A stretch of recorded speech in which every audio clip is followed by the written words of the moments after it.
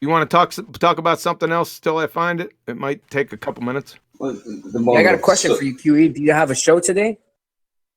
Now, I got one tomorrow on evolution. It's the final installment.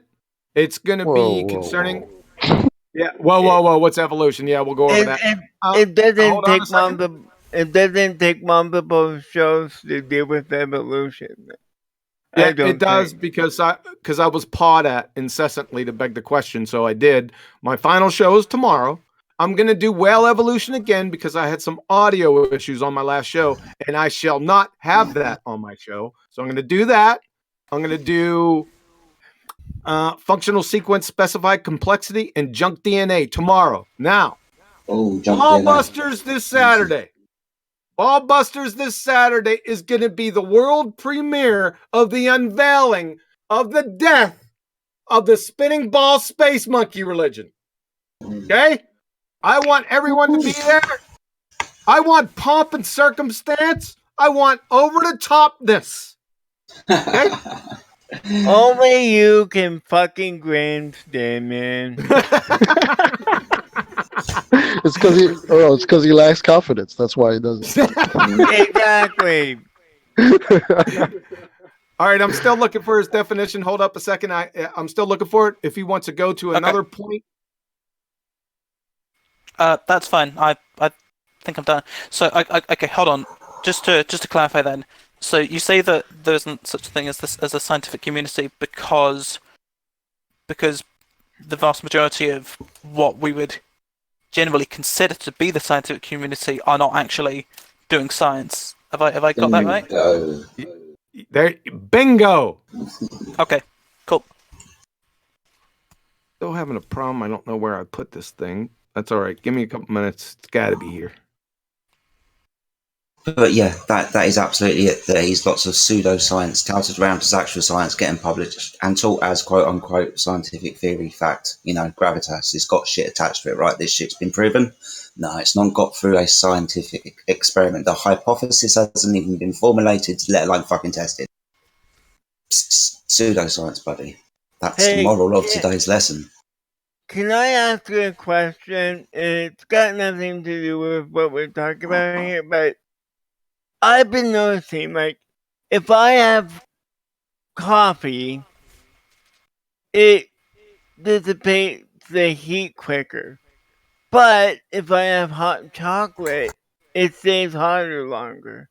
Is it because the liquid is thicker than the hot chocolate is thicker? It's the density of the liquid. Yeah, time dilation. Sure it is, because there's more chocolate. It's making it thicker, therefore time dilation. Wait a minute, did you say time dilation? Jeez, okay. Okay, I found it. Is he looking in? Is that gentleman? What's your name, sir? Mr. Super Guy. Oh, I'm sorry. Yeah, I'm going to post that right here. Are you looking at live stream? I am. Number one?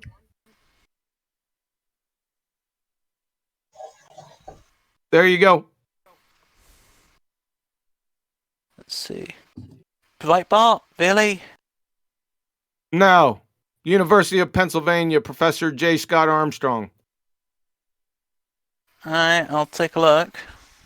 Well, you don't really have to take a look. All you have to do is do what I said. Pull up NCBI database or Google Scholar and just take a whole day and go through 200 random checks on studies and keyword search hypothesis, independent, dependent, and experiment, and it'll show you there. You don't have to believe J. Scott Armstrong. Okay, let's see.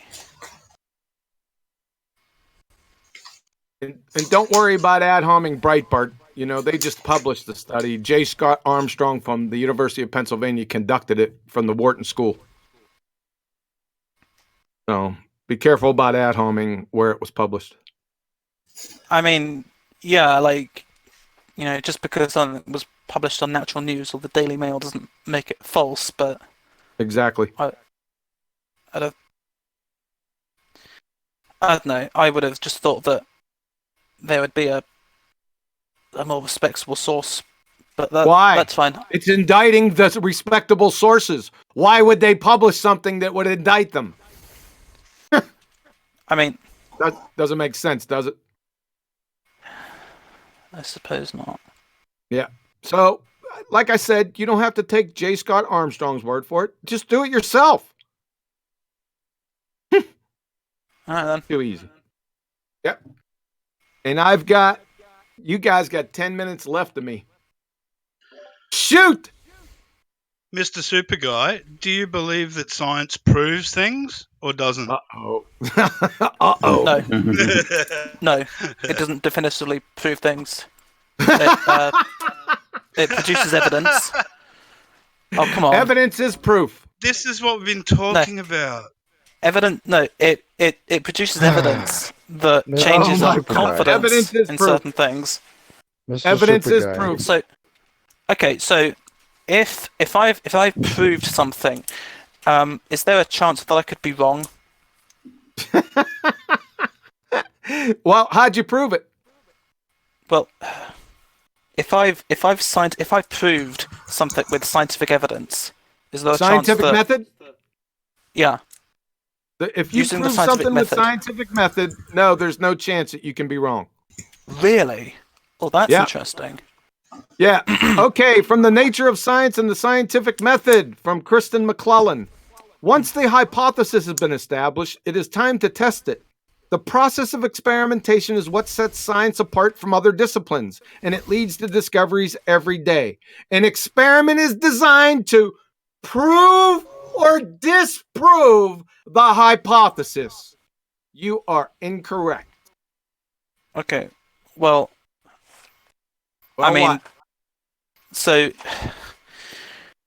okay. Either way, Either so way. hold on, because okay, you're arguing from the authority of whatever this. No, this that's not an institution authority. Is. It's a subject matter expert. I got another one. It's still It's still what? Dr. Craig Venter.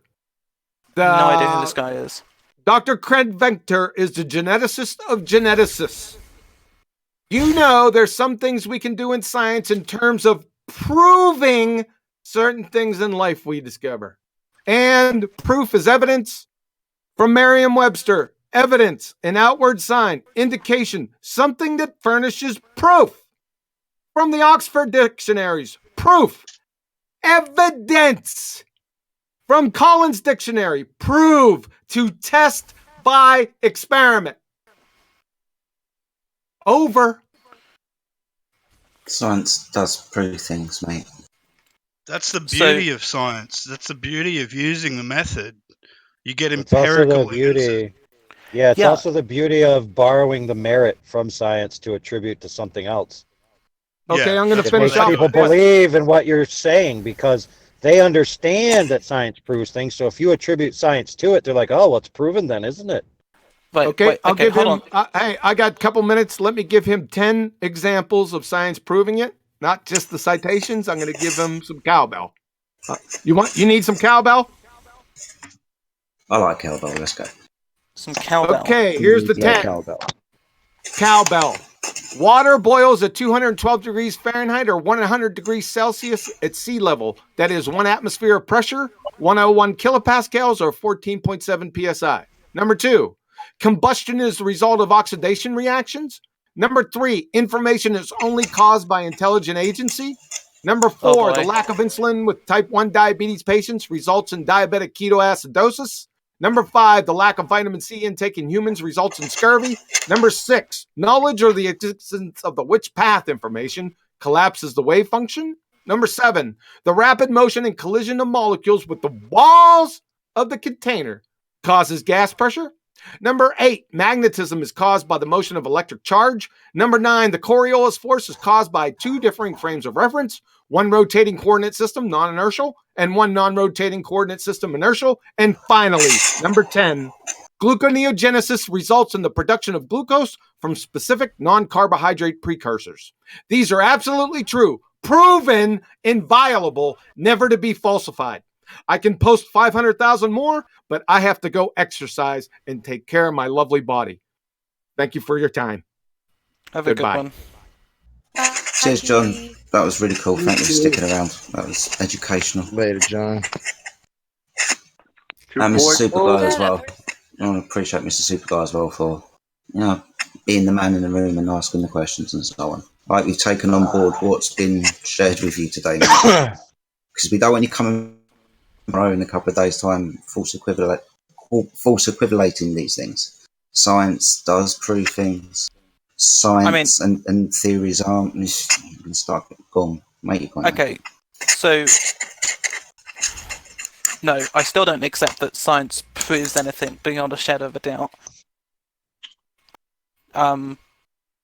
Disagree about the definition of the scientific method, but I do feel that I better understand. Say why you don't agree, not just say that you don't agree. Say that, please. I spent like 20 minutes explaining why I didn't agree. Well, what's not proven about the boiling point of water at sea level? What's not? No, it's proven it's about not that. No. What's not proven about that? Well, okay, that's probably not the best example. Okay, do you guys know what a p-value is? I asked you what's not proven about that. You said science doesn't prove things, and I asked you what's not proven about the boiling point of water at sea level. No, it's a very direct question. If you don't have a direct answer, then I'll just... Okay. When I say it doesn't prove things, I mean that there's always, at least some amount of doubt about, is that a proof? Okay, yeah, well then what's the doubt? What's the doubt? What's the doubt then of the boiling point of water at... Where's the doubt? I mean... what? Well, instead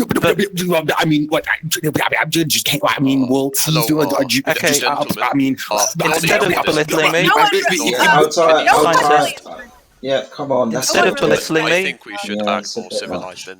Hello, everyone. I hope you all are having a great morning, afternoon, or evening, depending on where you are. I would introduce myself if you don't mind, or I can just go straight ahead for answering the question. Can I introduce myself? All right. Hold on a second. He's using Hold on a second. He's using p-values, right? What did I say about induction and probability and statistics? That's not science. So don't try to sandbag me after I leave. We'll get back don't try to sandbag it, son. Right? Okay. We already went over statistics and probability and likelihood and induction. I said that was not part of the scientific method. You agreed. I leave and you try to bring p-values into this and correlation coefficients? Is that what you're going to try to do here? I mean, try to sandbag me after I leave? So, okay, I conceded what I conceded, and if it was misconstrued or I worded it badly, then my bad. But I'll just clear up. What I conceded was that abduction isn't a form of induction. I didn't concede that statistics isn't involved in science, or that statistics has nothing to do with the scientific method. It involves probability or likelihood. We're looking for established cause and effect relationships. It has nothing to do with the scientific method. Zero. And I already established that. So don't you try to bullshit my group here by bringing up p-values. Now I gotta go. I'm sorry. Thanks. Yeah, go take care of your body. Yeah, so again, Mr. Super Guy, what's not proven about the boiling point of water at sea level? What's not proven about that? Right. If you don't think science proves things, then what is not proven about that? Right. Okay, hold on, so... Mr. Super Guy. Sorry, Mr. Super Guy. Hold on. There's no point talking. All right, so Mr. Super Guy, if you can address the question next, then we will get to our new guest who's trying to interrupt. But let Mr. Super Guy answer the question, please. Okay, so the boiling point of water probably isn't a great example of to show the amount of doubt that we have about something. Is that because it's been proven? Well, there is no doubt. Well, okay. Do you need help? I did physics A levels. I can help you with that. So, if you don't mind me answering the question instead of Super Guy, what's your name? Synicist. Yeah, go on. All right, Go gentlemen. Here's the thing: we all know that the boiling point of water actually can change depending on the impurities within the water. Am I right? If I'm not mistaken, would you agree with me on this? Hello. All right, I will just continue and then if you have any disagreement. Of course, but ultimately, if you're doing a scientific experiment, you've got your control variables, right? And you're boiling water, so you better be making sure it's water, right? Indeed. Yeah, it can vary, but if we're talking about anything else that's in the water, the variability isn't that much. But gentlemen, you did not put in account something. There are actually hydrogen and oxygen isotopes. Those ones, I can prove in you scientifically that those ones actually have a lower or a higher boiling point depending on the number of neutrons present within the atom. Did you prove that scientifically? Yes, of course, I can prove that scientifically. Let me get the citations and researches, of course. There you go. So that's basically our whole point: is that you can prove things scientifically. Like they proved the whole point. They proved scientifically that ants can, lift many times of their body weight, and that's been scientifically proven. So do you doubt that ants can lift more than their body weight?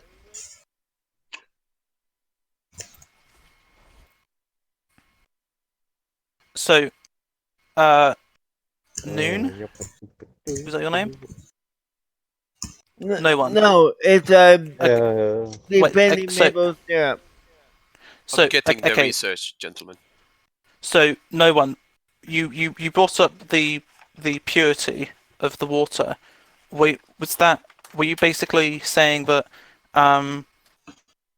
you can't necessarily know exactly how pure the water is, and so if you're testing the boiling point of a sample of water, the confidence that you have that your result is accurate is proportional to how precisely you can measure its purity. Is that what you were getting at? Not specifically. You're actually right, but it depends actually on the level. When we are talking about controls experiments, within an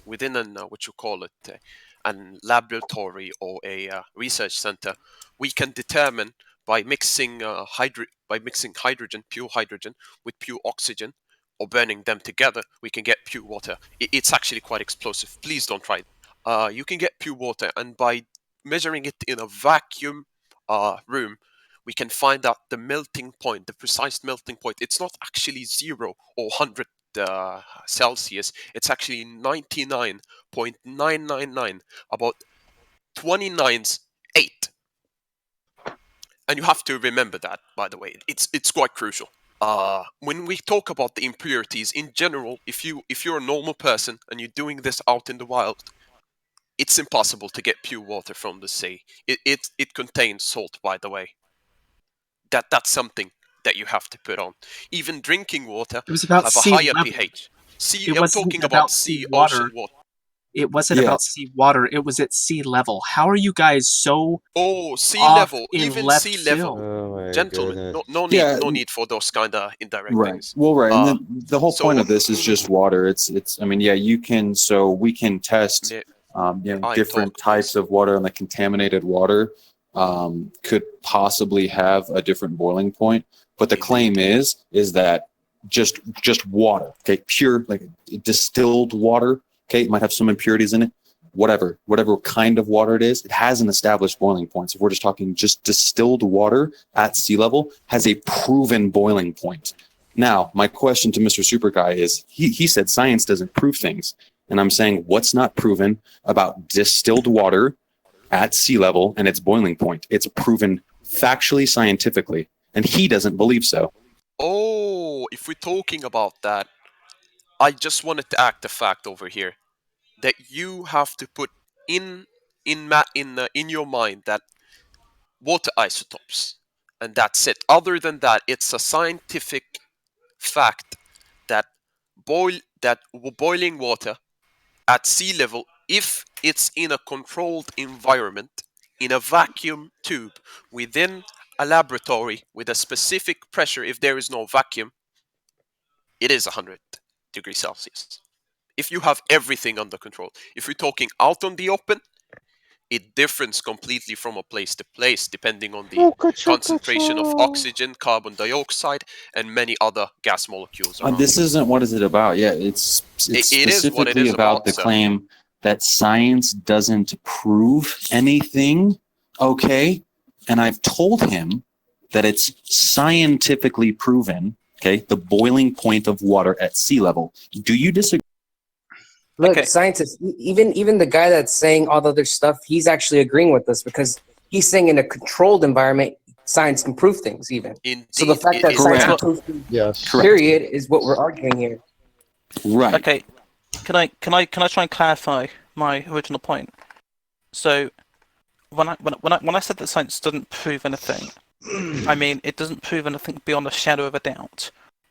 Scientific conclusions always, without fail, come with a level of doubt. Now, in many cases, that level of doubt is small. It may as well be non-existent. But in situations like this, you still have to acknowledge that it is there. So, when we're talking about the boiling point of water, the presence of doubt is not predicated on the presence of the cause not being the cause that you validated. Doubt is an emotion, and that's your responsibility. That has no logical contingency of necessity upon whether or not you've proven in a controlled experiment that water boils at a certain temperature. Okay, so scientific method proves the cause of the effect. Right, so in the case of the boiling point of water, if I have a sample of water and I'm testing its boiling point,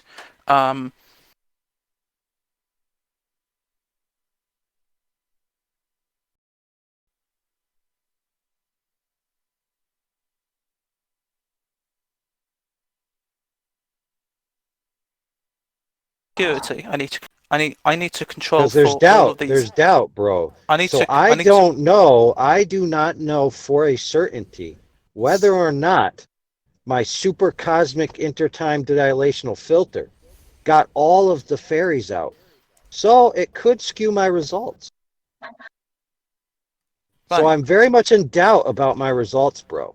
Because the non-conceptual, precognitive, impossible to understand variable of the fairies, I just can't quantify. Well, it's not just about the fairies. So it is because you're coming up with this term that you're doubting, and you have no quantification for the reason for the doubt. Right. Okay. Hold on. Propose a flat Earth. Could I just finish the point that I was making just now? So, when you're measuring the boiling point of water, you need to control for things. You need to control for the pressure, the temperature, the purity, probably a bunch of other things. Okay. The fairies. So you can only control for any of these things with so much precision. The more precision with which you control these things, the more confidence you have that the result you got was true. Right, but because you will never be able to control for any of these things, like absolutely, there will always be. You will never be 100% confident. Really? If you can't control for all the variables, then you can't run it through the scientific method. If I had a fire and put some water on it, if I had a fire, pan of water, when would the water not boil?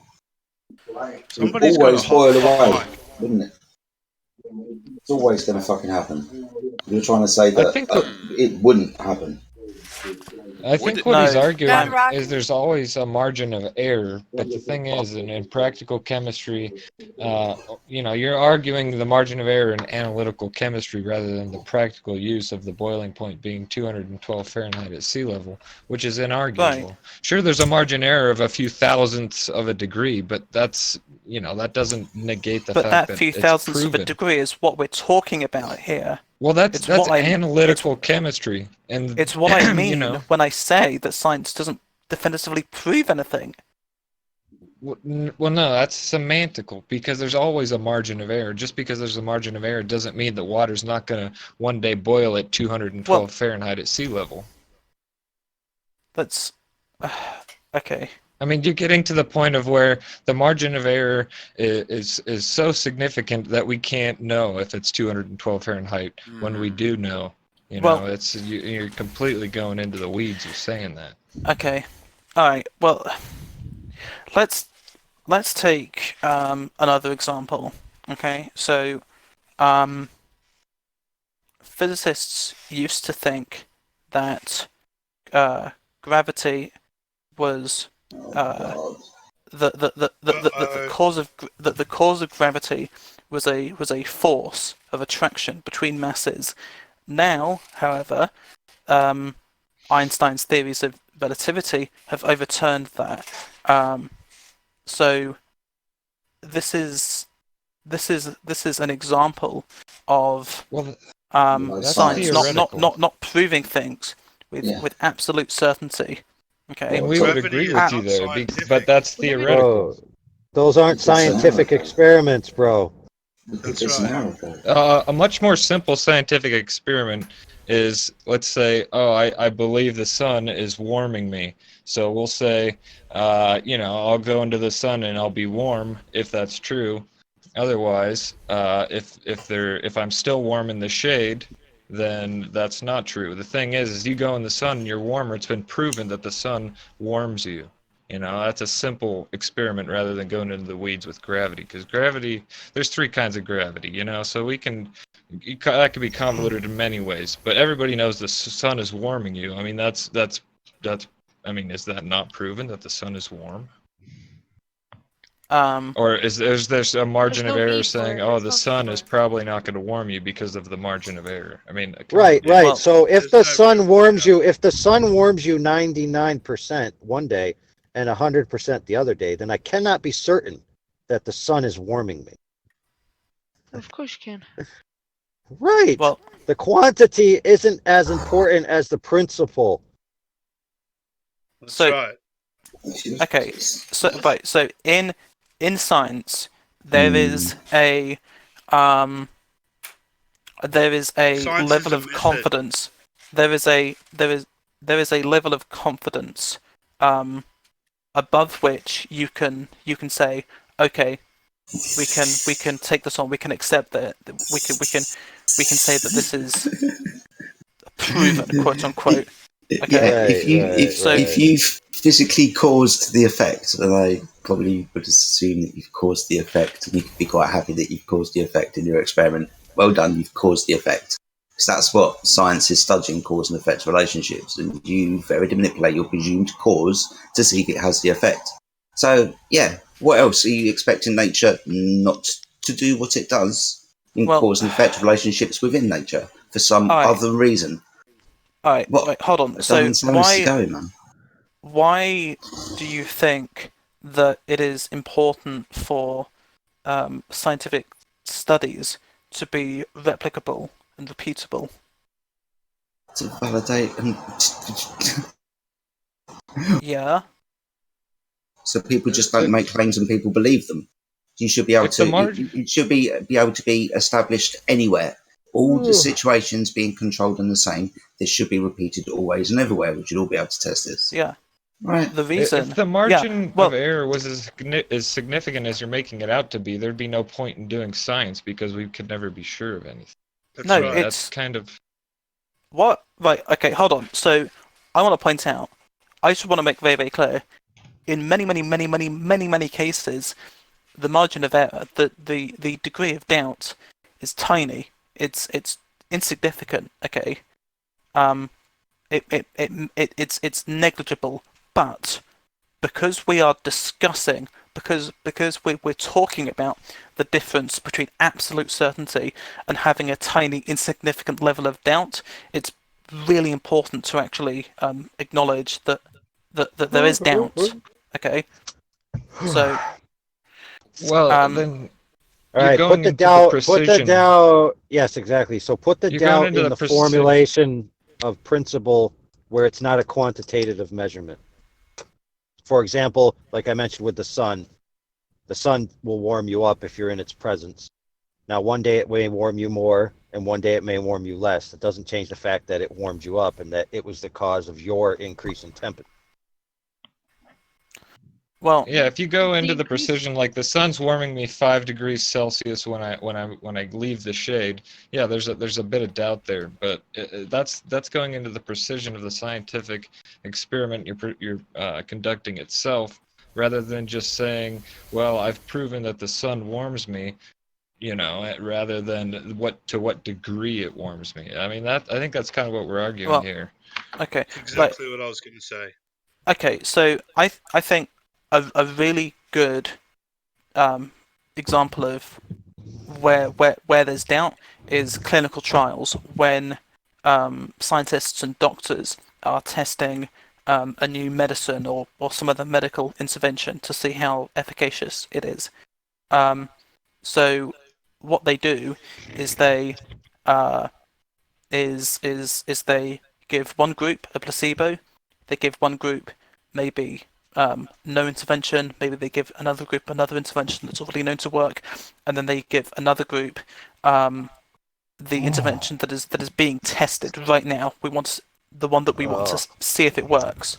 Okay, and then we can compare those groups. Okay, so the results of these clinical trials is never ever going to do you know the reason beyond for a that? Right, but do you know the reason for that? There's an expressed reason why that's the case. That is because every human being is a separate system, so that variable cannot be controlled. It differs. Yeah, exactly. But it's still science.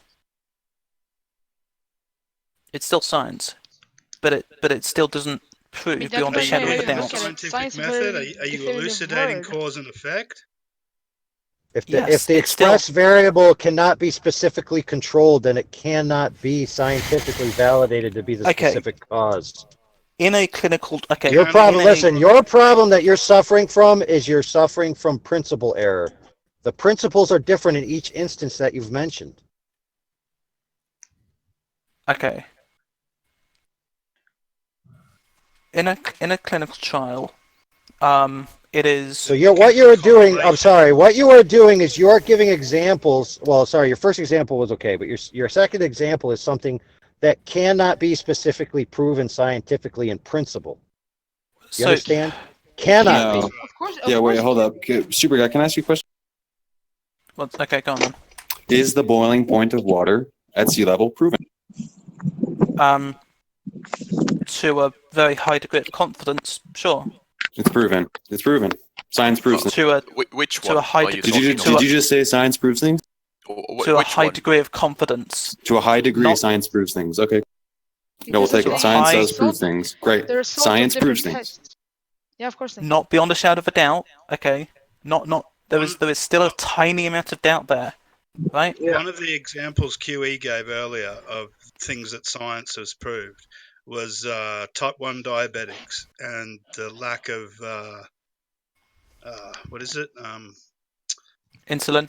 Insulin, yeah, that leads to ketoacidosis. Is that right? Yeah. So, that's a fact. That's proven.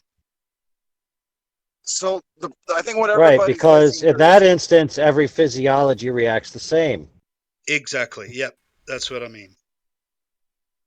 Okay. For example, if you are depleted of calcium, you'll die. There's no instance of a human being being depleted of calcium and surviving. Okay. So all right, I've got a quick question for Super Guy. Go on, but after that, if I have 2 apples can you take 5 apples away from me? Not the apple one, please. Not the apple one. No. Go ahead, bro. Run with the apples. Good job, Super Guy.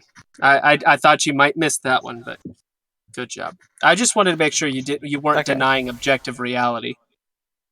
No. What? Actually, you know what? I understand you, science guy. What you're trying to say here is that science is not inherently accurate. Am I right? I'm. No, not really. No, Science. You said that like 3 minutes ago, man. Science. Don't get rude. It's complicated. Complicated. I'm confused, man. Like I'm lost. Well, like really. I'm not. Okay. Please explain yourself, please. Because when answering the question about science proving things, you said yes to a high degree. Yeah, to a high degree of confidence, not absolute confidence, not absolutely. This is. So cause. Can I? So cause. Okay. Causes don't always affect things. No. Okay. In nature. Oh, hold on. Wait. Hold on. I think I understand what's going on. Okay. So, going back to clinical trials in medicine. Okay. We are testing to see if some medicine effectively treats some medical condition. Okay. Right. You've already been explained how this is not possible. Hold on. So pointless to continue. These clinical trials are useful. They allow us to see cause and effect. Right. Okay. This is akin to trying to determine the boiling point of water. Okay. By having a bunch of tubs of water and dumping a whole bunch of crap into each tub of water, and then boiling all the water, then being like, I can't figure out what the boiling point of water is. What you've got, Mr. Super Guy, what you've got here, and that's the only thing you can get when you're dealing with diverse, different beings. Oh my god! Right, it's correlation. What you're getting, lots of statistics. You've got placebo groups, you've got control groups, you've got lots of different things in different people that are different, and they're going to respond differently at different times when you trial it with things. What you're getting are correlations. It's not cause and effect. That's right. No. It does allow a human being is an irreplicable system. So if the cause cannot be explicitly elucidated, then it's not scientifically proven. But it can be in a clinical trial. Some can be. Some can be. Yeah. Okay. So some let's things take. can be scientifically proven. Is that what you're saying? Okay. Right. Can I? But that's what you just said, right? Let him talk. Let him talk. Okay. Listen. No, I'm not going to let him talk. What? Okay. Of course you're not. Gentlemen, relax. No need to be Think aggressive. about it this way. Okay, it's a very simple concept. When a human is deprived of oxygen, they will die. Period. Right. Now, some humans can last 3 minutes before they die, and some humans can last 2 minutes before they die. Therefore, I have a very high measure of doubt that humans deprived of oxygen would die. You see the nonsense in that statement? Okay, so was that what he was saying though? Wait. No. What's that what he was saying though? Yes, that is what he was saying. Yeah. So, I'll expressly link it back to the water example. He was saying that you can't be certain that it's 100 degrees Celsius 0.001 perhaps, or maybe 100 degrees Celsius 0.000001 perhaps. Well, you see the problem? That depends on the nature of the experiment and scientific test. Exactly. But that depends on the nature of the control. That's still you can't. And the nature of the question being asked. But like the nature we have on Earth, like you can't say, oh, it's for example, 200 degrees in Antarctica. Right. No, you can't say that. Right. For example, I could say a human being deprived of oxygen for 3 minutes will die. Now, would that be scientifically accurate? That he would die? If he dies, yes. Oh. No. Right. A human being, and I will say all human beings, if deprived of oxygen for 3 minutes, will die. That's simply not true because we know that some guys can hold their breath for 4 minutes. Right. Okay. However, we can say of a certainty that a human being deprived of oxygen will die. If we take this back to the water example, then. So the cause of the death in every case when I deplete them of oxygen will be oxygen deprivation. It is irrelevant the time in which it takes. If we take this back to the water example, of course, relevant. Okay, if we take this back, it's not relevant. if we take this back to the water example, okay, and the assertion that human beings will die when deprived of oxygen. Hold on, Adam. Sorry, I'm going to interrupt. Adam, welcome to our server, mate. It's probably not a good idea to try and moderate a moderator. So welcome to our server. Maybe sit back and listen for a little while before you get involved in the conversation. Speaking to. Okay. Welcome to our server, buddy.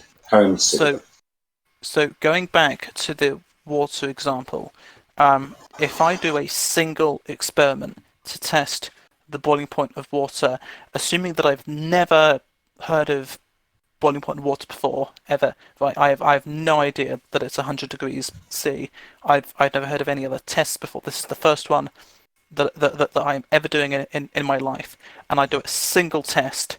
Okay, given that I cannot control with absolute precision the purity of the water, the temperature, the air pressure, the precision of the measuring instruments that I'm using, can you reasonably say that I know with absolute certainty that the result I get is true? What, heat of around 100 degrees with water? Yeah. Yeah. Unless you can show an instance where heat of 100 degrees and thereabouts, all controlled things, it's not going to boil away.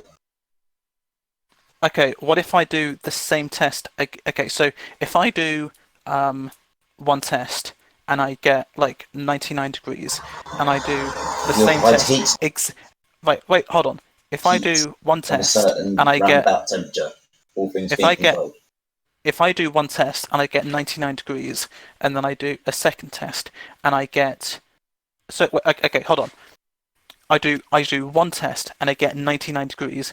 I go, okay, this seems pretty good. You know, I think that I've controlled my variables pretty well, so it's probably around about 99 degrees.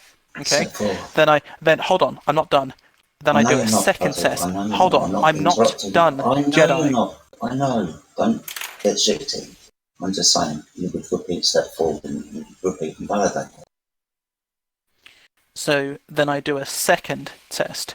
Okay, exactly the same test. I, calibrate my instruments exactly the same. I'm measuring all of the other controlled variables just exactly the same as I was before, and I get maybe 101 degrees C. Mm-hmm. This time, right, I can compare these two, and I can go, okay, these are pretty close together, so I can be fairly confident that the boiling point of my sample is somewhere between these two values or thereabouts, and then I do more and more tests. Right, I do 10, 20, 100 tests, and each time I get a result that is, pretty close to 100 degrees Celsius. And with each additional test that I do, my confidence that the boiling point of water is 100 degrees goes up slightly. Yeah. So every this time is how you add heat to the water, eventually the water is going to boil away. Cause and effect relationship, you can conceptualize it however you want and put a thermometer to it as much as you want, but the cause and effect, the heat and the water will evaporate away. Unless there's an instance where that doesn't happen, where you apply around about that amount of heat, and the water doesn't boil away. Well, okay, I mean, you would have to take into account maybe that your calibration maybe of your instruments is just way off, or maybe the pressure is unexpectedly way higher or way lower than than you're measuring it is, because you don't know any of these things with absolute certainty. Actually, there's two issues. Okay, one issue is that is what I've been banging on about, that the degree to which you can control to things is finite, and the other issue is that there is a very, very small chance that your result, whether that's the calibration of your instruments or how much you're controlling other variables, or the result that you get for the boiling point, there is a very, very small chance that could just be wrong. Some freak event of nature could something else would cause it to happen. Wrong. Something else would cause it not to happen. Oh, look, another cause and effect relationship that you could probably study and figure out. Well, yeah. So cause and effect relationship demonstrated. You've probably physically interacted with in an experiment. Yeah. So yeah, because what I've not been taking into account thus far is that in science you get anomalies in your results, and when you're working out how confident you can be about your results, you have to see, okay, is this result is this an anomaly? Is this an anomaly? And which is why it's important to do step 4, repeat and validate. Yes. Wasn't important. Yeah. This is why. Yeah. And the point that I've been trying to make is that no matter how many you can do, you can test and test and test ad infinitum, and you will never ever be absolutely certain. You will only get more certain. You will approach absolute certainty, but you will never get there. So if I leave the Bunsen burner away, never going to be certain that water's not going to boil away one day. Yes, you're speaking about quantitative measurements to which margins of error apply.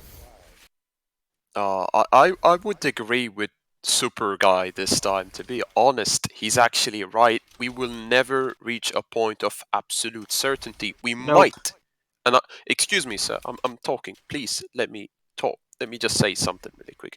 We might reach near accuracy, near certainty, to the point that it might be 99.999 to the million% accurate, but it will never be 100% accurate. Perfection is a lie, gentlemen, in the scientific community. And it is something that everyone should put in his mind. That's all I have to say. Wait a minute. Is it not absolutely certain that if I plant an apple seed, that the yielding result will be an apple tree? No. Is that not one? Okay. No. Can you give me an example? Okay, yeah. Can you provide me an example where I plant a seed of a certain kind and I'm not given the fruit of what it will grow? Yeah. I'd like an example. Bananas coming from apple trees. If the plant, there's genetic manipulations. I mean mutations. Genetic mutations. Sometimes those apples actually experience evolution, and when that happens, oh my God, dude! No.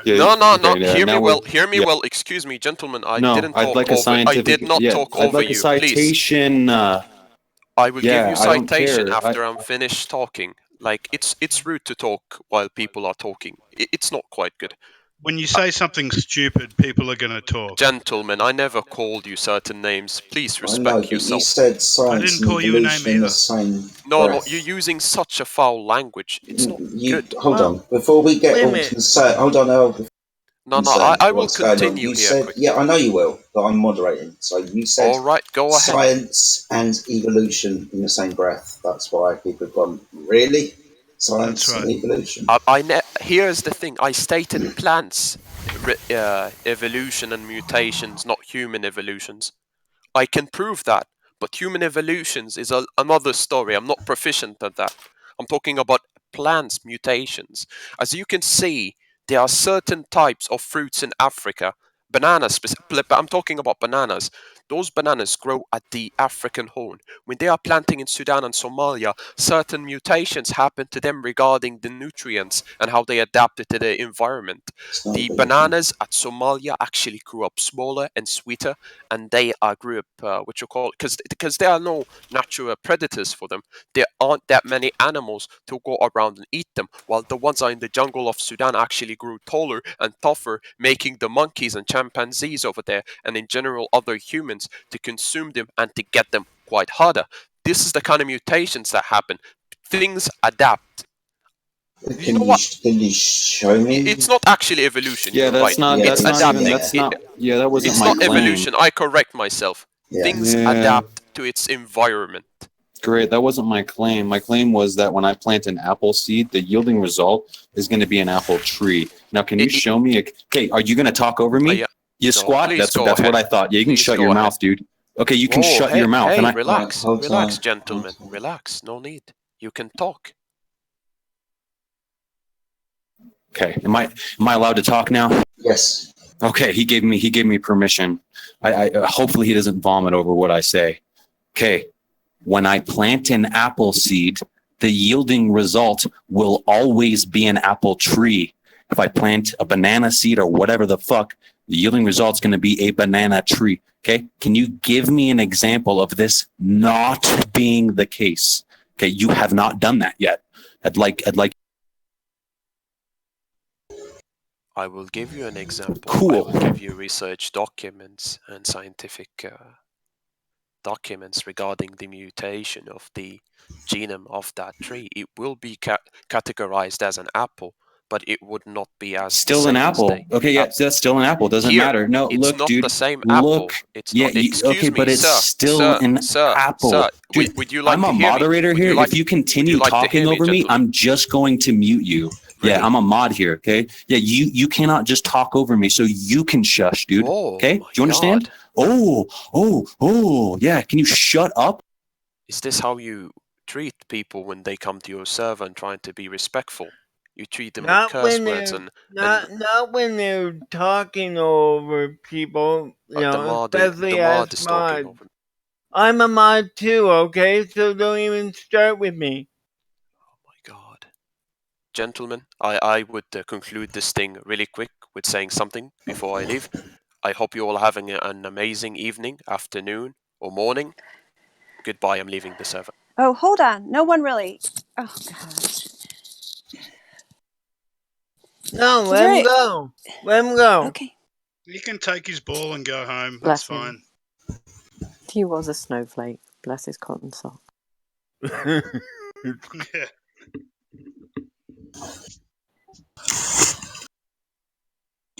Yeah, well, nobody likes to be interrupted. Nobody likes to be undermined in their own server while they have been taking care of it so well.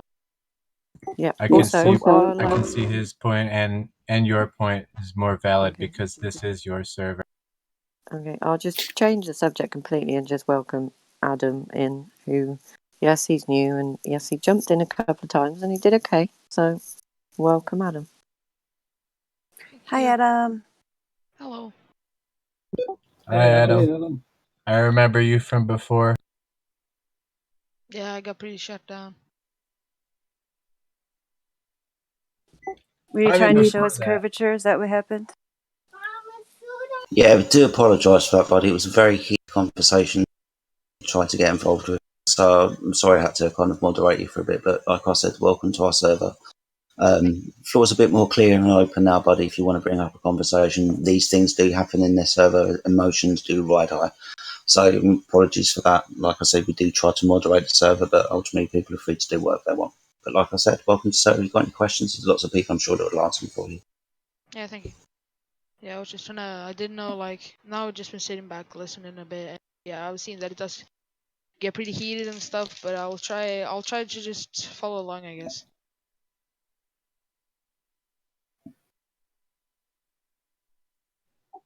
Well, we were talking about food before it got super heated. I like food. Yeah, let's try not to talk about food. It's not right afraid. If anybody does want to prove to us that... I feel like a lot of things are going off topic though. Yeah, from time to time, but primarily because we're live streaming Yeah.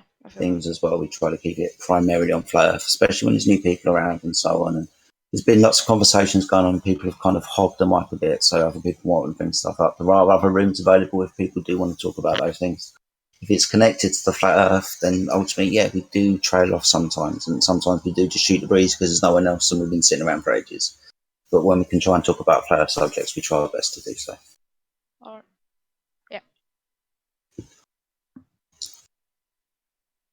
We've also got. So, do we all agree that science does prove things?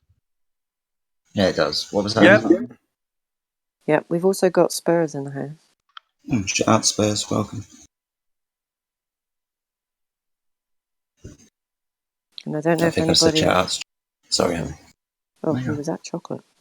I was just saying hello to Chocolate and said hello to him just now. Oh, he's lurking. Lurker. Working Chocolate. No. He's probably Skyping QE. Sorry, inside joke. Oh, yeah. Right. I gotta go work out and get my body in shape. Oh my god.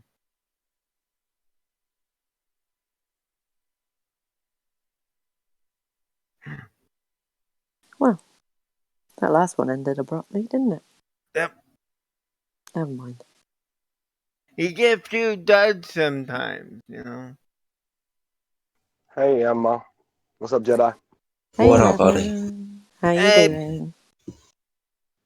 Working. I'm working on 2 cheeseburgers right now. I'm on lunch. Oh, fair play.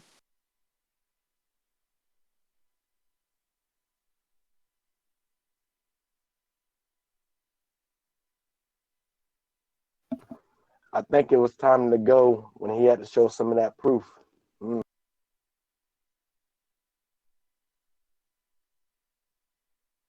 Yeah, what proof?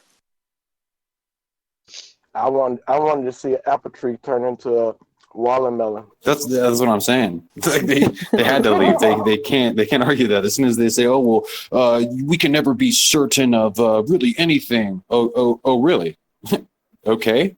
Well then, yeah. Show me an apple seed turning into a potato, giving me a potato.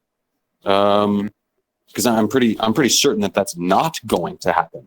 Okay, and then they leave. They leave because they know they're going to be pressed to certain things, and they can't take it. They have to leave. Oh my god, they found out we got abort mission, repeat, abort mission. Does anyone have any example of any species turning into another species? Actually, there have been some laser tests where they shot a laser. Wait, can I just... Can I finish? I'm a mod here. Let me finish. Of course. There's been some scientific research where they shot a laser at a reptile and had an egg from a different reptile, shot the laser supposedly at the egg. I know, yeah, it's weird, but it came from Russia, I think, where they shot a laser at the egg, and somehow the DNA changed in the egg to become the same creature that the laser shot at. So I don't know, but yeah. Wait, so how do you guys how do you think did humans evolve from something, or do you think they just... Nope, we never evolved, dude. We never came from monkeys.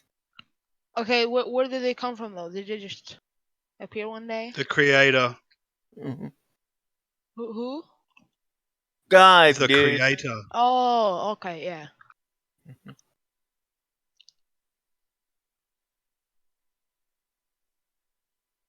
This world is a creation. Everything is a creation.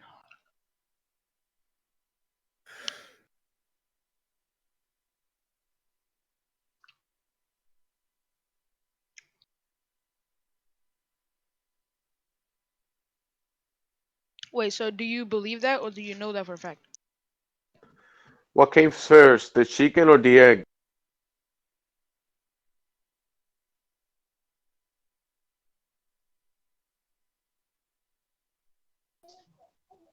So, the rooster, right? Then the rooster and the chicken did something, and the egg came out.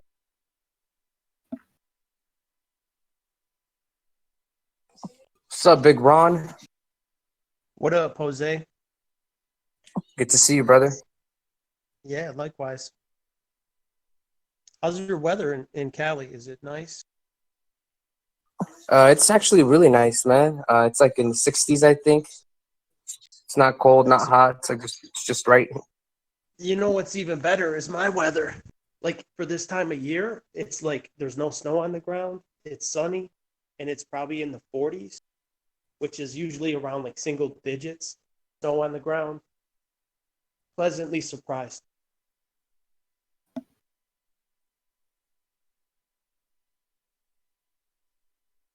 It's kind of quiet in here. We're Yeah, just I'm taking a break. It's been really loud. I've been listening to a live stream a lot, and it was actually popping like the last 20 minutes, and like probably prior to 2 hours. Well, I really want to talk What did I about miss in the last when I 20 get minutes? back. Right now, I'm gonna do some vacuuming real quick, and when I get back, I want to talk about food because people are tweaking out about soy, and although I do not consume. Soy is bad for you. It's not supposed to be consumed Yeah. by humans. And we're really in a flat earth server, dude, and this is a live stream, so we might get round to it. But could someone help me in the live stream with BB Wolf, please? Anybody? Well, I really hear all I heard was somebody saying soy was bad with no evidence. There's been evidence, pal. Look it up. Look at about soy. All right, look. This is if I could explain to you why I'm very curious about the subject. It's because I've been on this subject for over 10 years, and I do avoid it myself for certain health reasons. Then why are you freaking asking a question if you yourself don't? I'm not asking. I want to discuss, and I want evidence to prove something. I don't want to have somebody say, "Oh, look up soy face." Well, that's an insult in in Urban Dictionary of all things. I mean, that's one of those things you can look up and you go, "Oh, let's look up flat Earth." Oh, of course, they're fucking making fun of it. So no, I'm not going to look at the stupid ass website for proof on soy. It obviously has nothing to do with nutrition, only like goofy ass insults. So yeah, I'm not insulting, dude. Backing it I up. am just freaking telling you that soy is bad for human consumption. It was never made for human consumption. Well, I don't know about that. Why do you say that? I'm just curious. Are you asking me or him? Yeah. You. I was just curious where you got that information from. Clearly, from watching videos and hearing about from other people that are knowledgeable about, soy and that. So what was the main reason that soy is not good for us to consume? Just drink soy milk and you'll see the response on the bathroom for your body. Permission to speak? In the Asian world, where I grew up, both in California and Asia, mainly Singapore, I couldn't drink milk because it was a dairy product and milk coagulates. That's a word. I can't remember the definition. But so I had to drink soya milk when I was in Singapore. So they still drink soya milk from time to time, but not so often anymore as an adult. When you go to the supermarket, do you buy this milk as a product or what? Is it labeled as milk, but is it really milk? It's here in Germany. It's called soya milk. But yeah, No, I mean the milk that you said it was giving you issues. The milk that you buy in the supermarket. Is that really milk? yeah, in Singapore, yeah, I couldn't drink milk, normal milk, because dairy products tended to get sick too quickly. Well, if it gets your dick that all the harder, let's call it soy juice. Let's call it soy juice. Oh my God! The problem with soy products is that they mimic estrogen and have been known to cause male to develop female breast tissue. That is false because it's a phytoestrogen, which is a plant estrogen, and we are not plants. So, like, to reiterate, we are not similar to plants in the least bit at all. The only similarity is that plants have living tissue, and so do humans. Otherwise, we're absolutely polar opposites. There's plenty of case studies on it, and it's proven that it's jacking with hormones, reducing the level of testosterone in men, increasing the level of estrogen and estrogen mimickers.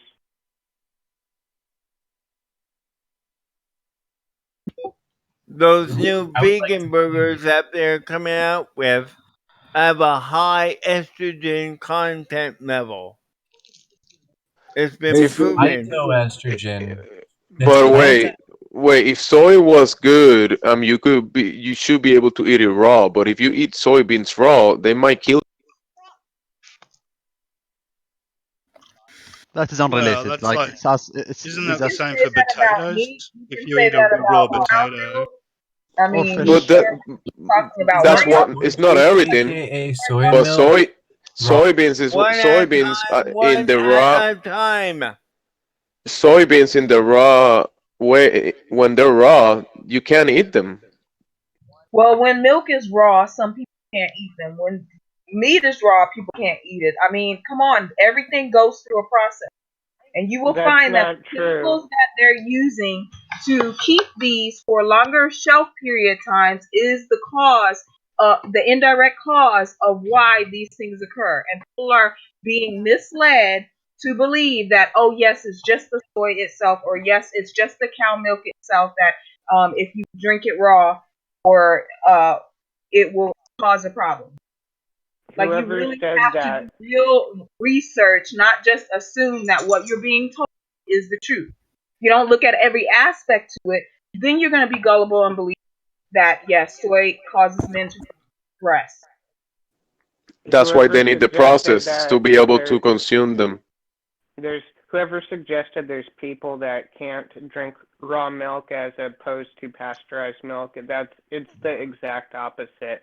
There's in fact many lactose intolerant people who have been able to reverse their lactose intolerance by having small amounts of raw milk because it has the natural enzymes that haven't been cooked out and processed out, and this kickstarts their ability to metabolize lactates, and then they can end up not being lactose intolerant anymore. Is cow milk human milk? No, definitely not. By definition, it's not. Cow milk can be donated for many mammals, not just humans. Yeah, but it's still called cow But we milk. don't go around drinking breast milk, and it comes from human beings, correct? It's a goat's milk too. Yes, you can have goat's milk. Who's eating chips? Can you mute their mic, please? Yeah, pardon. I've worked on something. I've worked on quite a few farms milking, and we always have cups by the tank. And I've drank raw milk since I was a child. Never had a problem with it. If someone is eating a bunch of man-made foods and sugars and a lot of different grains and beans, and then has a cup of raw milk, it might feel kind of bad, but it's because the body is not used to it, or it's been having all these carbohydrates all day long, and then just having a little bit of raw milk, it might feel different in the body. It might give you some bad digestion with the other stuff, but it's not just the raw milk. And the same thing with the other stuff. If it has a lot of additives, like maybe some people can eat soy and feel okay, but a lot of those foods has additives and a lot of bad stuff that might be why it might be damaging. But just the raw soybeans by themselves, that's not for human consumption. Yes, it is. It's been done for me for since men.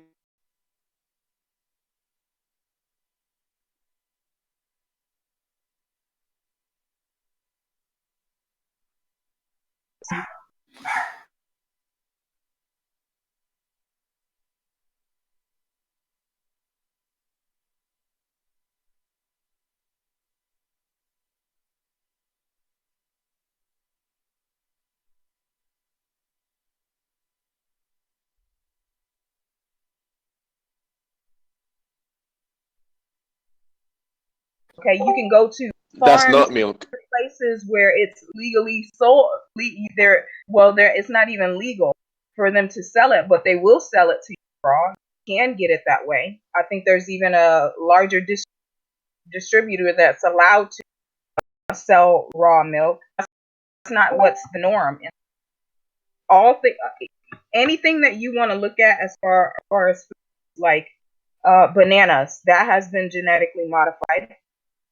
Tomatoes, beans, all kinds of things have been modified. They aren't in the state that they were when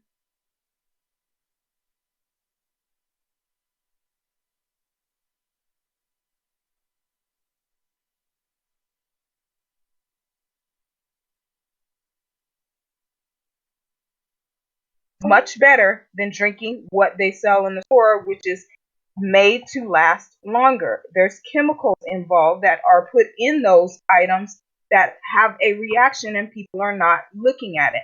The thing itself may not be as bad when it's processed correctly, but when you add the other variables, this is where the issues lie. And people are not looking at all of the factors. They're just assuming it's just the primary of consuming milk or consuming a soybean. That's not And the radiation of the product itself, it's really damaging as well. It will change what is milk into something different. So therefore, the body processes that are designed to process the fats and the nutrients in the milk.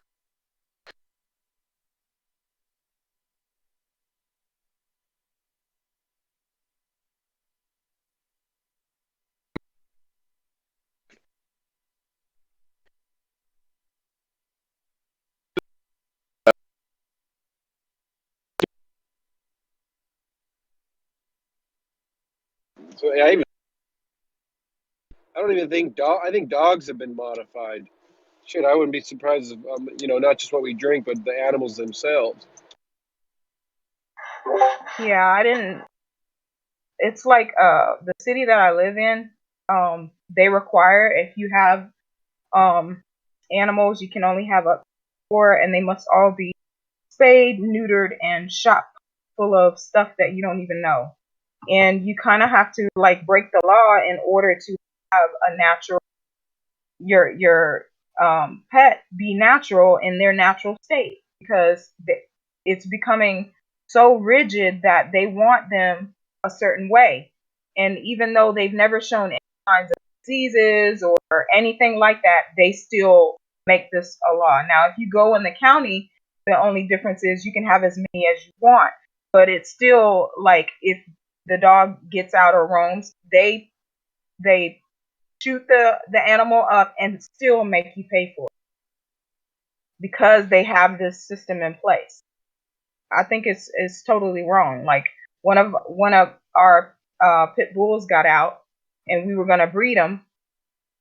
And they chopped off his stuff, pumped him with shots, chipped him without our permission, and said they wouldn't give him back unless we paid them.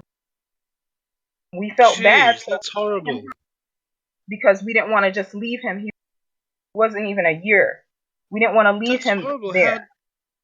Oh, that's awful. Do you find do anybody find wild dogs or even I don't know wolves with diabetes, cancer, arthritis, and this all kind of thing that household like pets are suffering from?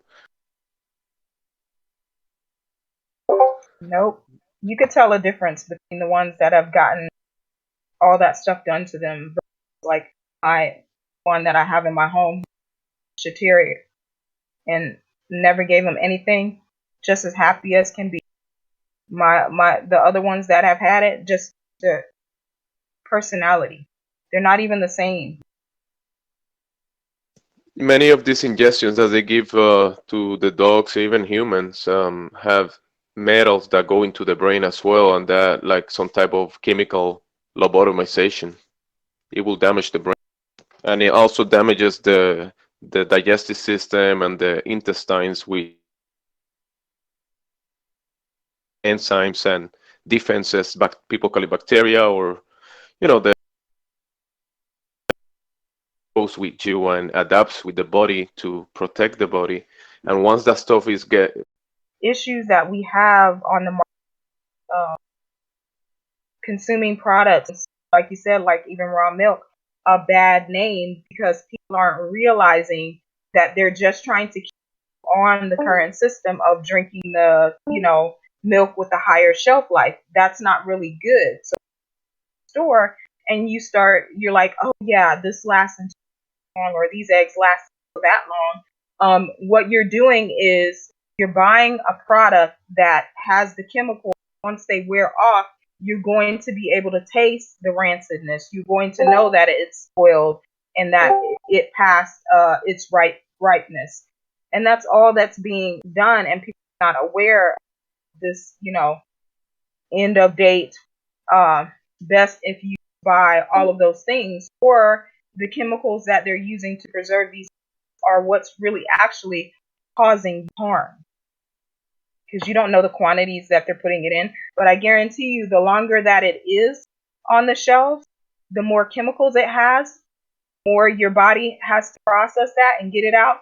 And that is what's causing a lot of these illnesses or things that you can't, that you see popping up, rather than the consuming it itself.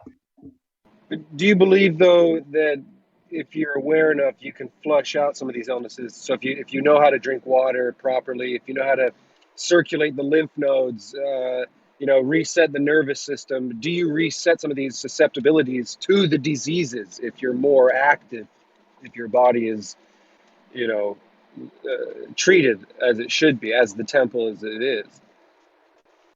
If you're eliminating it from your diet, ways that it can snuck into your diet, yes. But if you're going to be repeating the same behaviors, then no. And then you'll get to a point of damage that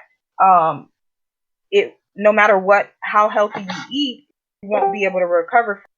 Once like irreversible damage is done, you can treat the symptoms of that, and you can a life as you possibly can, but it's not going to reverse backwards. It's unless you do stem cells and get a new liver.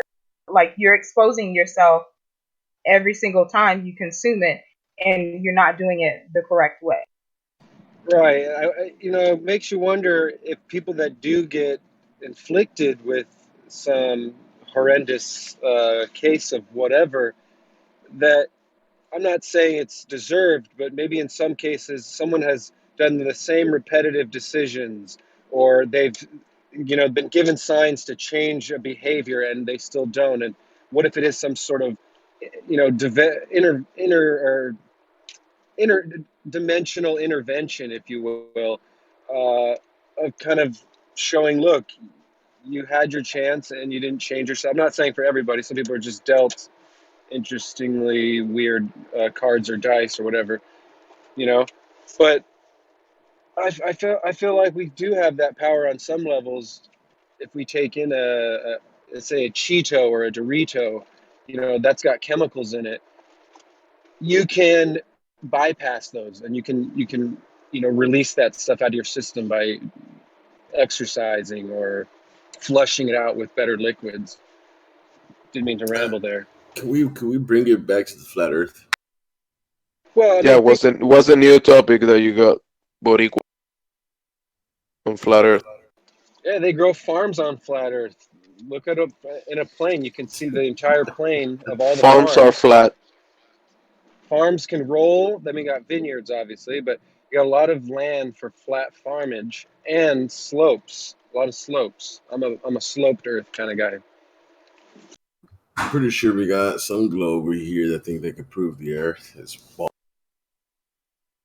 Well, when they say the Earth, are they saying?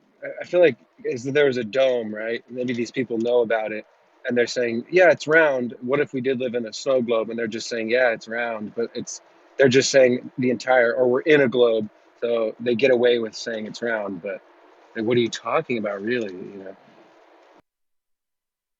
I mean, some people believe the terrain is round, and that there's a spheroid. We live on a spheroid, a rotating spheroid, on a tilt.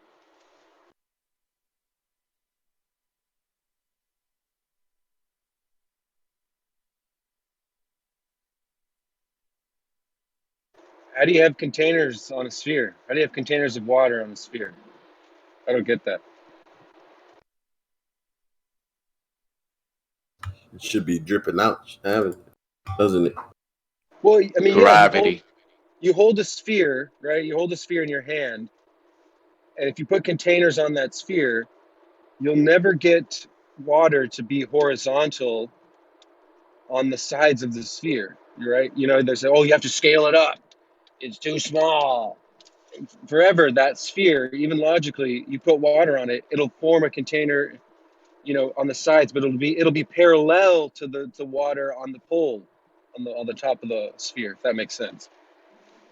The water level should be parallel to the water level on the pole in a container on a sphere, because it would never attach perpendicular to the. You know what I mean? How does water attach perpendicularly to water level on the north of the pole as to the equator on a container on a sphere? How does water work in a flat Earth? It's a horizontal level. That's it.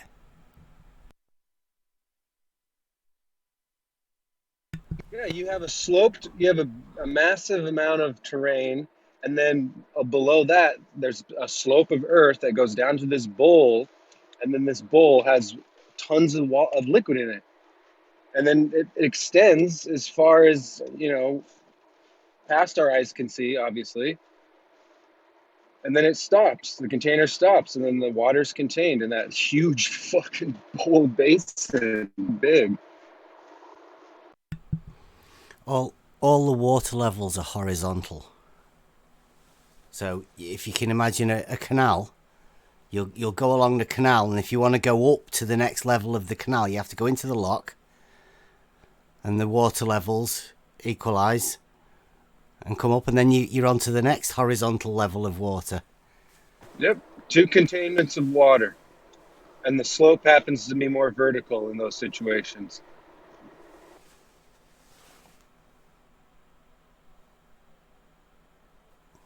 I mean, look at the giant slopes of Earth. I mean, look at the continental. What do they say? The continental slope. Look at the sky of the world, or the dome of the world, where the Nepalese region is. Area size of Texas, 2 miles higher than the rest of the land below it.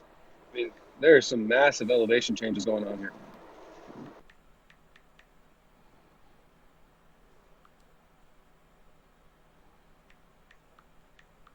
But if you were to hold a sphere in your hand, you can't get a container of water to be level on the sides of it as they are on the pole of it, if that makes sense. You'd have to dig out a scoop on each side of the sphere and put water in it. Wait, what? So dig out a scoop of sphere. Dig out a scoop of terrain on your sphere. Take a ball of mud or a ball of clay and scoop out just a little bowl on each side of that sphere. On each side of that sphere, and you'll never get water. But you guys will just say, "Oh, you got to scale it up." People say, "You got to scale it up." You don't know scale, brother. Well, it depends on how big of a scoop you take out. Do you know what's your understanding of what the word level means? Well, obviously, on a sphere, the level. No. He's asking the other guy. Just in reality.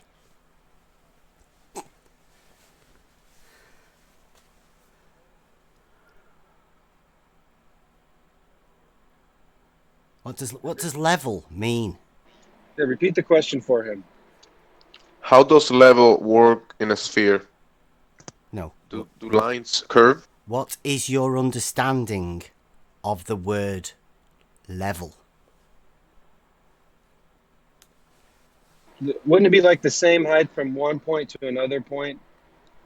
So if you're picking 2 points out of a line, so if there's A, B, and C could be level with each other, but B could be lower than that, and they would not be leveled with A and C. Well, I give it to you that level is a definite position, much like horizontal. Right, but you can have a horizontal line from A to B, or A to C, but B's point is much lower. Yeah, but in practicality, you'd call that level, wouldn't you? In the real world, you wouldn't say, get me a horizontal, would you? You'd just say, get me a level, wouldn't you? Yeah, from point A to point whatever. Yeah. So I'm asking the other guy, what does that level mean to you? The guy with a model.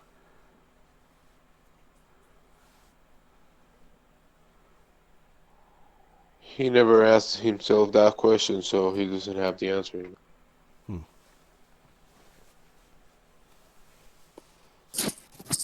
Stiggy Van, is that who we're asking? Yeah. Did somebody ask what is a level on a sphere? Did somebody ask that? Well, I think we've all been asking what level is on a sphere. I mean, It isn't. It isn't. For thousands of years. There's no such thing as level on a sphere, is there?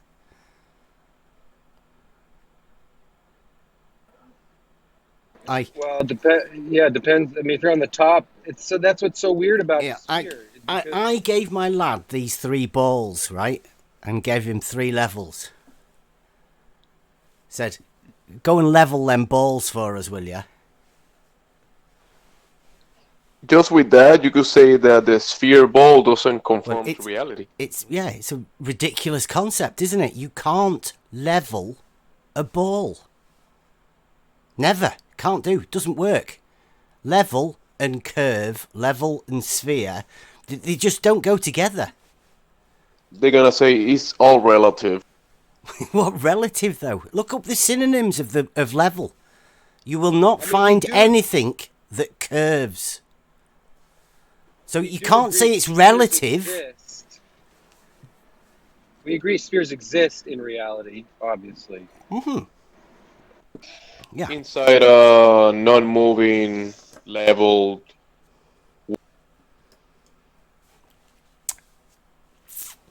A ball on a level surface will roll.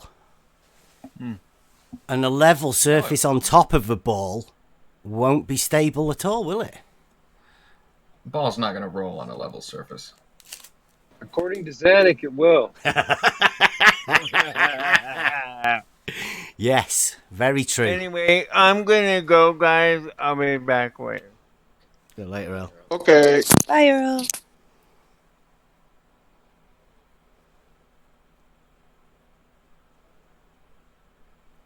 I mean, I think you're all fooling with yourself with what you think level is. I think the ball that you have in your head, or the model that you have in your head, and this is a lot of flat earthers too, It's not just ballers. You've got a ball in your head, and you automatically think when somebody says level, you automatically think ball, even though there's no curvature there. It's ridiculous. Yeah, hypothetically, a level on a ball, I mean, would be in space. If you had from point A to a point B, if you want to what are you talking about? It would be to space, because you'd have to physically bend something. Like if you had to say, hey, we actually have the means to build a structure around the spheroid, but you would actually have to eventually. You see what you've just done there? You've just put a spheroid in space, just so you can put a straight line on it. It is. It's a fun story for sure. I agree. It is a fun story to imagine spheres. And I'm telling you, I've got myself a telescope now. I've been looking at the moon, and just by looking at the moon, so many questions happen of what it could be, and I don't see spheroid yet. I don't see the spheroid yet. What some people are saying. I don't know about you. Have you looked into the moon actually lately in a telescope? A camera. But yeah. What do you? And I mean, you see that I see this perfectly uniformed depth and of craters. It looks like. Have you seen a full moon yet? No, I can't wait. We're on. Oh look, it goes, mate. It's flat. Past quarter right now, right? It's we're flat. past the quarter moon. This is crazy to me. Yeah. 3 days ago, I was looking at craters, and in the craters there was little tiny dots in the craters. There's about 3, 4, 5 of them. Little small circular dots in the craters. Couldn't tell if it was on the scope or not, but then I kept seeing them day after day. Last night, I could barely see them, but it was more of a full moon. Do you reckon the Terminator, as you go in and you're watching the Terminator move across? Yeah. You reckon that the major definition comes close to that Terminator, and the further you move away from that Terminator, the flatter it looks? Well, and the darker it is. Like, I'm thinking, why isn't there more of a gradient? Why don't we see more craters? There's just a definite Terminator where you see like a tad bit of these circular whatever they are in the dark, in the light. Then it's completely black. No such thing as a crater on that side. And it looks flat, like you say. But what's weird is you see an outline when you're not looking at the scope of a circle, but then when I'm looking at it, I don't see an outline. And I'm sure there's a reason for that. Does that make sense? Yeah. I don't know, you just have to, man, yeah, you're obviously pretty new to it. Oh, yeah. This is such fun times ahead. An interesting light. Yeah, it's such a great, amazing light. I tried looking at Venus, but I zoomed in so much that it was just a hazy yellow, and there was a black line. Would that be in the daytime? Like a thin cat eye. This was during nighttime. This was nighttime. You know this was, last 2 nights ago. You know where Venus is? Just a little bit past the moon. On the model, though. Yeah, on the model that I see. Yeah. On their model. So you know where it is? Ahead of the moon, it looks like. No, I'm talking about like they have the sun in the center, then they have Mercury, then they have Venus, and then we're supposedly the third rock, right? Yeah. Right. So you see Venus at night. In other words, you're seeing how Venus should be where the sun is. It should be in between us and the sun. It should never go around to the dark side, should it? Right, and they're saying I think they're saying as well, the angle of the spheroid in direction towards the light is you're kind of seeing some refraction going on that's bending it around, and so you're seeing it at a different location than where it is.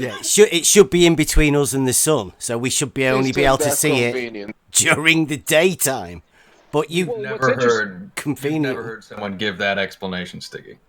Yes, I have. I've heard of that. It was refraction, and that no way. Nobody said it refracts around the planet. I heard brilliant. It was about 4 or 5, I want to say years ago, that someone said they saw Venus at a certain time, and someone said, well, there could have been some refraction happening to where it showed it around the spheroid. Because the angle that they were on the sphere seeing it, and the time had passed, the sun was gone. The sun was completely, it was dark. And this Venus thing is staying out for a long time above the horizon. And then as soon as it gets to that 0 degree mark, you know, still bright as can be, it still is dimmed a little bit. It's going through some atmosphere layer haze, but, you know, I see what they're talking about. You're looking towards the sun, but you know, it looks to me still like a close light. Just I'm zooming in on it. You know, it's right there. Go from star to star almost. I And I posted can a see how question in chat. yeah, I don't know how it's completely dark and the sun. Like, why would it be fading more into Venus that we shouldn't really? I mean, how are we even seeing it? How are we even seeing the glimmer of Venus's makeup during the day? You know, it's so bright. That's got to be so bright.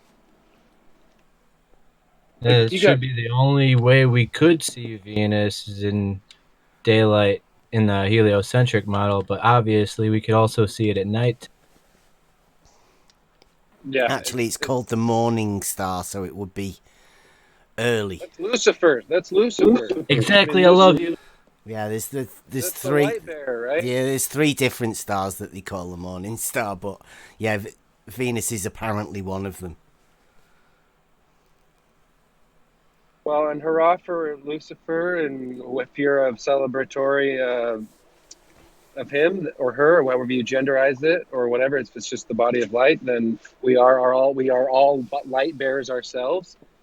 And yeah, it just leans more towards this is all for us. You know, it's too perfect. The moon's 27 rotation day around the Earth. That is the craziest coincidence to not see the other side of the moon because of that reason. That it just happened to line perfectly, because that thing looks like it's moving. I gotta adjust my telescope, and I gotta see this thing moving all the time. It's like I'm not adjusting for Earth spin here. It's not accurate because the moon itself is still spinning 27 days it takes. So you should see it differently every day. We should see the dark side, but because they say they have this tidal lock anomaly, we don't. But that's not what they say is happening with spherical object. They say the moon is in a rotation of its own. Right, a sphere the size of Africa, 235,000 miles away, rotating at the same rate as the orbit. That is the craziest anomaly to make it work. Like, you're asking for so much randomness to just perfectly give us one-sided light. It's weird. Hurrah for random if it's true. And I embrace the religion of randomness. There's got to be some order to this, right? Come on. This is just right. It's just willy nilly. A bang started all of this, man. I can't see it. Why can't you see it? It's because it's too perfect. You think so? Yes, it's so. So yeah, it's so perfect. So what the humans get to experience is so perfect. Scientists are saying, right, that space is constantly expanding, right? That's what they're saying. Space is constantly expanding, accelerating faster and faster every What single does that second. mean? What does that mean? What's expanding? You mean balls of gas are moving away from each other? Everything's expanding. Space itself. But what is space? You mean the stuff in between the balls of gas and balls of dirt? In between, we are driving forward. The space itself, dark matter is it makes most of the universe. Everything is expanding in all kinds of directions. I know I'm expanding. I mean, it can't. Yeah, Especially there after is no north or Christmas. south or east or west in outer space, right? Yes, oh, that's why I said all directions. Maybe in different dimensions. I don't know, but it's expanding. That's what they say. Yet So year okay, That's what they say. so you mean it's physically expanding, like it's like Jupiter's getting bigger, not that it's Mm-mm. moving away. It's separating. It's Okay, expanding. I thought these The one way spheres I were can explain it. inflating. The way I explain it, you know, have you ever blown a balloon up? Have you ever blown a balloon? So Well, that's the way I can explain it. well, the I've thing is, they sucked assume that more space helium is than blown expanding more. by the redshift of light, but the redshift of light can be explained by electromagnetics, changing the color of light that you see. We see quasars that shoot red out one end, blue out the other, where something that should be blue shifted is red shifted, and vice versa. The blue shift red shift is not good proof of us expanding at all. It's very specious Eh, evidence at best, so we may not there be What expanding. a, what there's about no other proof that galaxies it's and stars slowly expanding at all separating from us? because we remain the same distances from each other every year after year after year. And if that were the case, constantly expanding away from the sun by a degree every single year, yet we don't see that happening. The numbers never change. The We're not constellations separating. remain constant. They do not expand and contract. They do not change. We're getting fed a BS narrative, as far as I can tell. Yeah, the Big Dipper should be much bigger. It should be Bigger Dipper from since it's been the same size for 10,000 or 10, two, probably 2,000 years of written history, right? Or what I have on us. I don't know the true meaning of written history or who's because that's a whole other thing. But I mean, come on, this Big Dipper should be expanding into a fucking bowl, you know? Hmm. All the known constellations should be expanded. They should be huge by now. Yet year after year Huge. they remain the same size. And I think the basis of this is you have at heart a split between two philosophies, two ideologies: created, constant, like a clock, and more or less unchanging, versus random, atheistic, and anything can happen randomly and change in motion. So it appears at the heart of this we have whether or not it is possibly created and constant versus random and atheistic. Yeah, Yes, but there's nothing backing creators up or not. atheistic view of it because it doesn't change if it was random. I mean, you would see different things, different stars and not.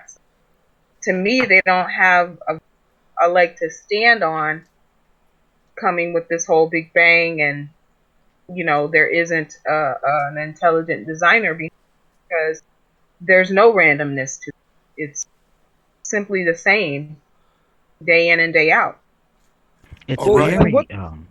very Orion's ironic because the catastrophism, which was rejected, saying that we're not going to have, biblical catastrophes like the flood or, interventions from God at all, was rejected for uniformitarianism, which rejected the flood and other biblical catastrophes and said everything is as it ever was, no, divine intervention of any sort, everything's atheistic. But at the same time, they're kind of flipping that and ironically saying that we're going to be hit by a meteor. The sun is going to expand and blow up and eat us all up. It seems like there's a whole lot of catastrophism in uniformitarianism, ironically. Every time you look around, the universe is supposed to be doing some random thing and killing us all or something. Well, what if the whole, Wizard of Oz thing's true? We met the wizard and it's like there's nothing else. This is the most perfect system. What else do you want? And so it's like everyone's just kind of collectively that get it, go, yeah, we just move along with the system. And there's creators, there's influencers, and maybe the Bible is about the God that we found and that is the creator that can make it rain. We can geoengineer. Make it We can rain. yeah, we can influence Mother Nature. We are Mother Nature. Is something wrong? Okay, yeah, my face. We are Mother Nature. We are Father Time. I We think are the gods of this place. you're a part of the creation and you can manipulate the materials of the creation. But as far as creating something from nothing, that would mean we are source and we are definite source. We can't even figure our way out of a paper bag half. That's some people. But if you're born into the knowledge you get more. You're roboting, hun.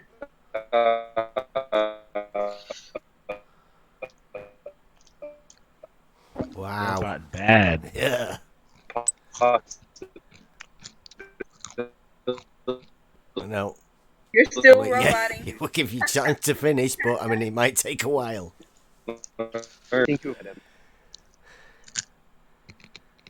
Hey, then that was all for me, I guess. Somebody No eating problem. or something. They smacking mighty nice over there. I want some. What you got? I got Taki, sweetheart. What you need? Your internet's so You bad. got what? I got I Taki. hear us telling you you're roboting tomorrow. Ooh, I don't want no Takis. You're gonna feel it later on. You're not supposed to be eating that red dot. It's bad on your testiculars. It really is. It burns the acid, the lining acid. I don't Also, really mind. Though. also, please don't eat on mic if you're going to eat. Thank you. Hey, Yeah, isn't, I wasn't. I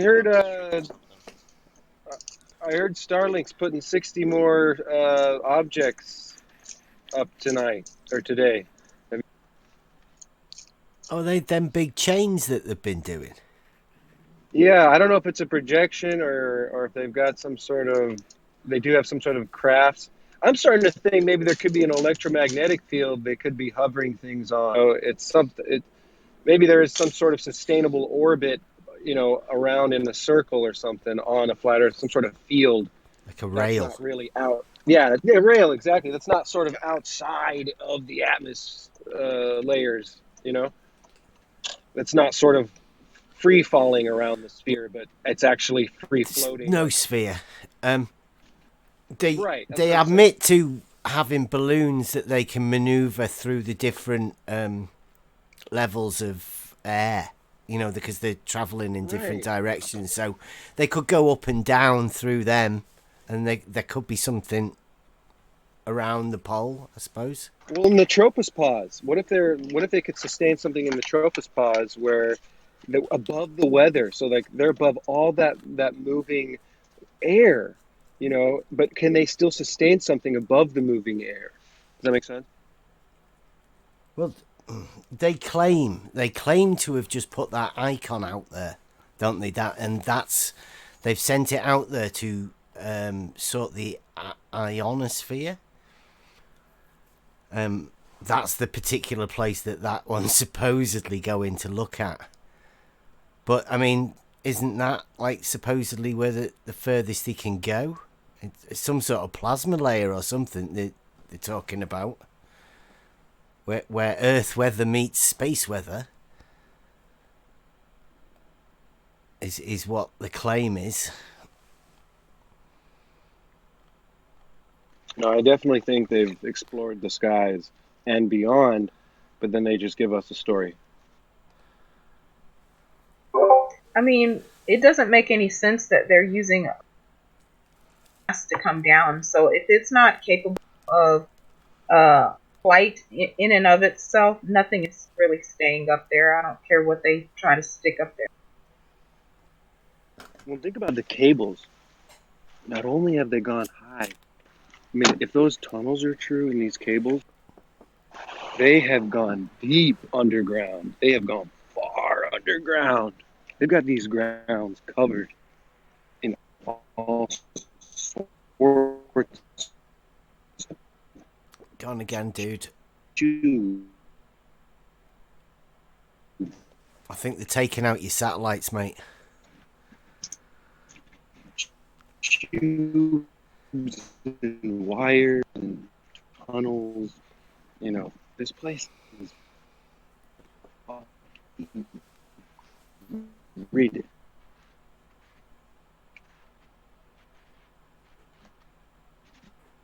Is that Stiggy? Oh. Who was that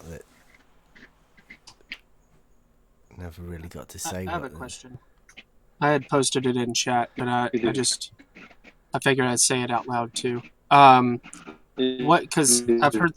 Oh, he's I don't think he can hear me because he's.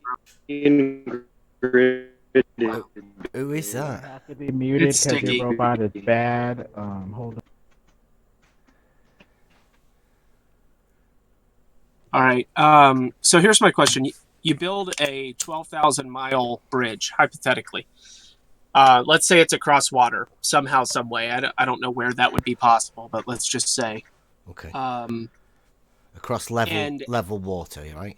Yeah, across water, of course. Yeah. And then every section is 100 foot long to each pillar, and every pillar is leveled 90-degree perpendicular, and every section is level, all 100 foot of it.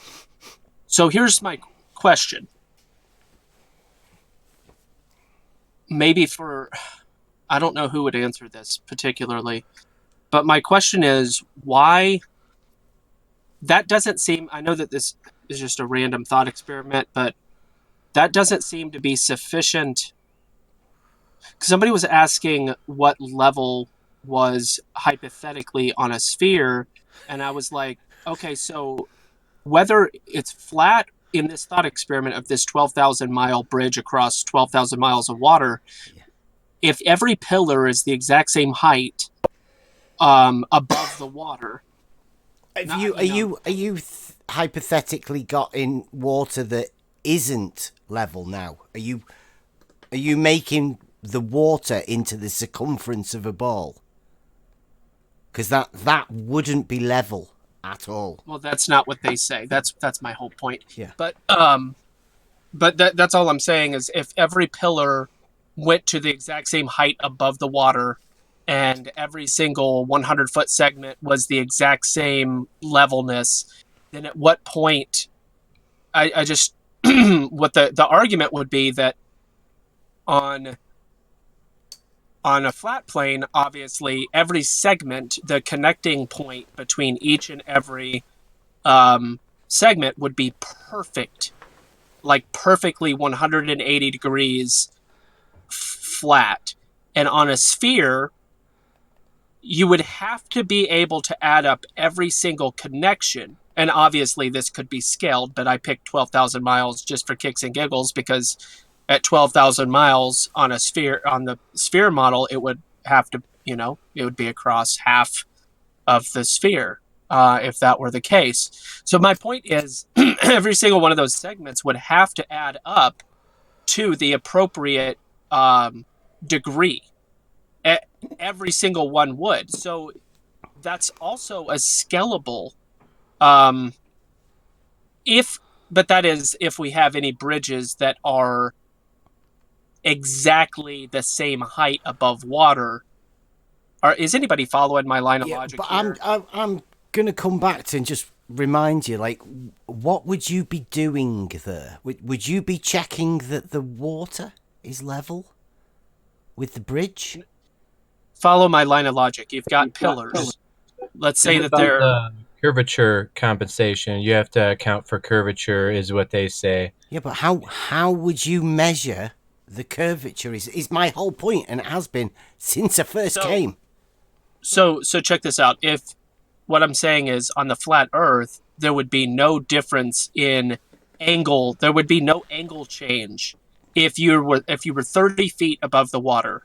100%, like let's say it's 10,000 columns, so just around 10,000 segments, I guess maybe 10,001, however that works. But anyway, every single segment between where they connect would have to be the exact same 0 degree angle change.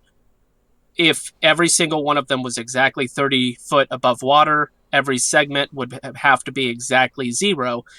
But what I'm saying is, if the Earth was a sphere and you did this exact same thing, every single connection would have to be 0.000 something degrees, and that would have to add up to compensate for the distance. So I guess my primary question is there a bridge where every single segment is exactly the same height, at least for a distance that you would easily be able to do? I mean, that's an easy measurement kind of thing, is it not? In order to measure a curvature, you would need a level. Would you not? What about these angles that I'm No. referring to? Yeah, but the angles are straight, aren't they? That's a straight line. Yeah? That you're saying the bridge is the bridge what you're terming as a level. Is that what you're pretending? Your straight pieces of a bridge. Is that what you've got in your head as a level underneath or over the top of curved water? I'm trying to say that water is level. Mm-hmm. And if you are 30 feet, measurably 30 feet above water, yes, for a certain distance over and over and over and over again, yes, and it's always 30 feet, yes, then if you you would be parallel to the surface of the water. Brilliant. Yes, exactly. I'm completely with you. Okay, But the so water is level, though, isn't it? That's my point. Yeah. And so level means horizontal, doesn't it? Yes. Right. Okay. I'm just trying to show, besides these these laser tests, I'm trying to show another way. Somebody posted in the chat that Lake Pontchartrain has a bridge that allegedly does this flat thing for 24 miles, and 24 miles would be sufficient. I don't know who Lewis is exactly, but the question is, are each pillar that supports the bridge exactly the exact same height above the water at every single point, perfectly consistent across a continuous length?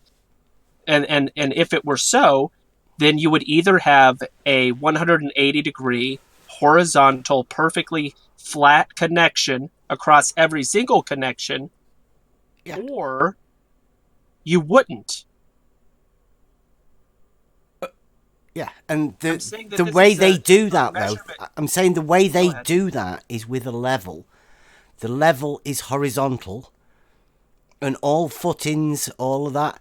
You have to if you're doing drainage.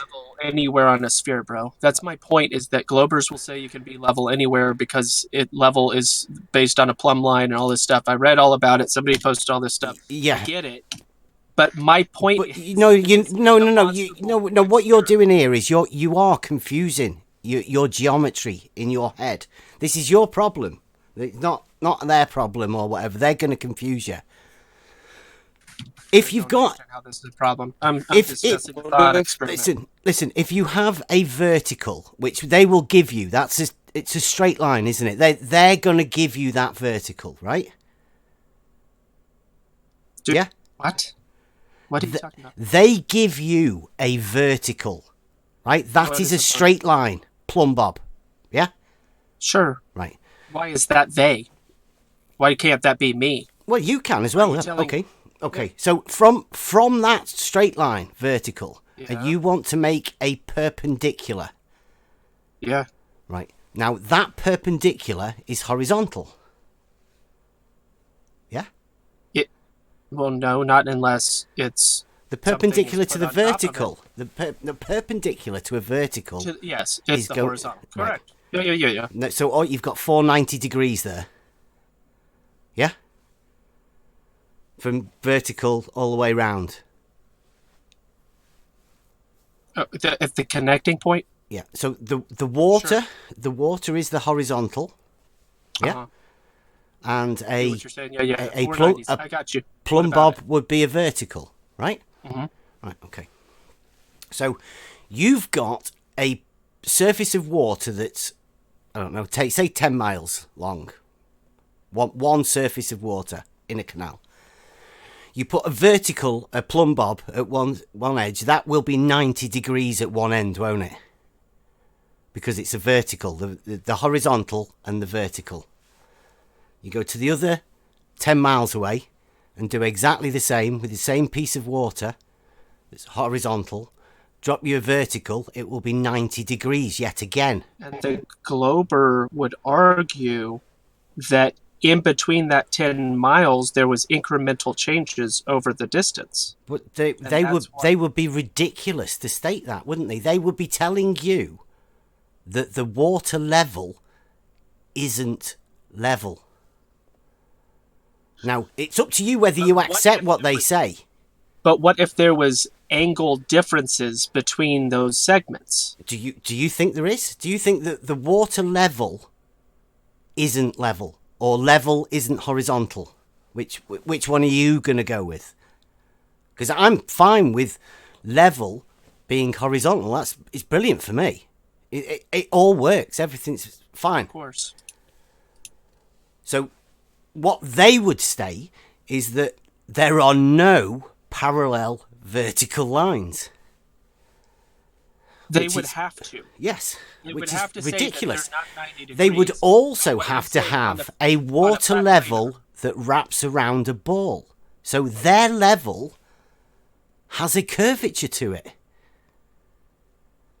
So, allegedly on this Lake Pontchartrain thing, the 24 miles, every single one of those pillars, as it connects to the road, the horizontal that is, would have to be exactly 90 degrees on a flat, if they're all the exact same height, of course. But that's my point. Do we not have the means to measure angles? We do. We have I a know. water level. We always have had. I know. And it always has been horizontal. Somebody's done a mind trick on you. Who? Why me? Well, because you're the one that's trying to argue for what they say. No, I'm not. I'm trying to show a thought experiment and specific demonstration as to how you can prove to a glober that that they are wrong. Yeah. So you can actually have a proof of flat Earth. Are you saying? It's like you. That's my point. Yes. That's nice. I like it when people have proofs. Well, it is a measuring thing, and I was just showing a different way that we could measure, and hypothetically pull from real world examples as well. Well, I'd just give you a mile length of canal and say the water level in the canal over that 1 mile, there is no measured difference in the curvature of that water level. So therefore I could say within that mile, they've got big numbers on their side. But there's no 8 inches. There's no 8-inch difference in the water level in that canal. I agree with you on that. My point is, they would say, well, it's 69 miles in 1 degree change. So, but I'd say, show me the 8 inches in that 1 mile of canal, please. Or tell me how you would measure it. Well, did you guys hear? Yeah. Yeah, I can hear you. Sir. Okay. Well, I'm just talking about basically. I know this would be a hell of a process, and it'd probably cost a lot of money, and it'd be a hell of an undertaking. But it's essentially just building an underwater bridge, right? So it's instead of building a bridge above water, you build one below, and you keep the surface level, right, until the bridge itself meets the curve. So you're kind of doing the opposite of building a bridge that's, above water that would quote unquote take into account the curvature. You're building it just underneath the surface of the water, and you're maintaining that level bridge under the water until it should poke out of the earth. Does that make sense? Like poke out of the water? Does that make sense? Are you suggesting a ready curved water level already? No, or not, you not knowing I'm just that. Suggesting an idea to go right. I'm just Yeah, you would establish a level, right? Somehow. It's called falsifiable. It's called falsifying the claim. That's all he's talking about. That's all I was talking about. Falsifying the claim. Yep, that's essentially what I'm talking about. I'll draw a diagram later. The bridge would be underground, and then, eventually, if there were a curve, it would be, slightly underground. Well, so if there were a curve, it would just eventually poke out like a boat. That's what I'm saying. Yeah, would it be underwater?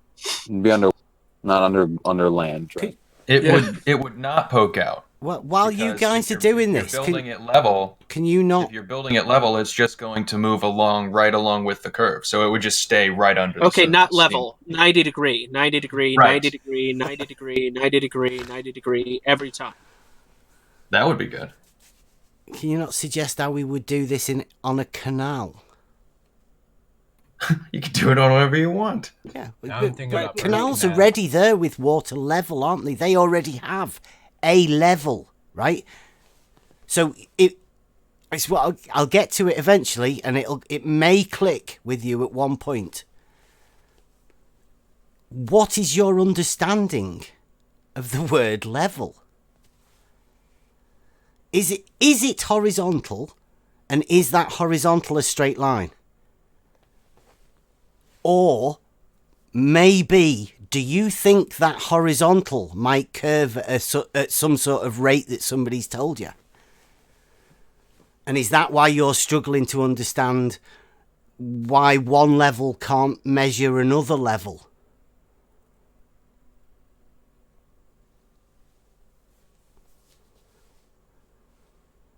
Because in order to measure curvature, you need to have an understanding of what level is. I just looked at the definition of horizontal, and actually, it's defined as parallel to the plane of the horizon. Well, there's a surprise. And at right angles to the vertical. Yeah, I mean, how do you curve that? By measuring a right angle to the vertical.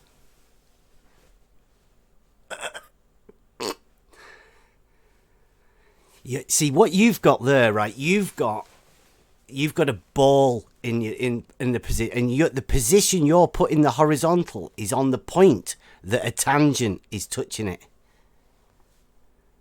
You've got I don't know what, ballitis. Ballitis. Yeah. Just if you lose the ball and then just imagine what a vertical would be on that horizontal. It would just be 90 degrees to the horizontal. Somebody's putting a center of mass in your vertical somewhere, and you're just going along with it and going, oh, well, that obviously makes the horizontal curve. All right, well, we're just talking about falsifying different claims. Yeah. So.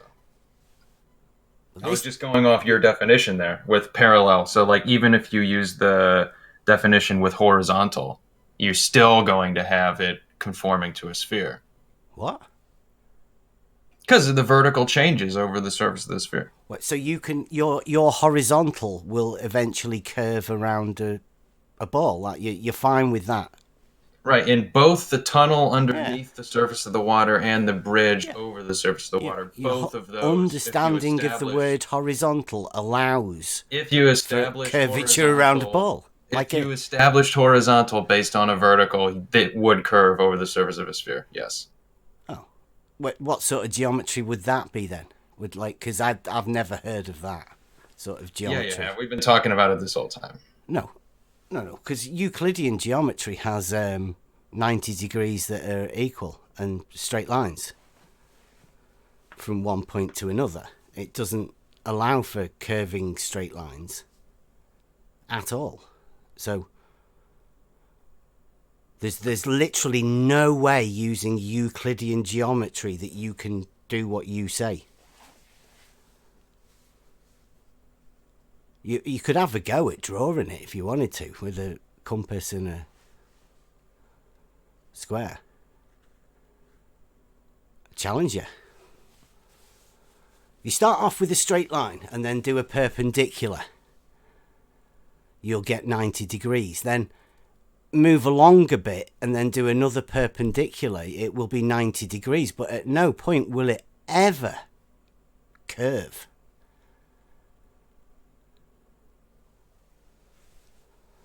Somebody's got to give you a radius to get your curve. And you've not mentioned that at all in the word level.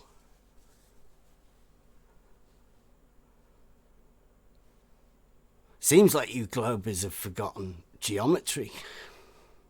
No, there's just no point in responding to the things you're saying. Really?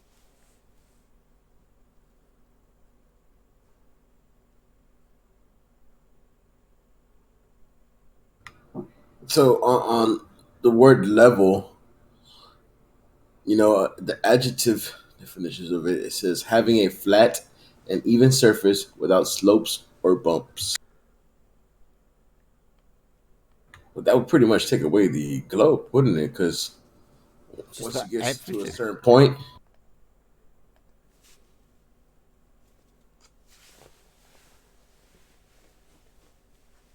The first one on level is a device for establishing a horizontal line or plane by means of a bubble in a liquid that shows an adjustment to the horizontal by movement of center of slightly bowled glass tube.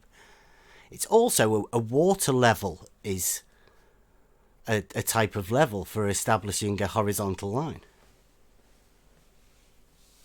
Now, look under the adjective definition, because that's how it's often used in these conversations. Right, well, just before we go there, on number 3 for level, it says horizontal condition, especially equilibrium of a fluid marked by a horizontal surface of even altitude.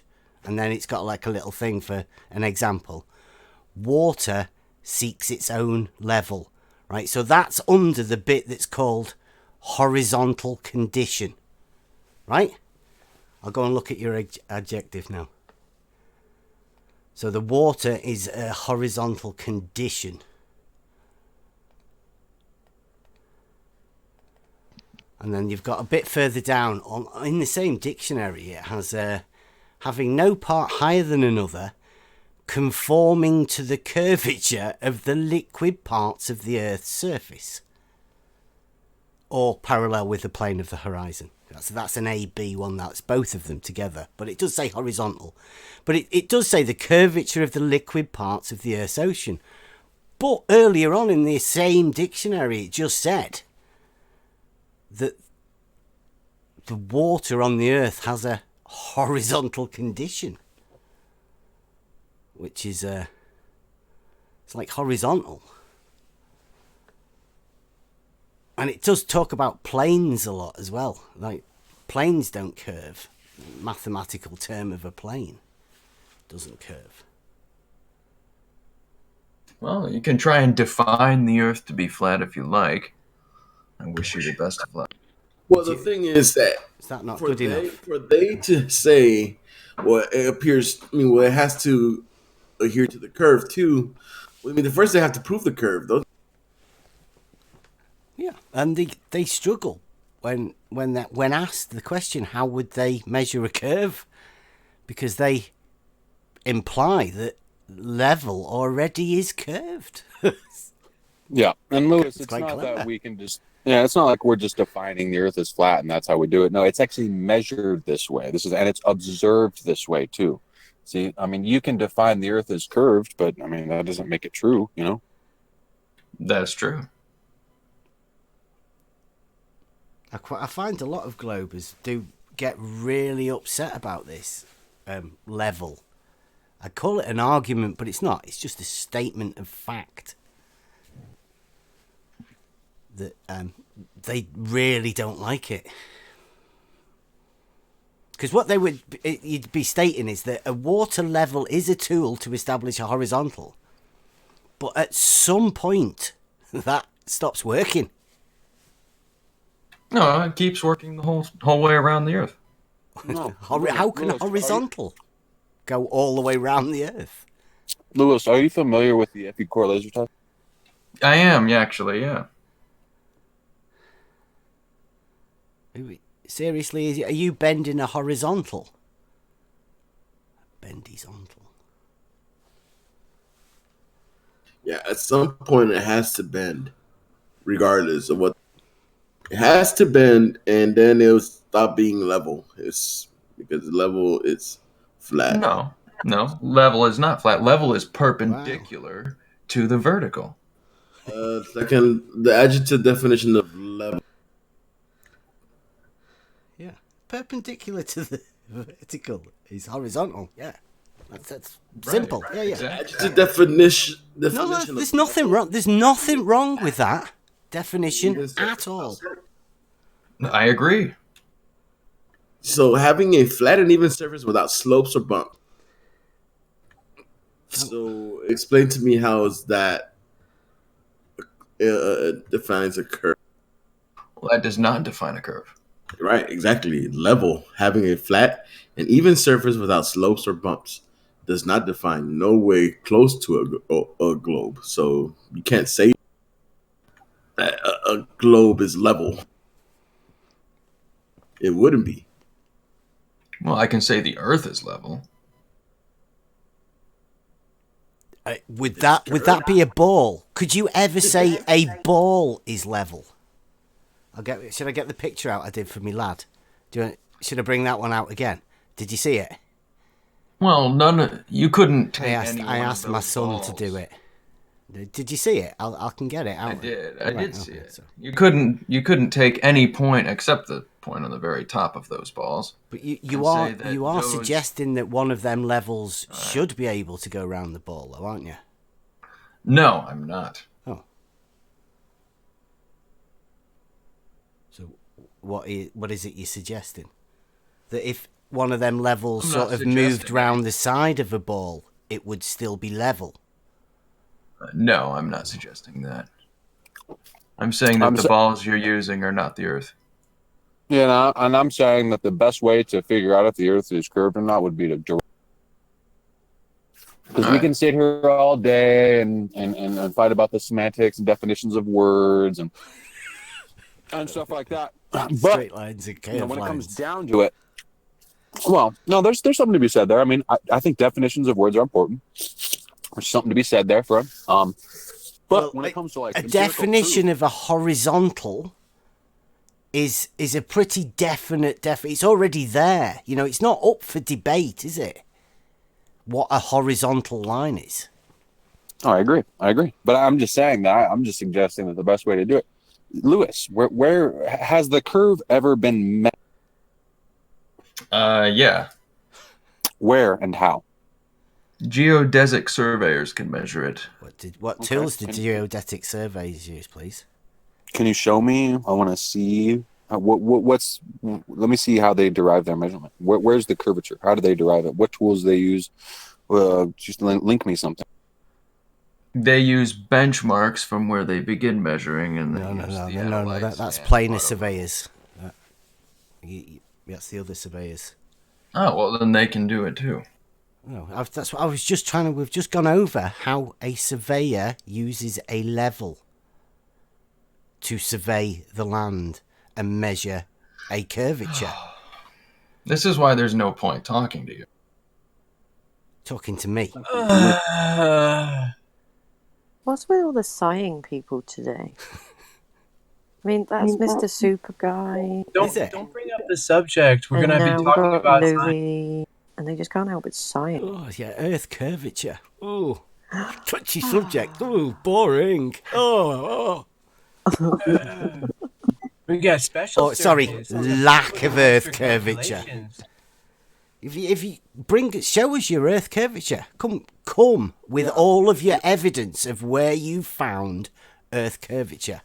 Yeah, and how did the surveyors directly measure? What did they? So far, I haven't gotten an answer on how they directly measured it. I mean, if anything, you gave me they calculated it with like a theodolite or something. Or it's like no, this is why it's such an important thing. Is like we have on our side, on the flat Earth side, we have taken your model, okay, and the curvature that necessitates, okay, in your circumference, okay, necessitates. We've taken your model and said, let's put this to the test. Let's see if this is actually true. In 10 miles, there's 66.6 feet of curvature, and in 25 miles, there's 200 feet of geometric drop.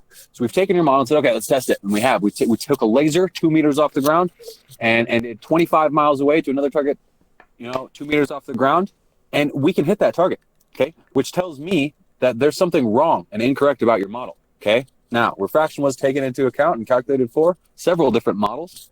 And this tells me that, even with refraction, okay, they weren't able to hit the target. There's a 250-foot sagita in the way. So how is this possible? How can we hit this target, Lewis?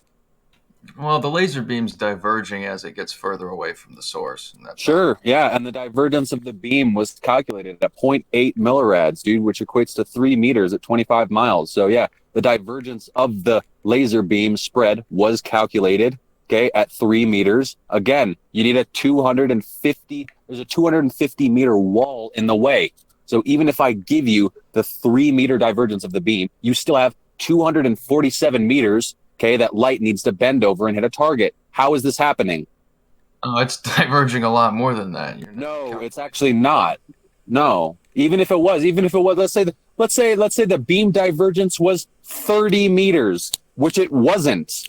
You would still need 220 fucking meters of Earth to get over. What don't you understand about? No.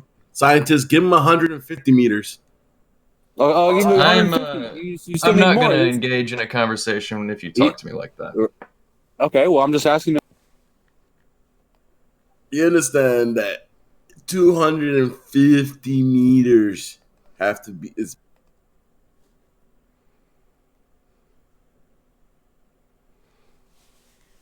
Lewis, can I ask you something quickly? You there, Lewis? Yeah, I'm here. Do you believe that men landed on the moon in 1969? Well, I do actually, yeah. No further questions. What about that phone call with Nixon? He's always been getting in trouble with those phone calls. Yeah. Why do you think that? Why is the tech not gone? You're breaking up. I can't really hear you. 2 sec. I'm saying, why do you think they haven't gone back? Why do you think they destroyed the technology? Well, they didn't destroy the technology. It was used in the process of the journey. It's just that they just can't get the Van Allen belt. So Van Allen belt it wasn't probably It's like entropy. You got back on nothing. No, I actually do have a quote from a NASA employee saying that they destroyed it. Yeah. Well, they did disassemble the facilities that they used to make it in the first place. Yeah, they destroyed technology. But yeah, baseball bats. I prefer to choose that. We're all running around with baseball bats and sledgehammers. I think they were sewing it up, selling it to China for something. Don't you think that's weird, Lewis? No, not really. No. But they're still talking about trying to go back. They supposedly did it in '69. Why is it so difficult now? Well, they have to make another rocket. Yeah, but they did it in 1969. Yeah, and it was hard then. Yeah, and how much has technology progressed since 1969 in every other industry and area of life? None of those industries would help you build a rocket to get back to the moon any easier. So aerospace is the only industry that's regressed technologically, you would say? Wow, yeah. No, So computer technology. So 50 years of computer technology wouldn't help a spacecraft get to the moon at all. In terms of like data and receiving. Yeah. No, Lewis, you're in a state of cog dis right now, dude. Snap out of it, Lewis. Snap out of it, bud. Wake up, dude. Wake. Crazy, Lewis. I'm not sure what your last question was, Wolfgang. God, I don't really remember what. Do you not just think it's odd that they can no longer make it back to the moon when they supposedly went in 1969? No, they don't have any rockets capable of going back. So no, it's not odd. Why don't they have any rockets full of going back? And the first one wasn't even a rocket that was capable. You can't even leave Earth's atmosphere. Even on a globe model, it'd be too hot and too much radiation for people. So you don't believe they landed on? So you don't believe they landed on the moon in 1969? Oh no, I don't believe that bullshit. Lewis does. What would you say to Lewis? Say, Lewis, there's no way you can get past the thermosphere without melting your craft. And even if you did, what about the Van Allen radiation belts? There'd be super delicate hardware that would not be able to get past that and function properly. Part of that hardware would include the human body, you would not survive. There's no way. So why do you think they lied? Sorry, man, go on. I was going to say, it doesn't have gas pressure next to a vacuum, so what will survive is irrelevant. Yay! There you Sorry, go. folks, they caught up. But there'll be a reason why gases stop from being dispersed into the vacuum space, won't there? There's a reason why not. Witchcraft, how do you think we have our pressurized atmosphere here on Earth existing next to a near vacuum of space without getting blown away into every available space? I just had to turn you up a little bit, Wolfgang. Could you rephrase again or say? How can we have our pressurized atmosphere of air here on Earth existing next to the vacuum of space?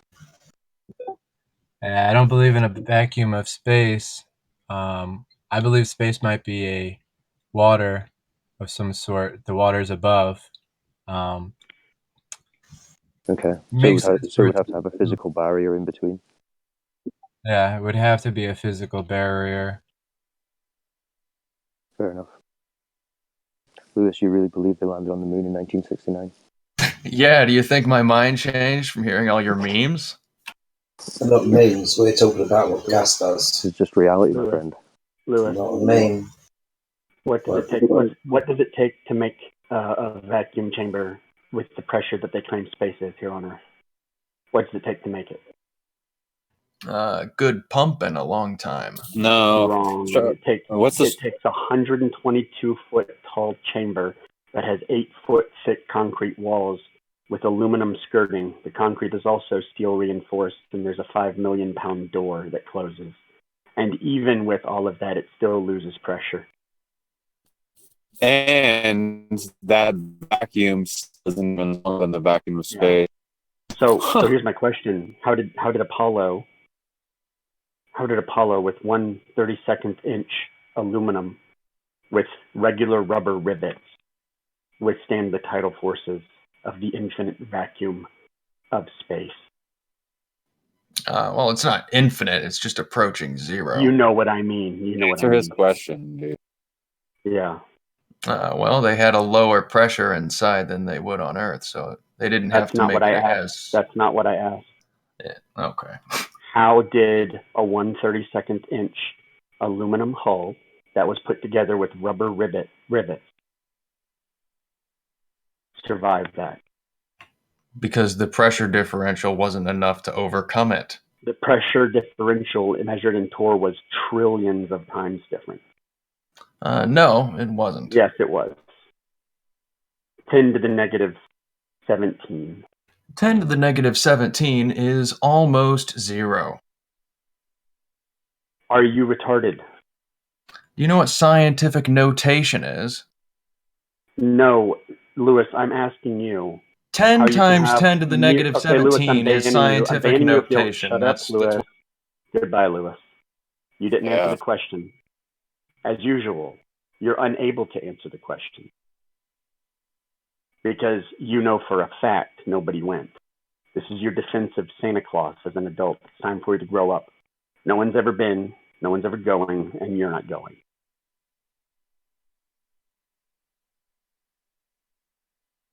Do you feel better now? No. I'm going to continue to tell you. Because in order to make that pressure, you need 8 foot of concrete, an aluminum skirting, steel reinforcement, and a 5 million pound door. But you think someone in a tin can put together with rubber rivets can withstand those forces. But meme, it's really close to zero. So down here we have one. So I mean it's just really close to zero. So it's not. We live in 14.7 psi. Zero is a tidal force. It is an unstoppable force. Just because we change the number by measurement doesn't mean anything. You put anything in a vacuum, it's destroyed. Put an egg in a vacuum, it's destroyed. Put a 7-Up can in a vacuum, it's destroyed. If you heat it up, yeah, that's true. Not if you heat it up. If you put a 7-Up can in a plastic vacuum chamber that can get nowhere near zero, it's going to explode. If you heat it up, yeah. Not if you heat it up, if you just take the pressure out. It's not heating it up. If you heat the can up before you put it in, yeah, it'll explode. But if you don't, Dumb. If you put it in cold, it's still going to blow up. Have you done that? If you remove... All right, goodbye, and... What?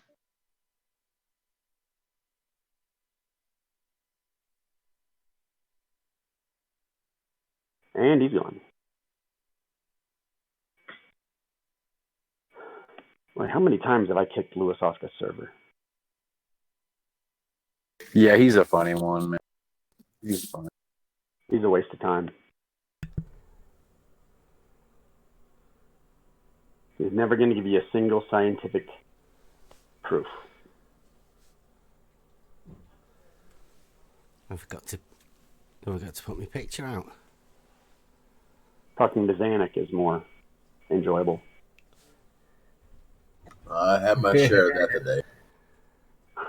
I know, right?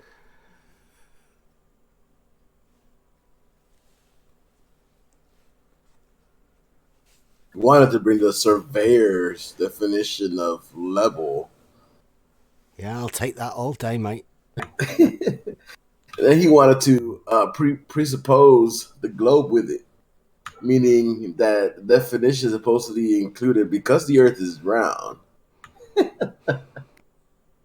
Yeah, I mean, he's clearly dishonest. So then I told him, okay, so how was it proven round? And they wanted to change the conversation to something else. When faced with that argument, there's only one way they can be, and that's dishonest or... Yeah. Well, the whole lot of them are dishonest. Yeah. They're cowards, really. They're scared to come on Twitter, I know that. All of these people that talk up big, they are scared to come and talk to you lot. It's funny. So-called Christians over at Carm, where Hovind and Ray Comfort do their stream from, and they won't come here either. No. They're religious nuts, just like these guys are religious nuts. They're too cowardly to put their beliefs into the furnace to see what comes out of them. They say you're stupid, but they are scared of your intellect. They're terrified. Yeah. I'm not smart. No. What intellect? I know how to add. I know how to pull a straight line. Yeah. It's so simple. But it's the fear of the thought of it entering their head. It's because to them it's like an apostasy. Like they have religious fervor over this. I love using their own rules against them just to show them how flawed their shit is.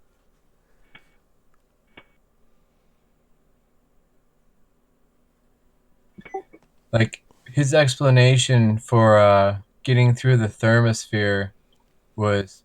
It's funny. Someone like Lewis, he'll never admit that the vacuum chamber destroys his argument.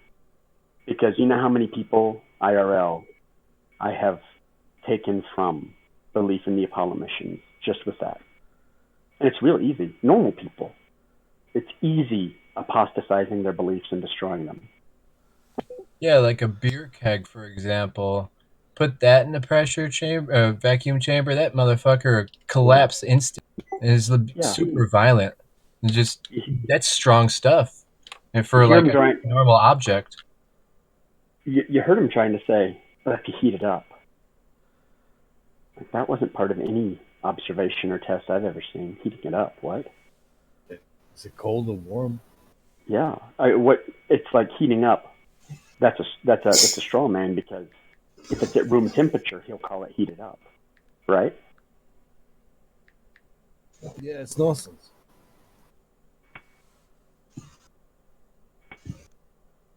I heard that, and I kind of like I had a double ears. Like, did he actually just say that? Is it? Yeah. Or hot? Why does the egg burst? Why does the egg burst? It's in a container. Does it burst? It boils from the inside. It boils from the inside. It's not heated up. Did Lewis leave? Did he? The what? No, I kicked him out. I spent 5 minutes and was just, I've argued with him so many times. Yeah, didn't think it was going to last long. Yeah, feel free to unban him. Someone else, not me. Yeah, bring him back. No, you're right. He's just a contrarian. He just reasons. They will always find a way, no matter what you say. They'll always find a way to ask you a question. Like, you'll ask them a question, and then they'll pick your question apart, and then they'll reverse that and ask you a question about it. It's just like it's an endless fucking loop. They don't actually answer the question you ask them. I noticed that too. Because they can, so they think that the only way that they can counteract that is by asking somebody else a question. It's an age-old way of trying to win an argument, but you don't really.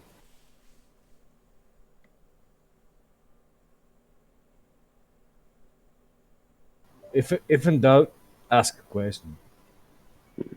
Like, if you can't answer a question, just ask another one, right?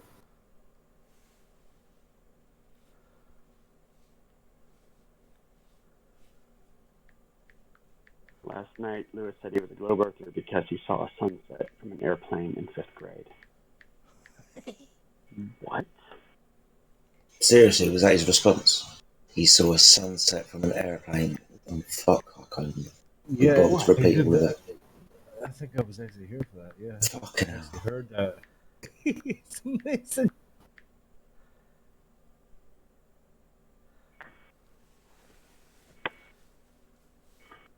So he's like a child still. Has his childish beliefs. He wants to believe in Santa.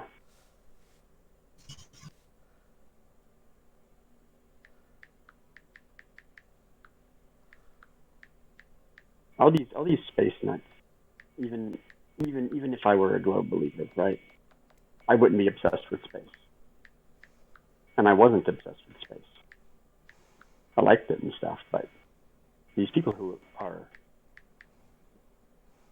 obsessed with it, like space fanboys, they're really pathetic. And I realize there's like something missing in them. Like they're trying to hold on to, they're like trying to be adult children. I think it goes a bit deeper than that sometimes. I don't like. They can see when the red lights start flashing, the alarm bells start going off, because ultimately you're gonna get down to how did the Earth get here? Yeah. Oh yeah. I don't like it. Back away now. Yeah. What? It's flat. Sorry if I'm talking quiet. I've got my baby sleeping next to me. That's right. That's enough of a QE talking loud earlier, so it's nice to have a quiet one. It's good fun though. Schooled Mr. Super Guy brilliantly for about 2 hours. It was really good fun. Adam Pish 68. Wait, a ship going off into the ocean, does the ship not sink away, in quotations? Just a question, don't get angry. Is he in the voice? Who asked the question? Adam Pish.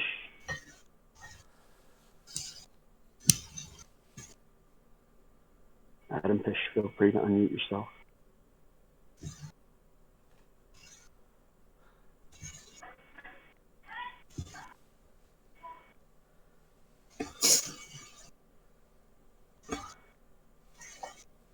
Oh, he can't talk, you're right. Yeah. So, what was the question again? I guess he's asking about ships going over the horizon. Okay. Well, things can disappear from the bottom up for a varying amount of reasons, it appears. Yeah, I guess you would assume that if you had a curved surface, things would disappear from the bottom up. Yeah, right. But there are other reasons why this happens. One is because of your angle above the surface, how high you are above the surface, and how far away the object is.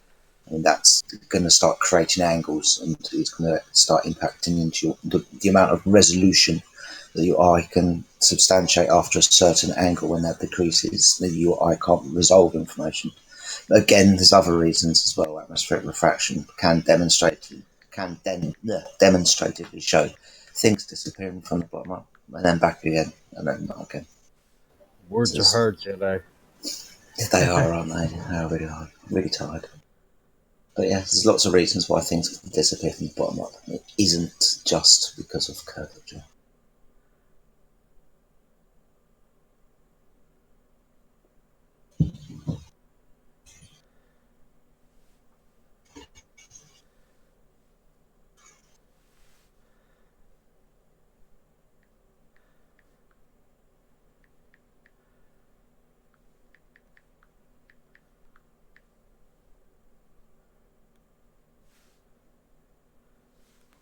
In the questions of is the Earth a globe or flat, ships going over the horizon 101 is probably the first question. I mean, you can Google that shit. You might find opposing views to it, but it's, you know, like, we're so ad nauseum that shit out. We're fed up with it, man. So yeah. I understand ship going on horizon, okay, large area, but what about in a small pond? Is a small pond 3 miles long? Not even have to be. Scale it up, scale it down. Put the camera. Sky Free does a lot of this. Who was it? Indio posted some of their videos, and I went and looked at all her. It's amazing, man. You got to look at that video I just posted from Sky Free.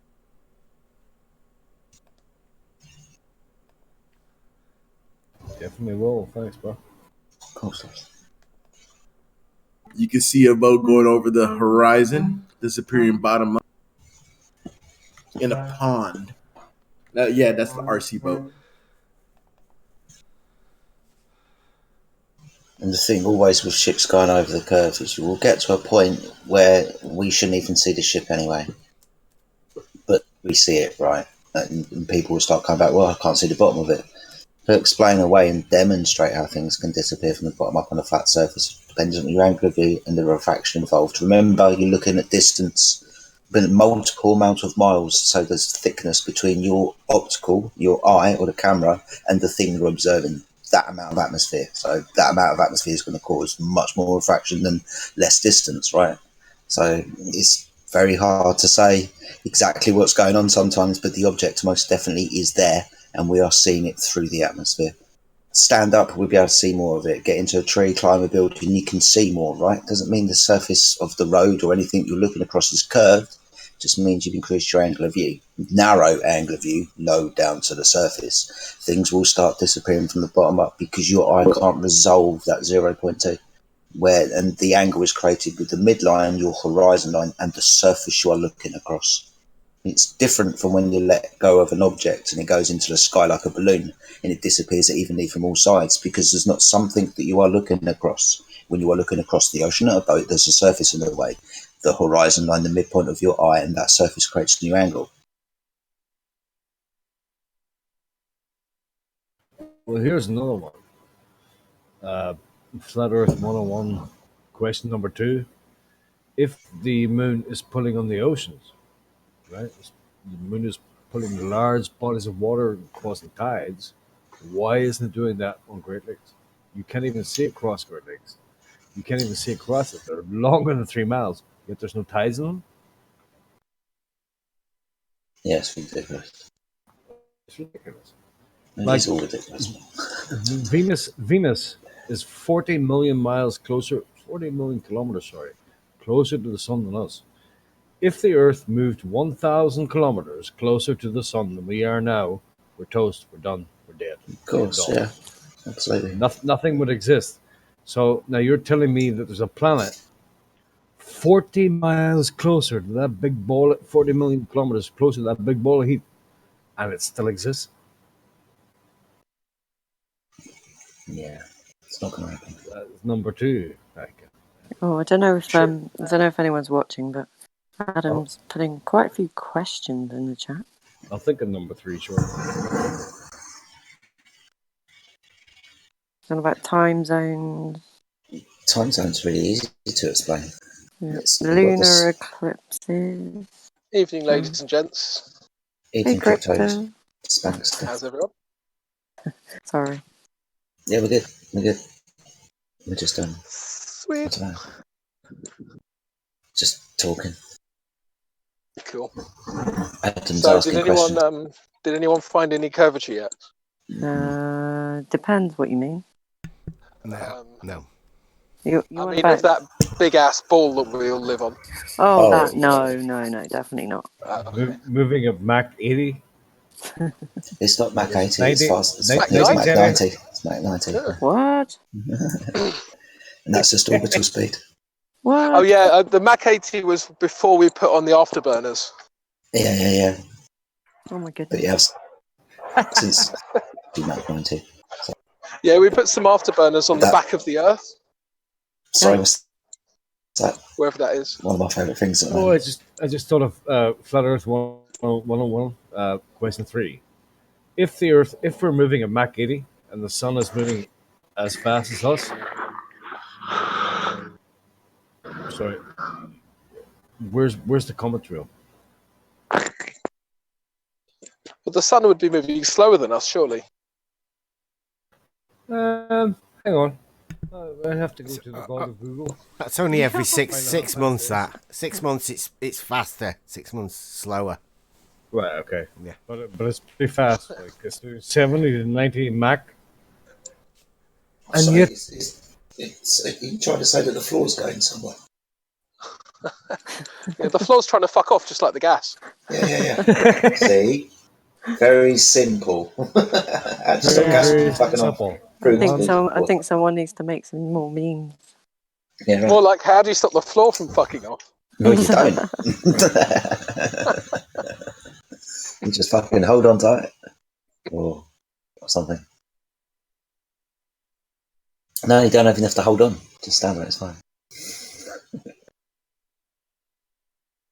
Well, okay, so do you want to explain lunar eclipses? Because explain lunar eclipses.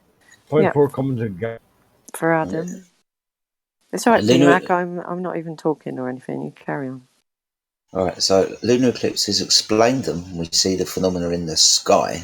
Can we scientifically validate the claim that the Earth is passing between the sun and the moon, therefore creating a shadow upon the moon? No, because that model can't exist. You can't have gas pressure without a container. Therefore, the medium that all these things are flying around in can't exist. So ultimately, what is the mechanism by which this phenomena occurs? Honestly, mate, I don't necessarily know, because I don't know what the moon is. And lots of people here would tell you that they don't know what the moon is. This is one of those probable unanswerable questions from a standing here observing something in the sky point of view. We observe it, can't necessarily explain to you what exactly is going on. It happens though.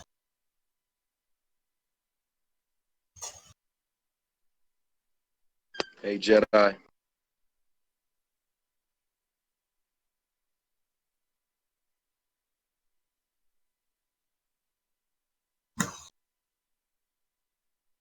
Don't think he heard you, Radman. Hey, Jedi, check live stream 1. I just posted a video. Cool.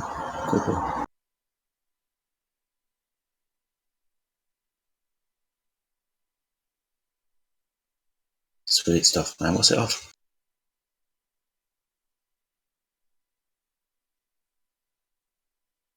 That's when I was on the way home.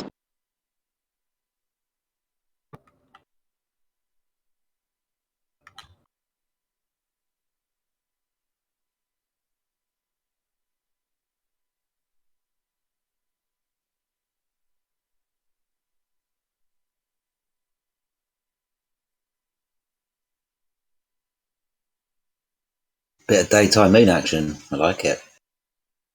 It's pretty almost full, isn't it? My moon's like pretty full.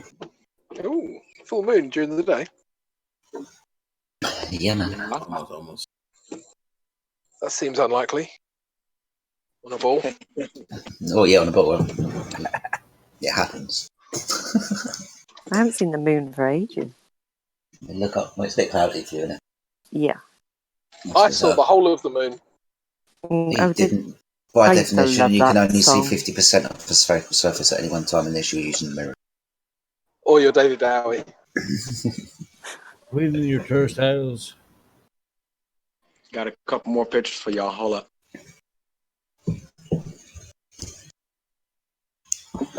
It's funny. I haven't really debated moon stuff for a while, but some of the absolutely ridiculous excuses they come up with, like, oh yeah, why do you see the one face? Oh yeah, it's locked to the Earth. Oh yeah, of course it is. Yeah.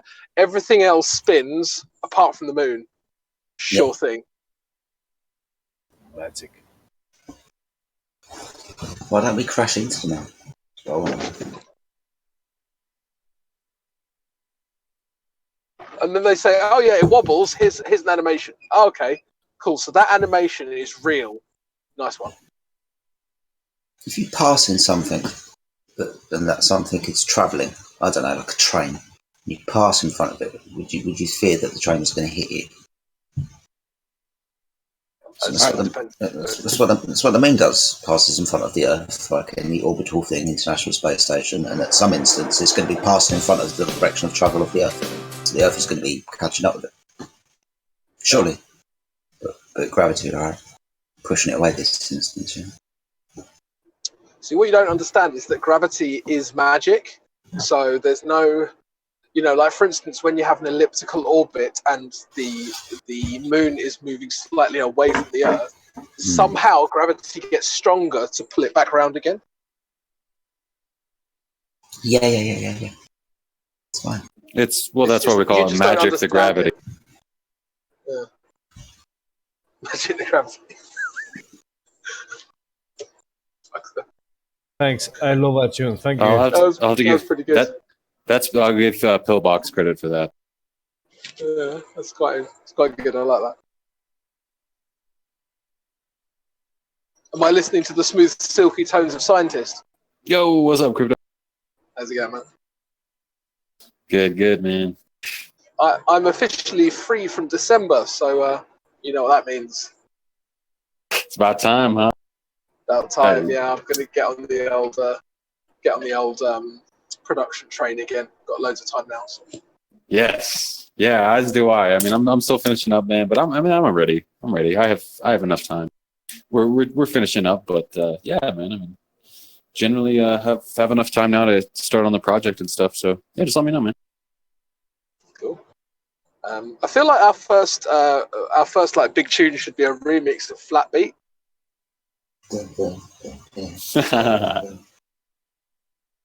I'm game. I could probably get some good samples of that. Mind you probably can as well. And we just go crazy. Yeah, that sounds like a good idea. Yeah, a little mashup remix. Yeah. Cool. But yeah, no. Sorry. Oh no, go ahead, Rick. No, I have posted some other pictures.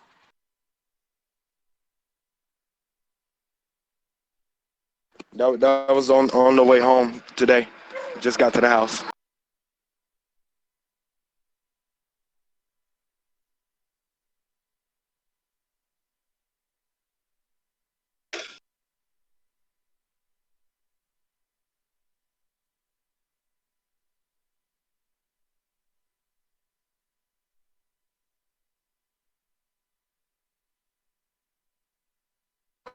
Go ahead, my bad.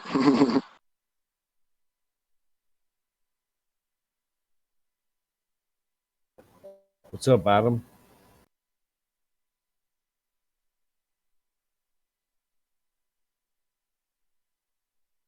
Is gravity real, Adam?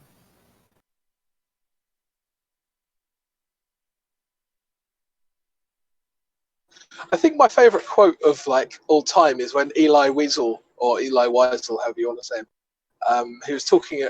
He basically made up a bunch of bullshit that happened during the Holocaust that never actually happened, And then he basically admitted it later in his life, and they were like, well, why did you lie about it? You know, his son was confronting him, and he basically said, it was real in my mind. So just think about it. It was real in my mind. And that was justice, you know, justification. So I feel like a lot of these people, they would just say, yeah, gravity is real in my mind. Yeah. Apparently there was a radio show where Orson Welles, the War of the Worlds, and people thought aliens had fucking landed. Yeah. There was panic in the streets, bro, because they heard it on the radio. Didn't realize it was actually a play. Yeah, people believe anything you tell them. Yeah, it's just really unfortunate, isn't it? Well, as long as everybody else believes it.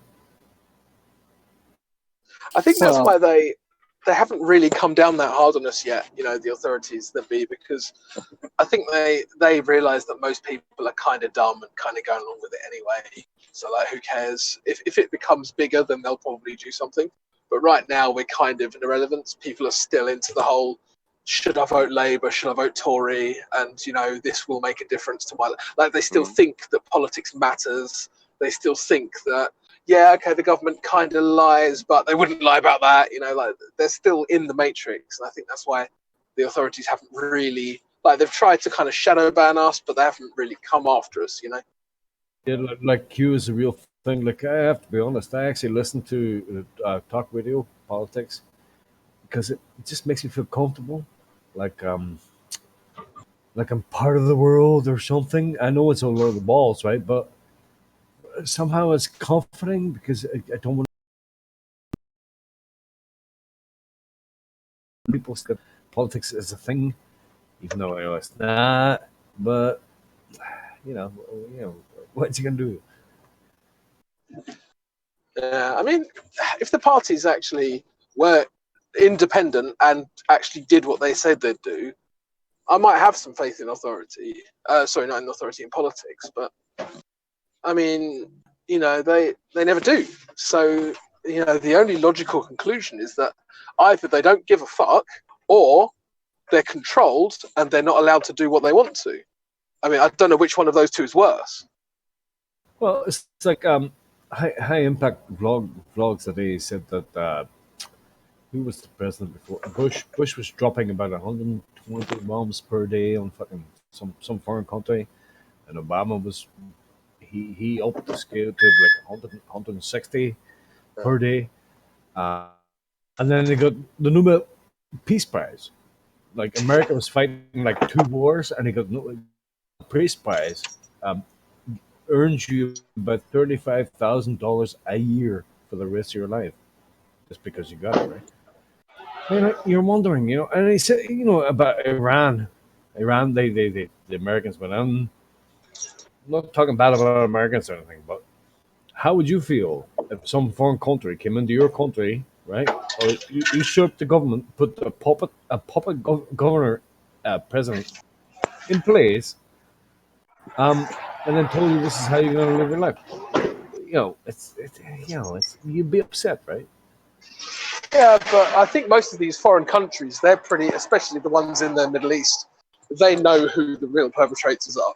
Most of them, they know that behind America lies, you know, non-Americans using the US Army in a certain way. You mean the little Satan, the men with little hats? Yeah, but bear in mind, a lot of these countries are Muslim countries, so they don't need, like, they already know who the enemy is. Right? They're not like us. Like, we have this idea in the West where it's like, we couldn't possibly name the enemy because that would be racist, right? Whereas in Muslim countries, they don't have any of that. They're just like, yeah, we know who the enemy is. We just want them to stop bombing us. Yeah, please stop bombing us. You bastards. Well, it's like Salami, like the other day. Sorry, it's not Salami, it's Soleimani. He was a Iranian war veteran. He did a lot of things. actually, I said that like 2 nights ago, and if I'm repeating myself, please tell me to shut up and beat me. But they kidnapped 5 American soldiers. One of them a captain. They killed one, turned away, and they found the other 4 bodies the other day. A day or two later, in a car boot. But America didn't forget that. So they killed this Soleimani guy, right? And people are in uproar about it. How dare you and how you. But, dude, you kidnapped American soldiers out of a base and murdered them. How are we going to forget that? What's the topic? Not to do with flat Earth. We're going flat Earth. Yeah, so we can move on if you want. I guess I prodded it in a bad direction. So. Yeah, it's politics. Yeah, politics doesn't get us anywhere, right? Don't do nothing for nobody. So yeah, it's flat, right?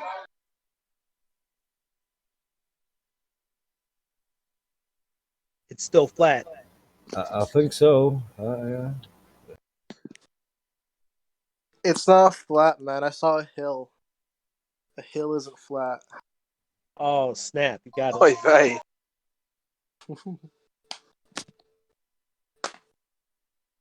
Every time I California Nightmare, whenever I hear you, you do sound remarkably like Pacifist. Oh, I do? Well, that's Yeah. weird.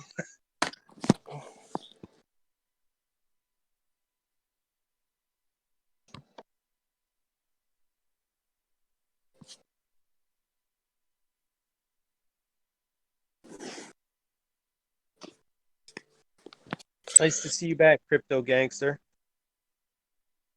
Oh, who's that? That sounds very much like Ron. That Ron Yeah, Chickelson? it is. My account got sniped. Oh, no way. Yeah. This is like another shower. Yeah, the Showa got me. And I made 3 other accounts and they got me right after. I'm like, damn. They were like, I don't know, man. There's no On the ball? There's no appeals process. Like once someone makes a claim, you can't appeal anything. There is nobody there. It's all like a automated response. Someone has accused you of this, therefore you're banned. Really? There's no appeals? Yeah, I guess they know that you're just going to make a new account, so who cares?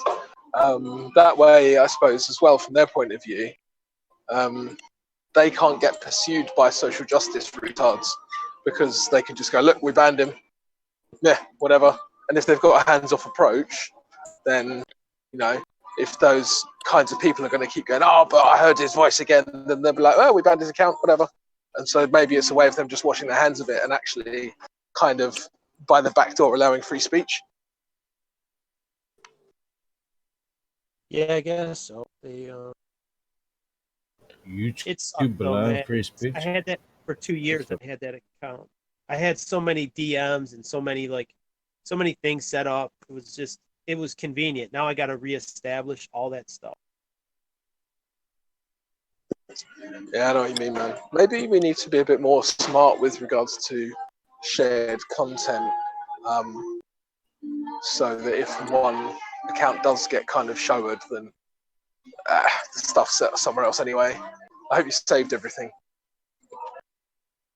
Well, yeah, it's just to rebuild it all and like all the friend contact list, people that I only know from Discord, like all those contacts are lost. Well, not all of them, but a lot of them.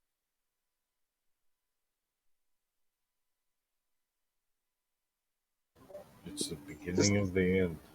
There's not like an account cloning service or anything similar out there, is there? I don't know. That would be a good idea, but here's the thing. They do get you if you come back.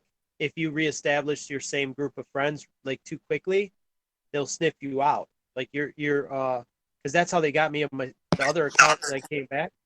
Like, oh, I friended this person and joined this server and this server. I was doing that like in the first 10 minutes and it goes boom, and it's like I get this reply like, something strange is happening here. Like it figured out I was recreating the same account they just banned. So they do have some kind of AI monitoring things. Those Yeah. intelligent. They did the same with my last account, which was California 2.0. I literally got banned under a month of having that account. That's what I'm saying. If you start joining the same group of servers and friending the same people like too quickly, I mean you could do it, but stretch it out. Don't do it like come back in the first 10 minutes and go back to your friend list. Hey, friend you. Then I think it raises a red flag because they got me like that. Yeah, we gotta be careful now, man.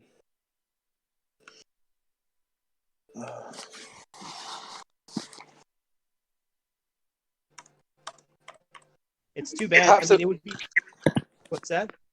No, I was just going to say perhaps a better thing because I mean I would imagine if they've got some sort of algorithm set up, it'll be triggered on new accounts. So perhaps a good thing to do would be to have accounts that are kind of established running alongside each other. And then if one gets nuked, it's like, yeah, the other one's already established.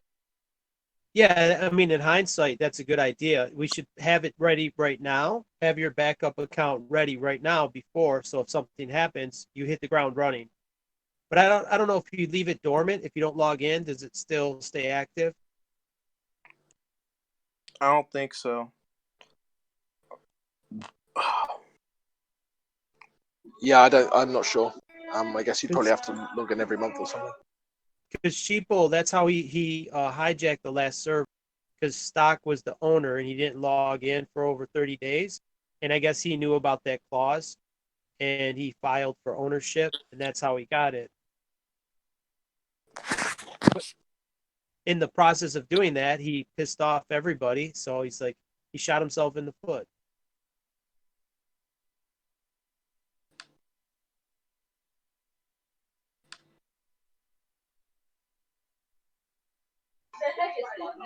Yeah, honestly, he won't be missed. We all know this, and honestly, you know, I had a hard time understanding the guy. I'm kind of glad he's not even around. It was really, really fucking a challenge just to like understand him. What? Yeah, he was kind of a jerk. Yeah, see, I always kind of got on well with him, which is really not. I knew he was a bit of a hard ass, but we never really had any issues. But I don't know. Somehow, I always knew he was capable of something like that. You know. I just didn't think it would be that specifically. I missed that. What happened? Let's not talk about this in the live stream. But yeah, PMAC, I'll tell you in PM if you want. Cool. We don't have time for meeting the Flat Earth Society. me and Michelle. Hey, what's that? What's going on in someone's mic? Oh, that's probably me actually. Sorry, I put. Yeah, please push it off. He's at the pub. I'm not actually. I'm at the store. Oh, okay. Vine gluten-free bread. Unpasteurized milk. At least we had good weather today. The moon and the sun were both out at the same time. It was sunny. No chemtrails today. It won't last long. It won't last long. They'll be here tomorrow. They can't let us have 2 good days. Tomorrow, I love you. Tomorrow, you're only a day away. I shall fall. Yeah, maybe that's a good idea, is to start drinking. Like, life is easier when you don't have to deal with like reality. And I could really see that point of view. It's like, well, what can you really do? You know?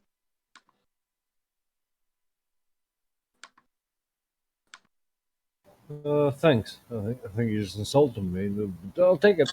Thank you. I wasn't talking to you. I'm just saying in general, like maybe drinking's not a bad idea. I wholeheartedly recommend it. Okay.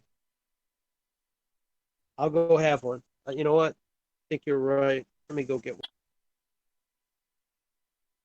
It's not a bad idea. Hang on. If you turn into an alcoholic, don't fucking blame me, bro.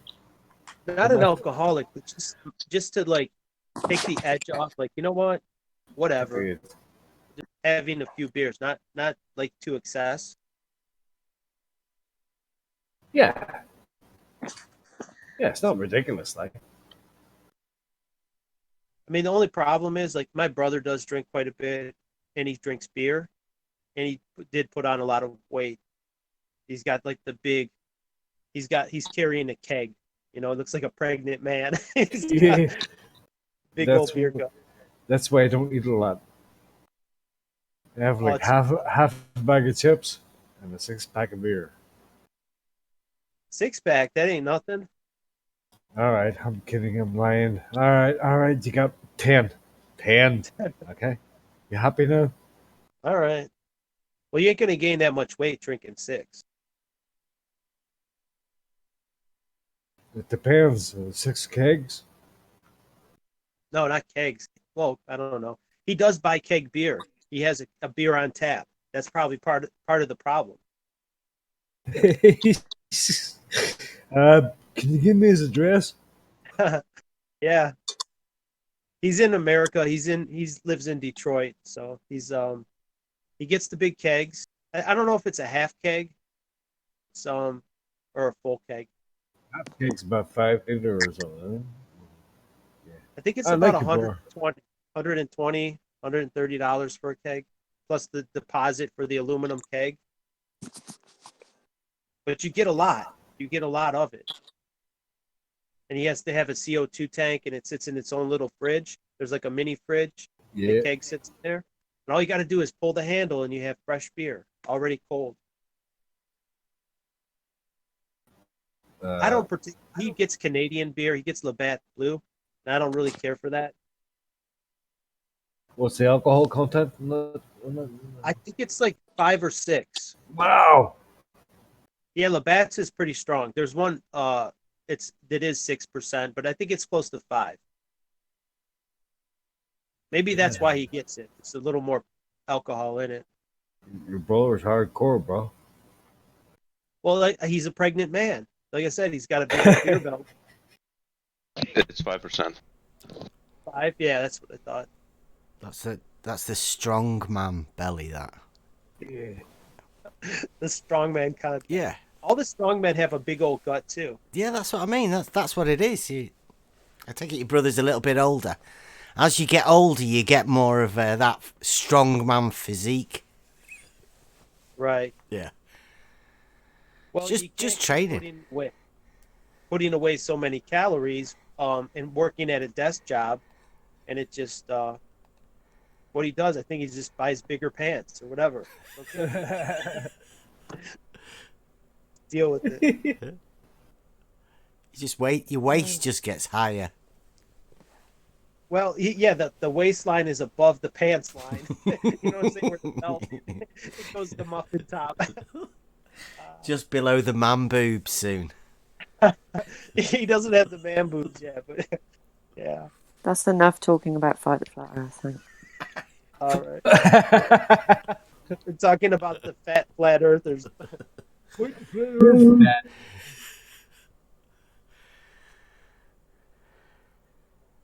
I didn't know Emma could shoot shots like that. Damn. I just want to know if his waistline was flat or level.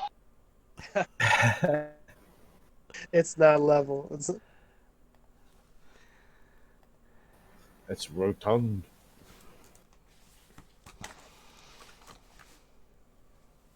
As in, fight the flat earth, you mean fight the fat?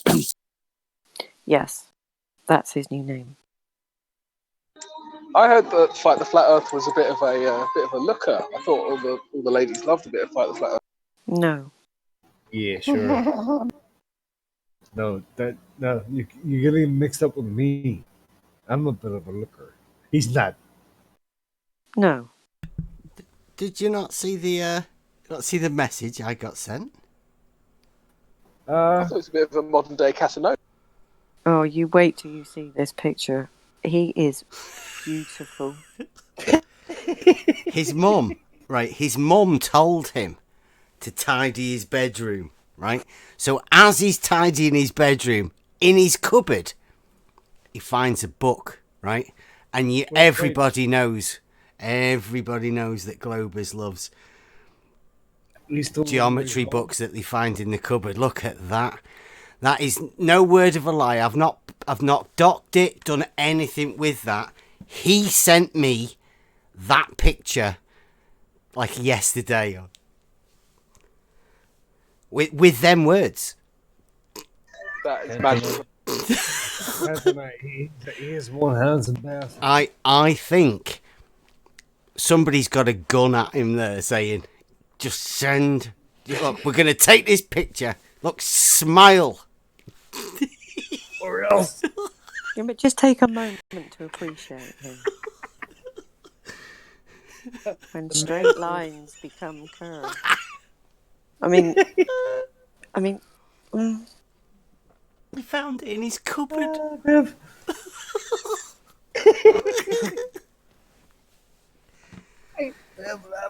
Bev, stop laughing. You're making me laugh, bro. I did. I had to fix it a little bit, didn't I, as well? So this is one. If you want to copy this one and send it, Oh. send that one. Yeah, my brother's not fat like that. He's got the beer belly. His boobs are ginormous. I'm not joking. That's getting. Those are moves. Bad moves. Double D. Triple D.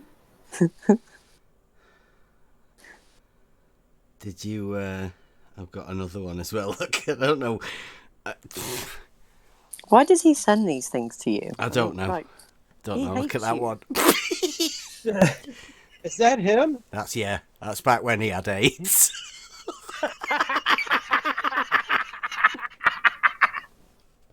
He went from meth to obese.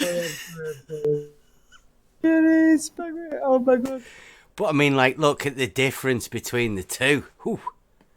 Hey, he's getting some money, and them super chats are feeding him really well. He didn't have money to feed himself. On the flat earth now he's a fat bastard. Yeah. Oh my god. He was a straight line and he became curved. I did. He was a skinny man into a fat man.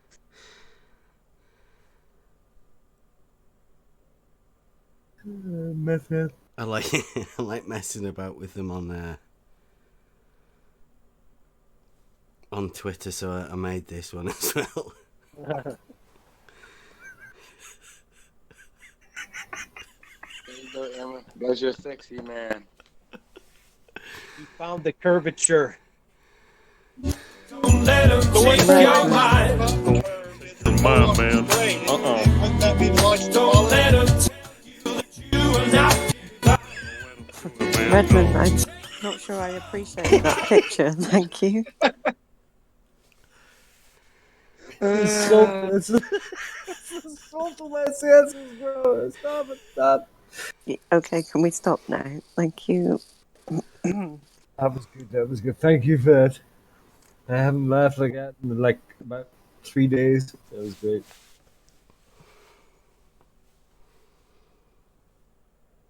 Where's the curve? Hold up, it's on that dude. It's on your belly.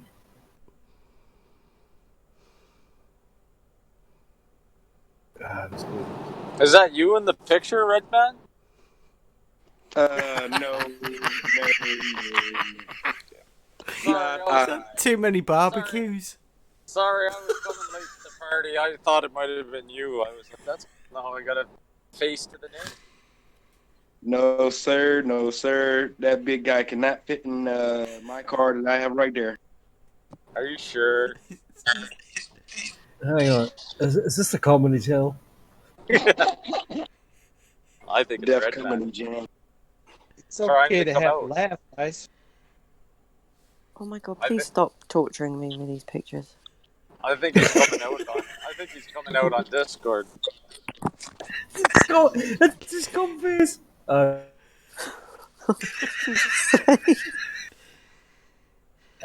Something That's definitely bad. not me. Something bad. You don't want me to repeat it. I work 6 days a week. I am in shape. Yo, that guy's got shape. Holy shit. Ah, God damn it. That guy's got shape, Red Man. I don't know what you're talking Oh, about. no. Yeah, he's got lots of shape. What they say, out of shape. Well, in shape, out of shape. Now we're just arguing semantics. Brilliant, boys. Brilliant. Fucking brilliant. Hey. You couldn't write it. You could not write the shit. I just regret that I'm coming late to the party. I wish I would have been at the first Red Man coming out party. You just scroll up to your left. Just scroll up. Just scroll up, bro. I'm scared to scroll up. I can't. Every time I scroll up, I'm pissing myself.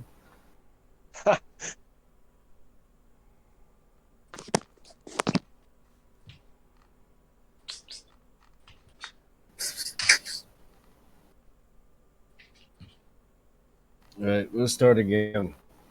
Where were we? Before you started making funny jokes, you bastard.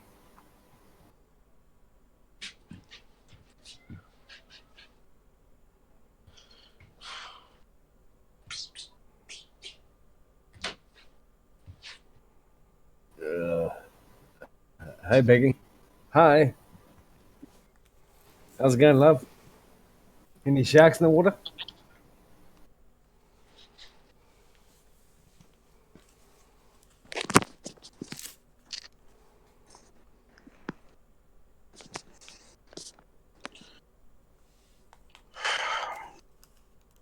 It was funny. Like, I can't deny it, right? I mean, it was good.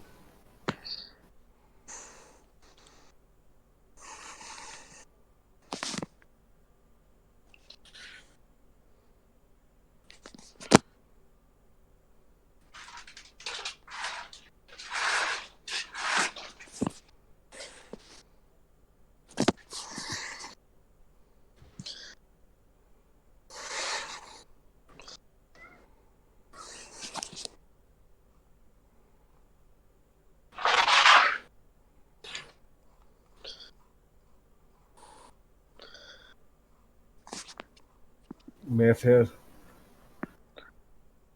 Globe tarts. I don't think we have any here. This is me before Flutter. This is me after.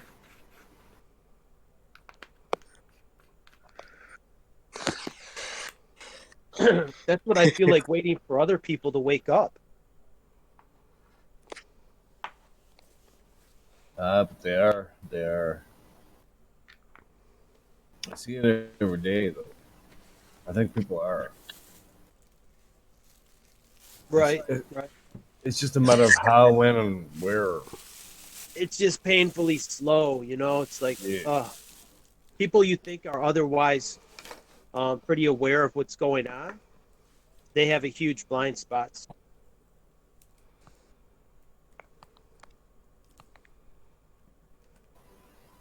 That's because fight the flat earth tits are in the way.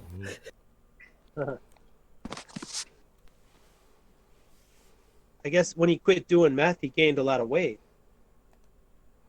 Damn. It's brutal. One addiction for another. Food addiction. He swapped the meth for the food.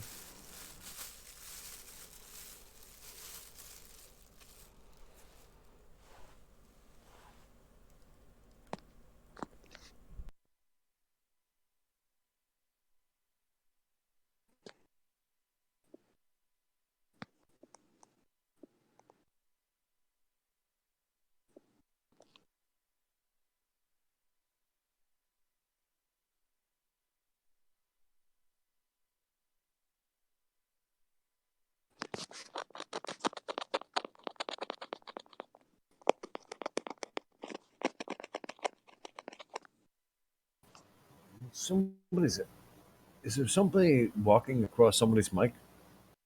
Like an ant or something? An ant?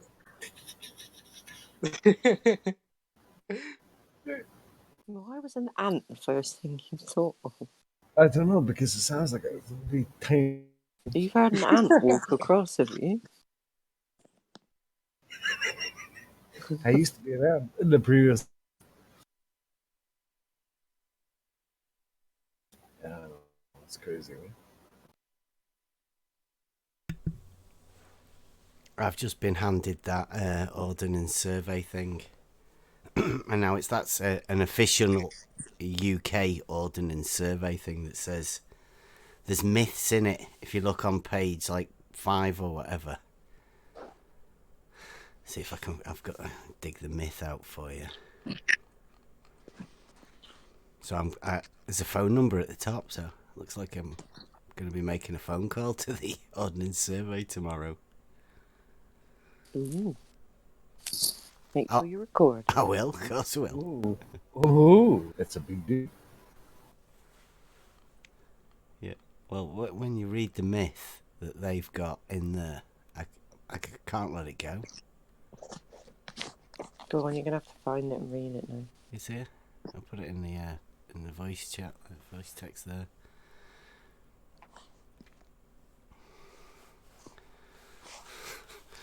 A horizontal plane is a level surface. Of course it can't be, because the Earth is round. What?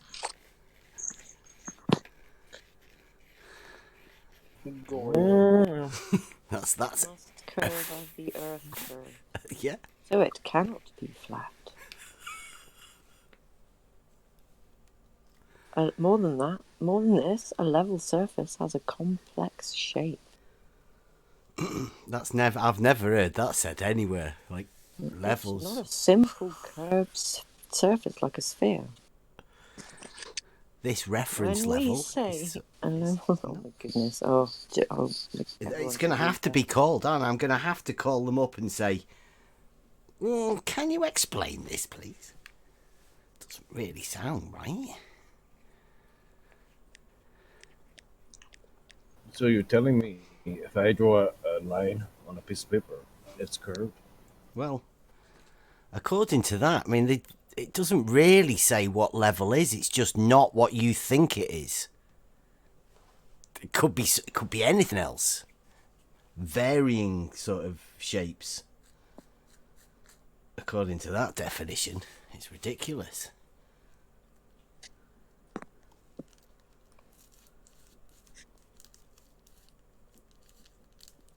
That's the stumbling block I've come up against with my level argument now, so it's like we're heading up against Ordnance Survey.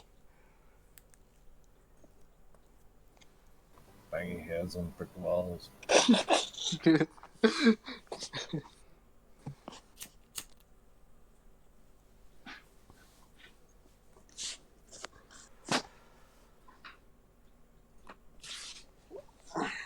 I might be able to get somebody at the Ordnance Survey to give me a measurement of the curvature of a water level, though, mightn't I?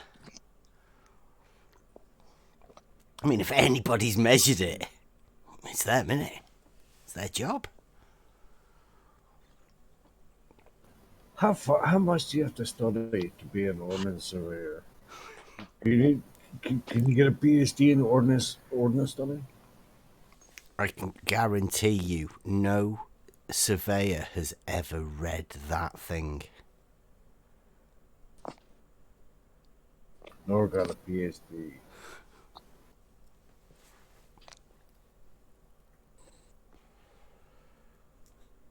Hey, sup?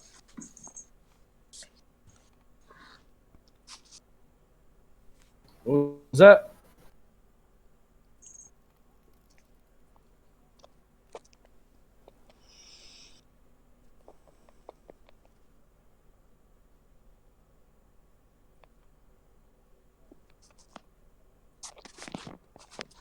Everybody, look in the live stream chat.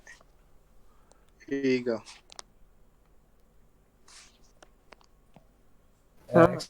I actually tried to push it off my screen. I don't mind spiders. That's fine. Who deleted it? I'm not kidding. I actually went, get that fucker off there. Where did that spider come from? BattleMod deleted it. What? No. Spiders. We love spiders. Yeah, I don't mind spiders.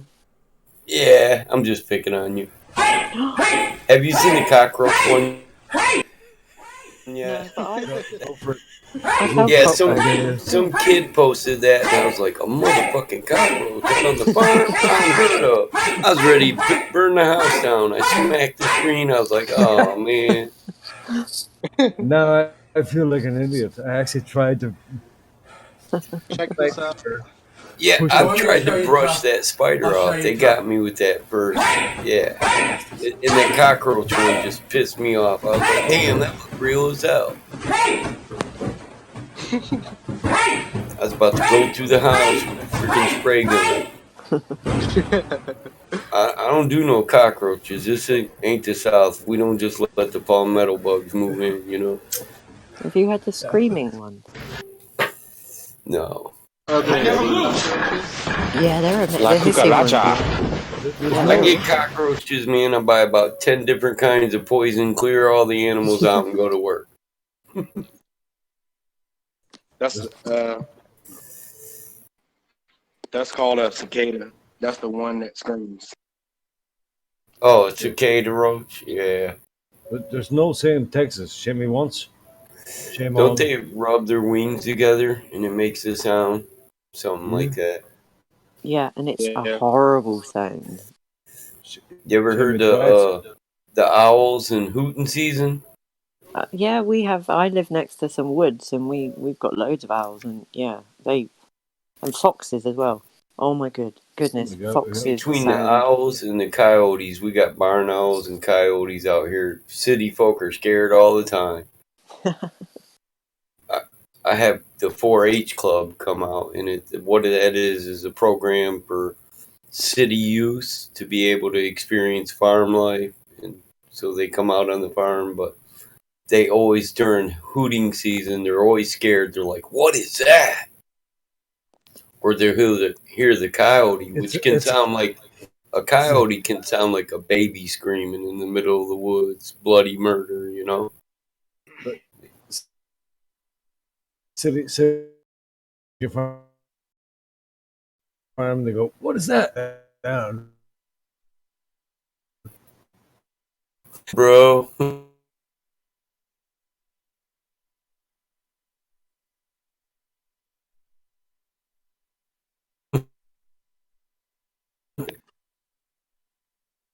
And throw a pen and leave them alone. That's how animals get delocated and are like, no, you're not coming in my pen because you never came in there. I played with him like a puppy till he got too damn big. So I can go in the bullpen. No other people can. So that kind of plays tricks on my friend. My friend went to come in there one time and the bull just charged him. He had to jump over the fence. He's like, what's up, dude? You're in there. I'm like, dude, I'm the only one with the VIP pass. Stay on the other side of the fence, you know? He's my baby. I give him treats. I treat him like a dog. They come out here to take my weapon. First thing I'm going to do is let the bull out. Tell him, knock down anything you can, son. Charms that motherfucker. No. Tell everybody else, stay in the house. The bull's loose. Me and the bull take care of this. You vaping, Battle? Am I what? Bacon? Are you vaping? Oh no, I don't vape. That's a doobie. That's for Emma. I call it a joint or a split, but I understand. It's been a doobie once in my life. Just don't mess up the rotation. I don't care what you call it. A split has tobacco in it. I thought that was a fag. Nope, it's a split. So do you pack the butt of your fag before you lightly, gently suck on it? I don't pack anything. I fucking roll. Yeah, I roll my own. I don't smoke Taylors. I roll my own too. They're called PRs, pre-roll. Just pack a big fat blunt. There you go. I can only do cigar wraps every now and then. It's got to be a good cigar. I'm not the guy that'll smoke them cheap cigars, so I'm not going to put my weed in a cheap cigar. And a real cigar costs too much to be cutting open and putting some weed in all the time. I use Dutchess. What do you use? You use what? I use Dutchess. I go to a custom cigar shop where they hand roll their own, called Casablancas. So I get a $35 Casablanca special, and that's one cigar. Holy hell, dude! And those are the cheap ones. Oh boy. Yeah, when I'm doing asphalt, I'm not the fat guy, but I'm usually the guy sitting on the roller with the big fat cigar because I own the company. Roll that shit, light that shit, smoke that shit. Just make an extendo, dude.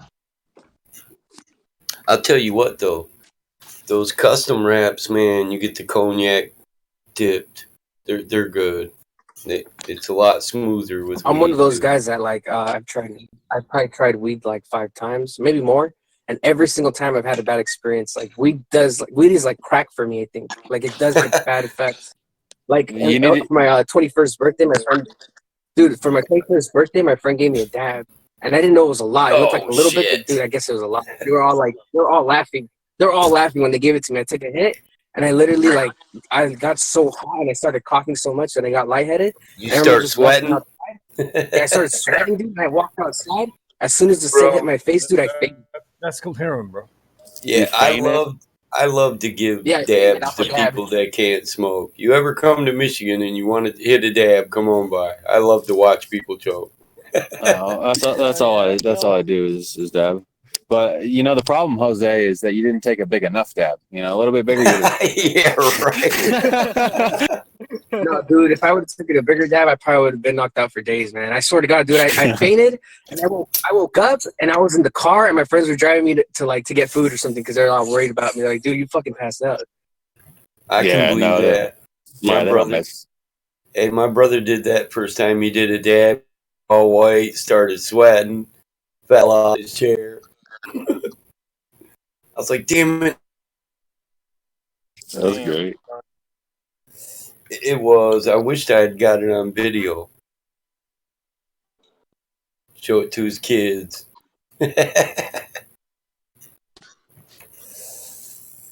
His daughter's like 30, man. She's a freaking aqua lung. I give people the bubbler, I grow my own weed. I got a caregiver's card. We make our own wax. My son took a class, and I took a class for growing marijuana, making edibles, making butter. We have, you can go to college for growing weed in Jackson, Michigan. You can get an associate's degree in it if you want. Can you really? Yeah, I just got the certification, so I already got You said Jacksonville, Michigan? No, Jackson County, Michigan. It used to be Jacksonville, though.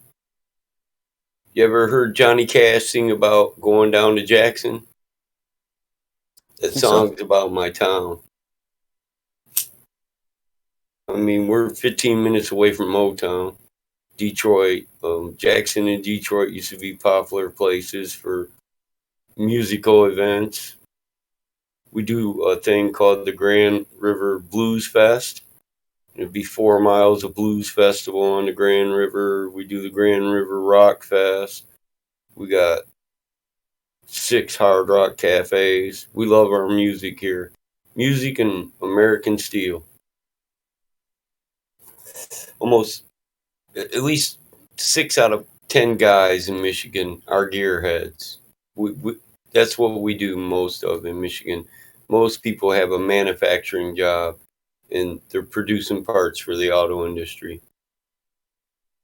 Yeah, no doubt. So there's a lot of gearheads here. We're the type gearheads that make our own parts for our motors. Got machines in our barns, you know. That's all the fun, man. I got a lathe. I got a machining center. I got a face-off mill. I got a Bridgeport drill. I got a cylinder home. But I build race quality engines. You know, I build my own race cars and race them. That's my hobby. It's not what I do for a living. I'm just good at it. My father, he was a gearhead. So I started young wrenching. That's fun, you know, it keeps you busy. And it's good though, you know, it's good to know how to work on cars. You can always help someone out with that, and it's always a good. Oh yeah. There's always somebody who needs their car fixed. Always. And since I got car haulers and dump trucks with low boys, I'm usually the person they call. My family don't call for a tow truck, they call me. Hey, you come pick me up, my car broke.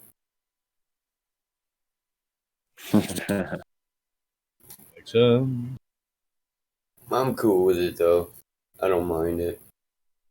I got a maintenance truck for the asphalt company, and I can usually do most repairs right there on the side of the road.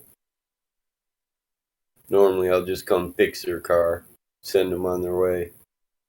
If they're in where they need to be, and then fix their car and bring it to them.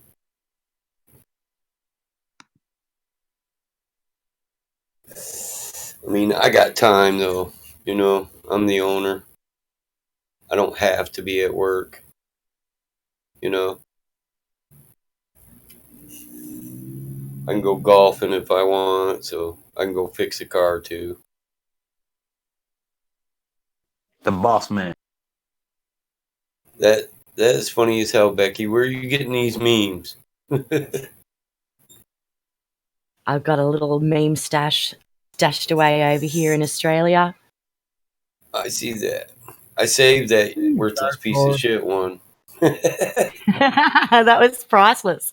It is. It is. I mean, I got a big old compost pile out back, and it is valuable. I can sell shit to people. That's it. Yeah, I'm collecting a big container of kangaroo shit for fertilizer. Now Yeah, I've got so many kangaroos compost. coming in. Put coffee grounds in there, on eating Yeah. leftovers, anything I'll have that's biodegradable. Put lettuce, Righto. steak, eggs, Ew. eggshells. Coffee grounds add nitrate. So Coffee that grounds makes- sounds alright. Yeah, I don't know. if you drink a lot of coffee, your coffee grounds should be going in your garden. Well, It I have to gives- cut the top of the pods off because they're pod coffee. So if I take the top of the pod off, I can go and dump them into the bin with the kangaroo Yeah. shit. Well, it adds nitrate, and farmers for nitrate we use anhydrous. We spray anhydrous over the fields, and it puts the nitrate back in the soil. So in the vegetation stage, plants grow taller, quicker. Wait, what do you spray? Oh. Anhydrous. What is that? You don't know what anhydrous is? No, I've heard of anhydrous. Anhydrous is a term. It's a term in chemistry referred to basically something that's like in crystalline form. But I've just never heard of anhydrous. That's Yeah, anhydrous is a chemical that we use to put nitrate. You can't. People use it to cook meth too. I lit the anhydrous tank. Shit. Oh, yep. well, Becky, I was gonna say too. Coffee is really good for your garden. If you don't have enough, this may not be true for over there, but you can go to a coffee shop and ask them for their spare grounds. A lot of coffee shops They will give them collect that away. stuff. Yeah. At McDonald's here in town, they actually give bags of the coffee grinds away on the counter. You just take them for free. Or you could obviously go to a coffee shop and ask if they could give you some. Yeah. Like Starbucks Good or idea. whatever. Yeah. Thank you. Yeah, anhydrous is basically an ammonia, like the strongest ammonia. I went online yesterday and I bought 5 kilos of kangaroo Ammonium pellets. It's going to nitrate. cost me $40. It will cost me $40 to have 5 kilos delivered here. I'm just going to throw them out on the ground at night for extra food because there's no grass left. They've eaten all of my front lawn down. I haven't mowed my grass where it's green in months. I just keep water up to it and they just come in at night. They eat it all up and then I pick up all their shit in the morning. So I've bought them a heap of pellets and I'm going to put pellets down on the grass when they arrive because these kangaroos are starving. I saw this big boy last week or the week before. He was huge and he had those, like in those videos, those big muscly arms. You could see the muscle, but on the side you could see all his rib cage, like he's got no meat on him anymore. They're starving.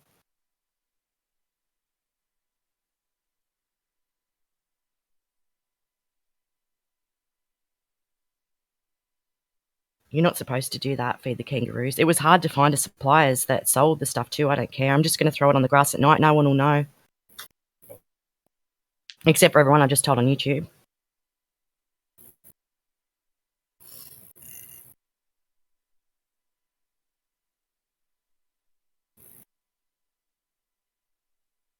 Oh, I went and bought wild bird seed yesterday too, and I've got like this 3-tier bird bath. So it's got 3 different levels of water, and then I've got a 2-tier feeder with seed on both levels, so they can all come in and have food and drinks now.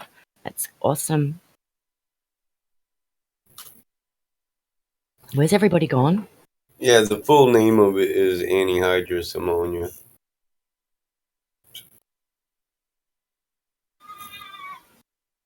Well, kangaroos shit where they eat, so if you feed the kangaroos, you've got to pick the shit up. Otherwise, it just gets covered in poop. But their poo doesn't smell at all. It doesn't smell at all. It's not I guess yucky. I've been pronouncing that wrong. It is anhydrous. Yeah, okay, that would make sense. Yeah, because anhydrous that's what I was like. Well, I've never heard of that. Anhydrous is like an adjective. It's basically anything that's in like its dry form. So it's like a crystalline ammonia or something like that. Yeah. It's processed ammonia. It's liquid, but the gas, it's cold, man. It freezes anything. If you breathe it, it'll freeze your lungs, crystallize your lungs. If you breathe the fumes off of it, you got to use certain equipment when you put this down. You can literally get chemical burns, chemical pneumonia. On the road, and then the DPS watches it from a hill far away with powerful binoculars. Oh yeah, dude. Just waits. Hey, I've had people come on my farm at night and go to drive off with it, but I keep a wireless camera on the tank. So I've literally chased people down the road with the pit bull and the shotgun. Pulled up in front of them, got out and racked it. Like, nah, ain't happening, buddy. Oh, and yeah, I'm not calling the cops, but you're unhooking that right now. I mean, it's the grave or give back my stuff. One of the two, you choose. You believe in life after death?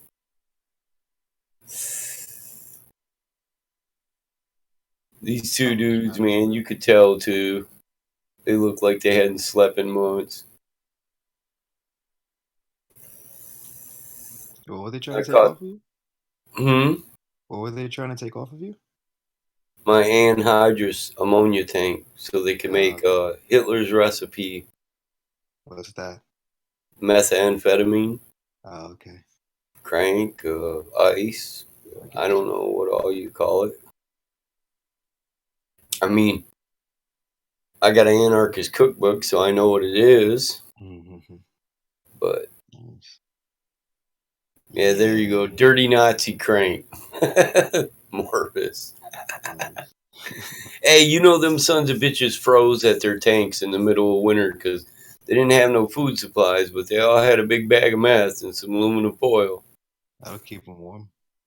Yeah, apparently it didn't. They froze right at their tanks. I don't know if that shit's real, but you can look at pictures of soldiers frozen in the winter right at their tanks. Crazy. ain't no wonder them people were so ruthless if they were methed out, you know. We had a guy here in Jackson that got busted. He cut up he was high on meth he was awake for like 2 weeks. Cut his old lady up, fed her to the dogs, burnt the body, pounded her body in that dust with a sledgehammer. But they still found some of the bone fragments. You know, got the DNA out of the bone marrow. They knew it was her. But the dude rode around with her head in the trunk for like 3 weeks. That's how he got caught. And they did an interview with him like a year later. And I mean, the dude, he cried talking about it. But I mean, I don't care. You're a killer. So, but it's, you know, it's like you're outside of yourself. I don't know. He's a drug addict. Now that he's not on drugs, he wished he never did it, but he did it, you know. Wow. I read an article the other day about a married couple in Detroit. They were married for 30 years, and one night the wife took the last crack rock and swallowed it. So the husband cut her open, got it back, smoked it, and called the police. Wow. On himself. That's Is that crazy? whole another level. Holy shit. Yeah, that's crazy. Cut her open for a crack rock. Yeah, when I read that article, I sent it to my daughters. I say, this is why Dad's such a dick on how you meet, who you talk to, who you hang out with. This right here.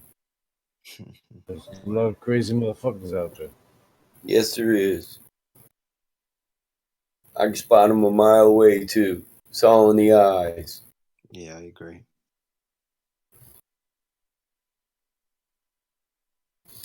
I go to town, man. I don't like that. Most people, they're space cadets. And I don't mean, caught up in the heliocentric model, because I don't think they ever think about that. They're in a area, a three-dimensional realm where the only thing they see is their next hit. And they'll hover the whole realm trying to get it, you know, over and over and over again. I used to work with this guy that was a huge cokehead, and like you can tell he was just jumpy and all over the place, all over the time.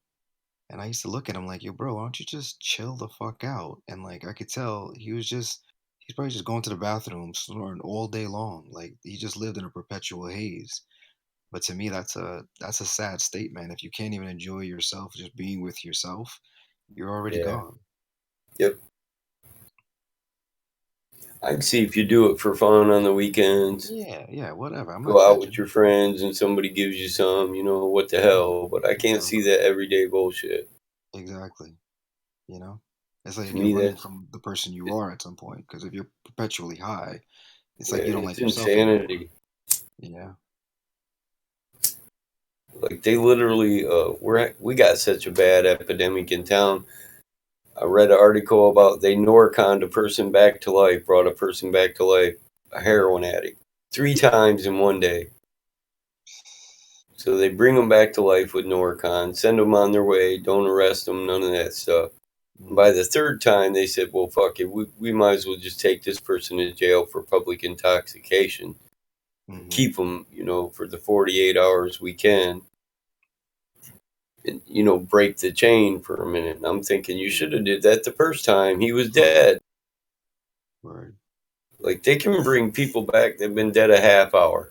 So if you've been dead for a half hour, then our perception of death is wrong. You know, the body might not die as quickly as we think. Everything might not cease as quickly as we think, you know? Yeah, you're right. I know in Haiti they do this this white powder with like the puffer fish, and it's like so basically the whole zombie thing, air quotes. Yeah. It's a real thing, but it's like basically it's not that the person is dead. It's just this puffer fish and the compound that they create from it. It slows down the person's breathing and heart rate to such an extent that it's unrecognizable. But they're There was still a movie moving about just that. so slowly that they're still Okay. alive, but no longer fully conscious. They can't Yeah. speak. They can What barely was the move. name of that movie?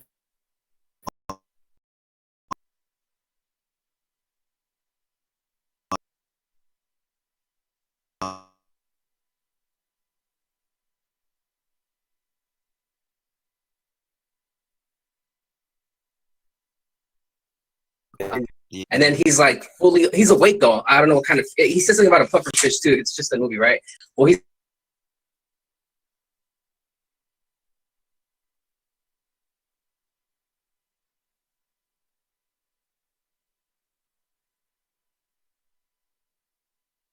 portraying Yeah, him, he's like, you know. he's like a CIA guy, and he like attacked him. In that movie, that other movie is The Serpent and the Rainbow. Yes, that's what it is. That's what it is. Thank you. I seen that when I was a kid. Yeah, that one freaked me the fuck out when I was a kid.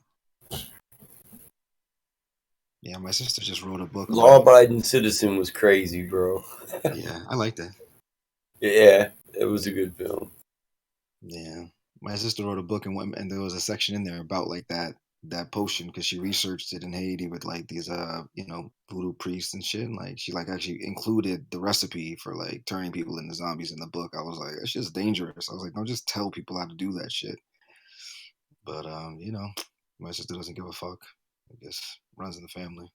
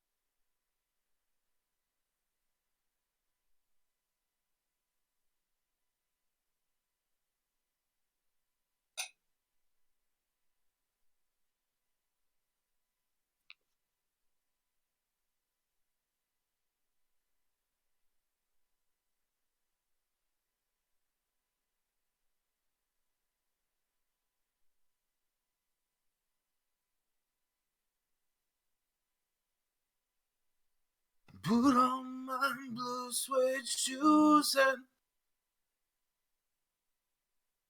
Hey, brother. What is it, Just rejoin. How you going? So, How's it going, Quiet Noobs? okay, I just got home from work. Nice. Welcome home.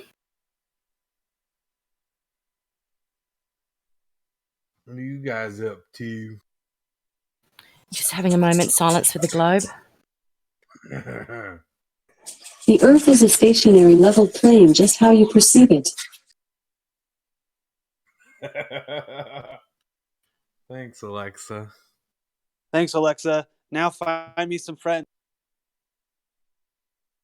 Nobody wants to be your friend. Yeah, that still blows my mind. Alexa says that.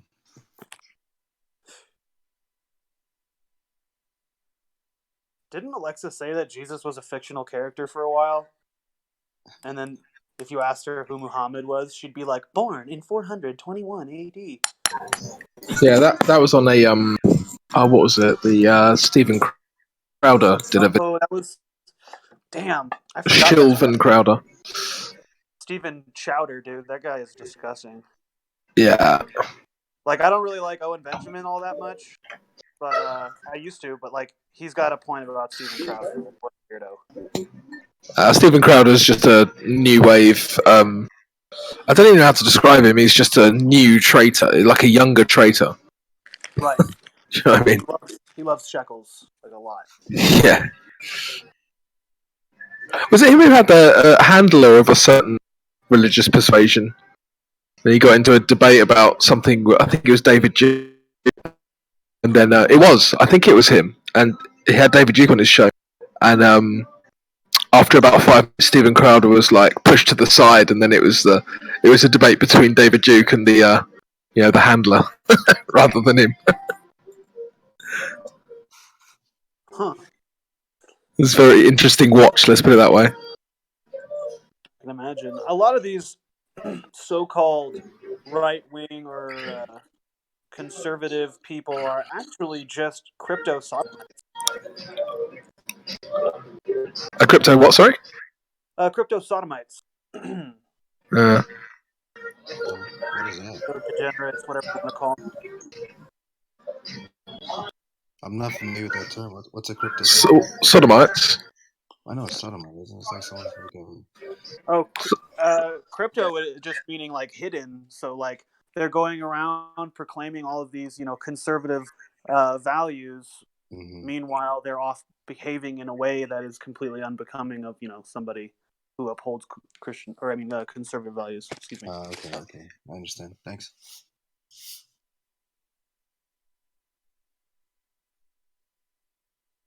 Yeah, and it's funny when you have people like Ben Shapiro, like the values that he has, strangely polar opposite when talking about America or Israel.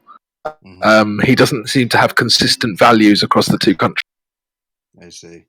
Yeah, that guy's voice just fucking irks me. Yeah. N-word, B-word, C-word. Yeah, he fucking irks me. Yeah, that's horrible.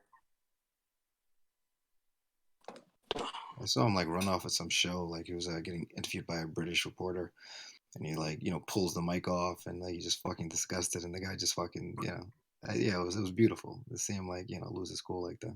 I forgot what the journalist's name was, but it was a good too. Yeah, Ben Shapiro's got this kind of pseudo I'm in control kind of thing, but just under the surface is this seething rage for the goy.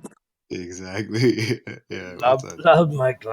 Well, all these e-celebrities are just they're just attempts at controlling any grassroots movement. Like, God forbid all of us come to the same conclusion. All of us start noticing. All of us are noticing the same thing, and we all start speaking out about it. Or have some sort of mouthpiece or whatever to do that for us. Like so sexy happening. Anyway, I'm not one to listen to Discord 24/7 back on YouTube, but I'm definitely going to go back to Simon Dan and his tits. I'm actually going to save that and upload it. I'm going to back it up and save it in posterity. That was Wait, Simon Dan was in here? Oh no, would he be? That'd be amazing if he was. I was like, I'm mad I missed it. Can you imagine? There's got to be a way to lure him in here. Simon, how big are your tits?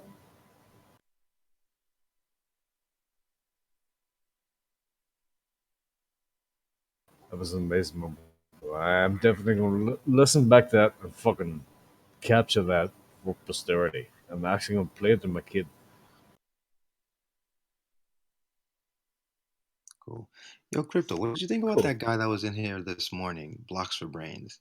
What do you think was his his hiccup to understanding where we were coming from? Because I was really trying to use him as an example. Because I come across a lot of these like pseudo intellectuals that use tons of pretty words, but they can't understand basic concepts. What did you feel like was his inhibition to like getting it? Yeah, it was tough to really analyze him. Like he seemed to know, like his knowledge was fairly solid. Yeah, I agree. So, but I think I think with a lot of these guys, what it is it's a fear of losing like years and years of education. So they've been told that this is the way, this is correct, this is true, and all of it's kind of quite technical knowledge as well, which is quite interesting. But then when you say, okay, well, maybe you know this, but that doesn't mean it's true. That just sounds weird to them, you know? So, but I mean, the way I see it is like I was a big Games Workshop nerd growing up. But just because I knew everything about the Ultramarines, right, doesn't mean that they really existed. But it's like these people can't understand that. Not at least not on any kind of emotional level. They just say, nope, everyone else thinks it, I think it, I know it, so it must be true. It's like they never got to the point of having to actually prove it either to themselves or to anyone else. Science by consensus. Yeah, I thought it was going to be a breakthrough this morning because I was like, because I remember him from the other server and he was, pretty intelligent, pretty level-headed. We got along really well. So I was like, if I got along with a guy really well over there and for a bit, I was like, oh, if he makes his way over here on his own volition, he's clearly interested in learning, right? But I saw today he was not interested in learning, and I saw like his tone and his positions on this topic was, insulting to say the least, but. He couldn't fucking transition, even with really intelligent people trying to show him like the error in his thought process. He couldn't grasp it. That was surprising to me. Bear in mind, they don't think we're intelligent, so that's another mistake maybe you're making. Of course. Right? Even though we obviously speak intelligently, they still think we're dumbasses. So, doesn't seem like that doesn't matter. Only IQ. Yeah. But I mean, it's very similar. The way Globus talk to us is very similar to the way hard leftists talk to everyone else. Papa, Like- your mic is really loud, bro. Yeah, it cut out, didn't it? Yeah. Who, me? Yeah, it's really Oh, sorry. loud. Yeah, that's good. Sorry, dude. I'm actually holding one of the earpieces away from my head. Sorry, man. Okay, cool. So, yeah, I mean, I think I've made this kind of point before, but the way Globus kind of talk to us is very similar to the way, like really far leftists talk to everyone else. They kind of start with the base assumption that you're evil, and then they work from there. Sure. You're evil because you don't agree with them, and then they feel like they can justify any kind of attack at you, and that they don't have to listen to what you're saying. And the way Globus treat us is like we're not evil, but we're just stupid, and we're relentlessly stupid. And any objection that we come up with is just us not understanding. And that's how they treat us. Liberal snowflake globers. I love it. Yeah. But I mean, the pattern of behavior is identical. For me anyway. No, you're right. You're right. Repeatable. It's like science. Yeah, I was trying to use that as a case study, figure out like why can't he see? You know what I mean? And like he was a really eye-opening experience for me this morning because it's like tons of people come in, but I don't know them outside of them just popping up in here, right? But I knew this guy for like a couple of months in that other server, and he was not a dumb guy. And I met him, and he knew I was a flat earther over there, and he asked me questions, and we went back and forth respectfully, and like I don't know what he was thinking about like our back and forths when I did like flat smack some of the people over there. But when he made it over here, I was like, oh, he probably heard some shit I said and thought about it. But then when I heard him speak, I was like, oh, he didn't digest anything I said. Not one iota. Who are you guys talking about? Vagabond? Blocks for brains. Yeah, it's like Blocks for Brains that was here this morning. Pretty early, like 4:30. Yeah, I thought so, bro. I heard him. I thought he was all right. Look, the echo chamber. You got people echoing in the background. It triggers people. I thought he was all right. Yeah, he was okay. I checked him in, and he basically told me straight off, I'm a Glober. I'm not here to change my mind. I just want to understand, and I won't get funny. I won't get triggered. So, yeah, he was okay. Yeah, and he took it pretty well for 5 different people coming at him. Yeah, he did. Five he was all right, bro. That was a good call. I think.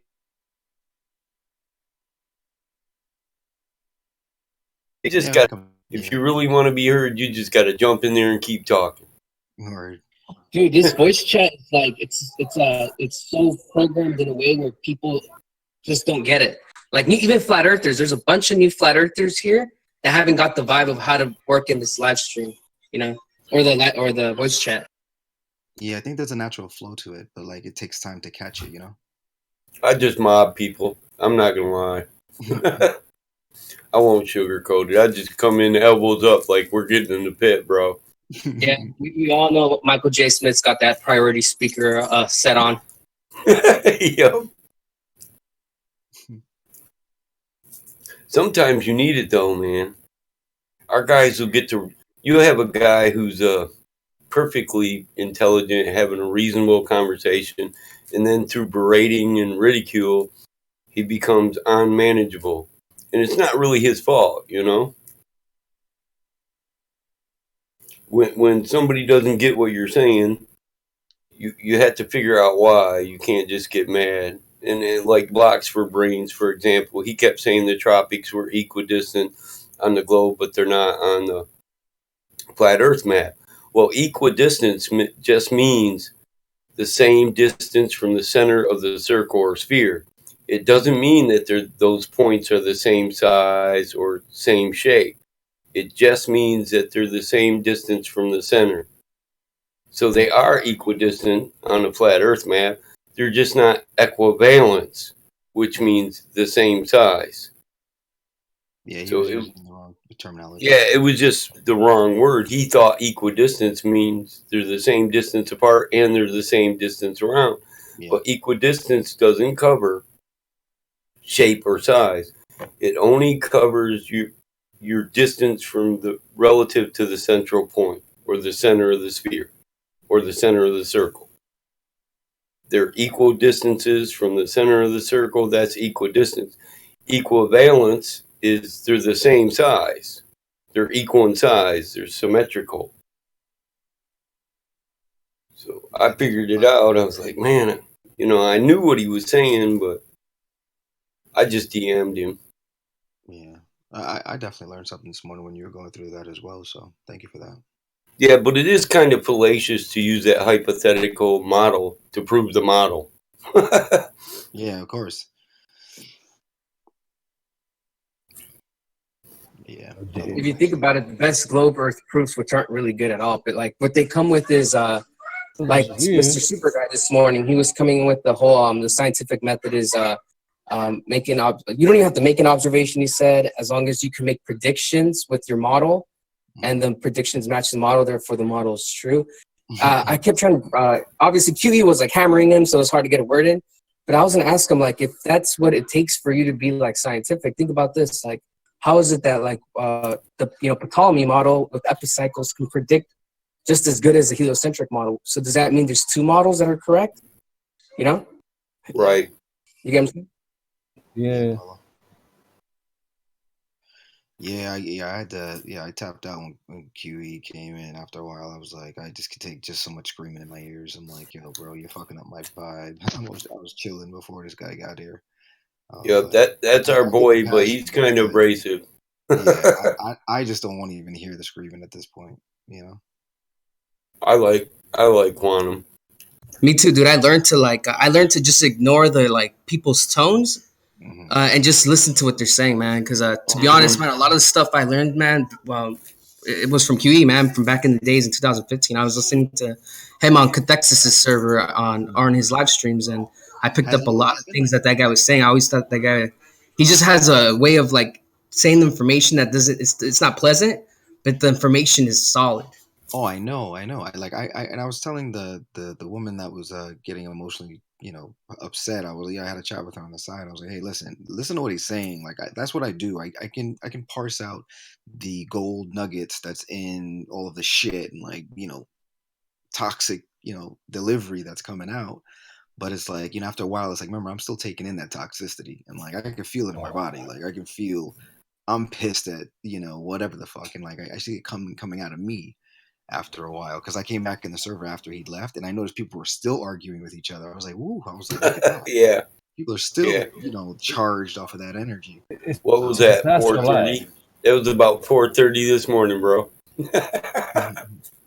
Like Zanuck actually came on here, and not one person shouted at him.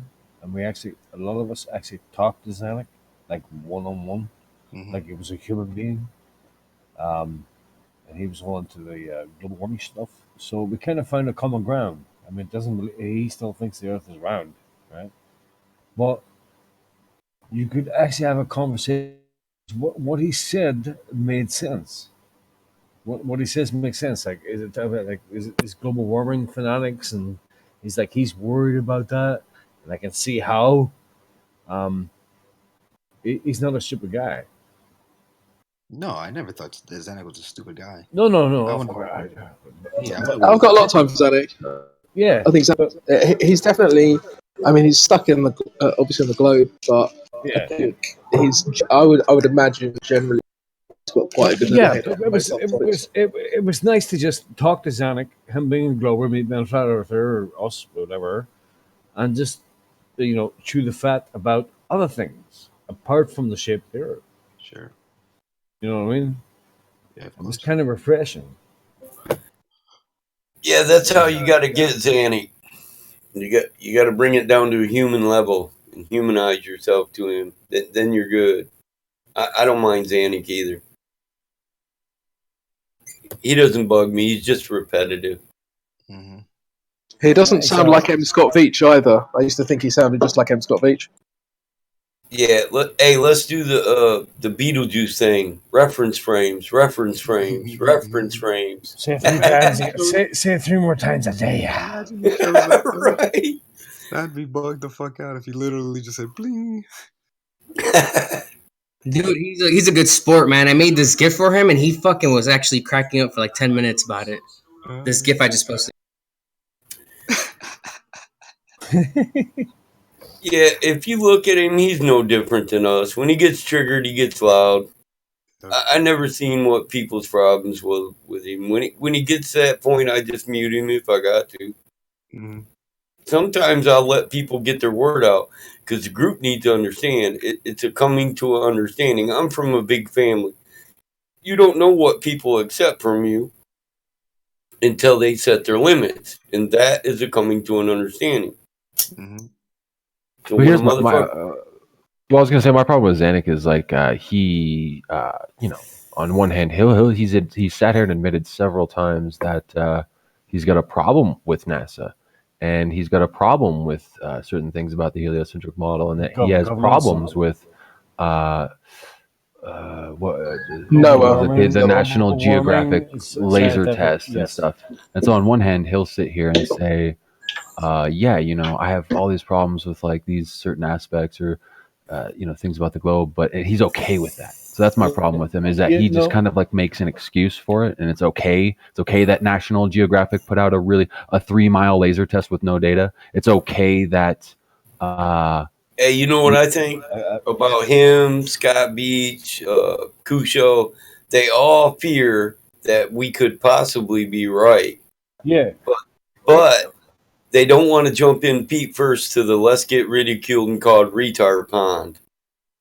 Yeah. You know what I'm saying? Of course. Yeah, I get what you're saying, but it's almost like they're like, fuck it, I'm not gonna be a globe earth. I'm gonna be a globe earther. I'm gonna play the part, but I want to be like. It's almost like they want to be here to witness when it becomes flat, like when it's like finally announced. Yeah. Like boom! Oh, there it is. These motherfuckers were right. One of us. It's one of us. Yeah, that's what I'm saying. Like, Zanuck, hang on. You're telling me that you don't believe people in white coats are lying about global warming. So you're actually saying there's a possibility, right? No, it's probably true, Paul. And they give you a whole fucking algorithm about why. So they're lying to you. Yeah. Well, do you think it's a possibility that they're lying to you about the shape of the Earth? Let's just skip over that. I'm not we're not talking about flat Earth, round Earth here, but you're actually saying to me that there's a possibility that the scientific community is lying to you. Hey, you ever consider the fact he don't want to open that door yet? Because he does. He always kind of like,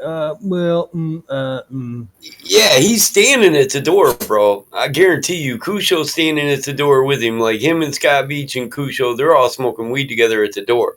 Then the minute we come up when we come up with a good proof, they're gonna come through the door with sandwiches. What's up, guys? I knew you was right, man.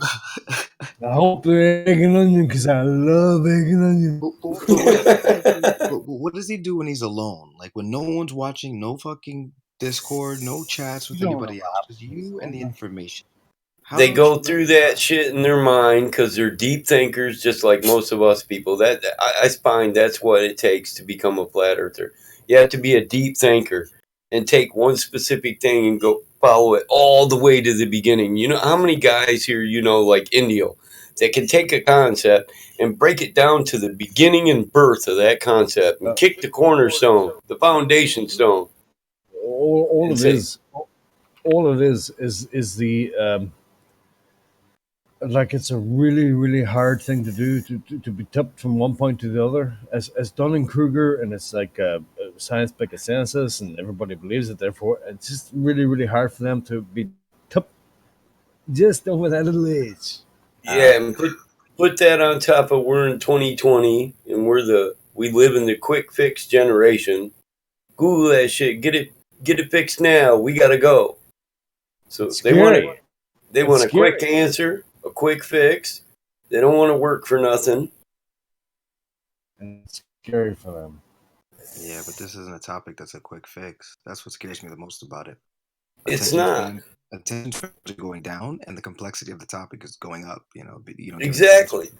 And these guys just want to say, look, this is the answer. That's the way it is. But they won't dabble into, well, let's look at the foundations of the Doppler effect and see what the premises are and the inferences and the logical inferences and see if those make sense. Oh, no, we don't have to do that. Somebody already did it. Just yesterday, we had Lewis. You know Lewis. Lewis was in there. We were debating, and he said to him that he uses Occam's razor, and that simplest explanation is that it's a globe because of sunsets. And I was like, dude, Occam's razor is not even anything scientific. It's philosophical. Yeah, right. But also, Occam's razor absolutely bears out the flat Earth over the globe anyway. Because what's the most simple thing you can do? Well, you can analyze your senses. Do you feel it moving? No. Do you see the curve? No. Occam's razor would tell you it's flat and motionless.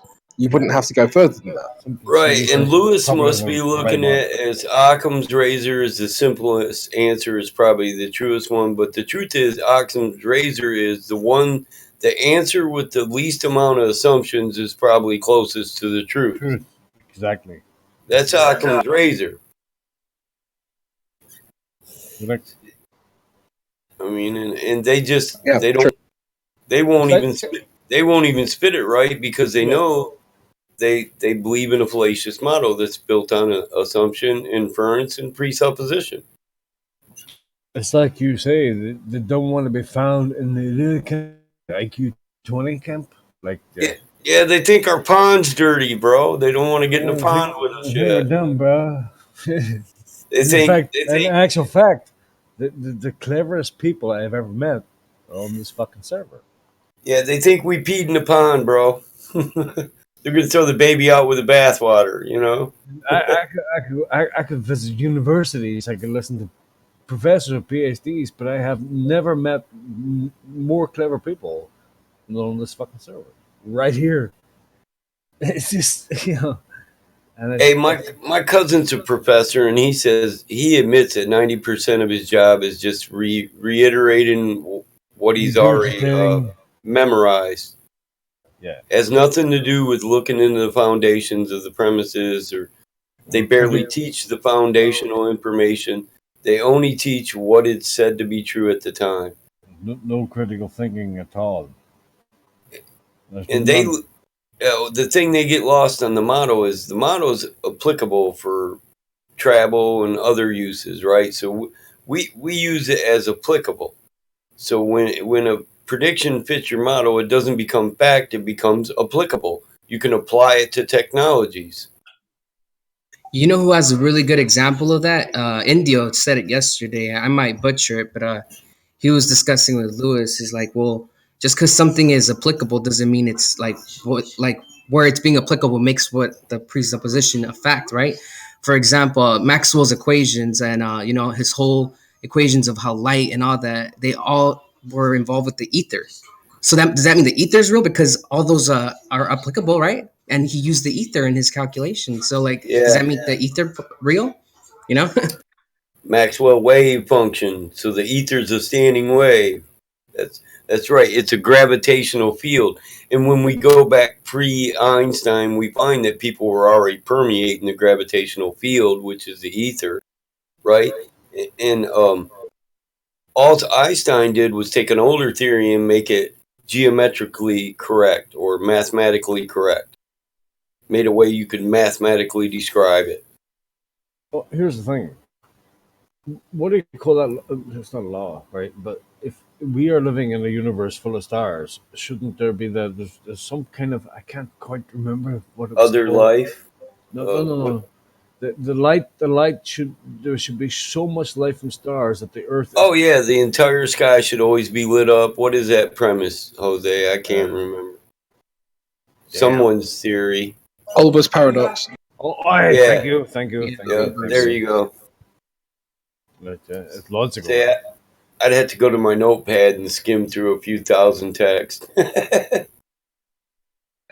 Yeah, I mean the basic premise that if there's stars in every direction and light travels forever, there'd be a point in the sky without light. Yeah. We should be in perpetual daytime. Yeah, but you know what's their excuse for that one, right? Olber's paradox. They say that the stars that are like so far away, the light just hasn't reached us.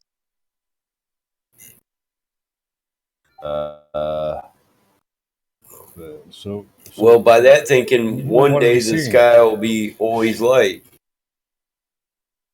Basically, when they say that, they're saying one day we should see all light then.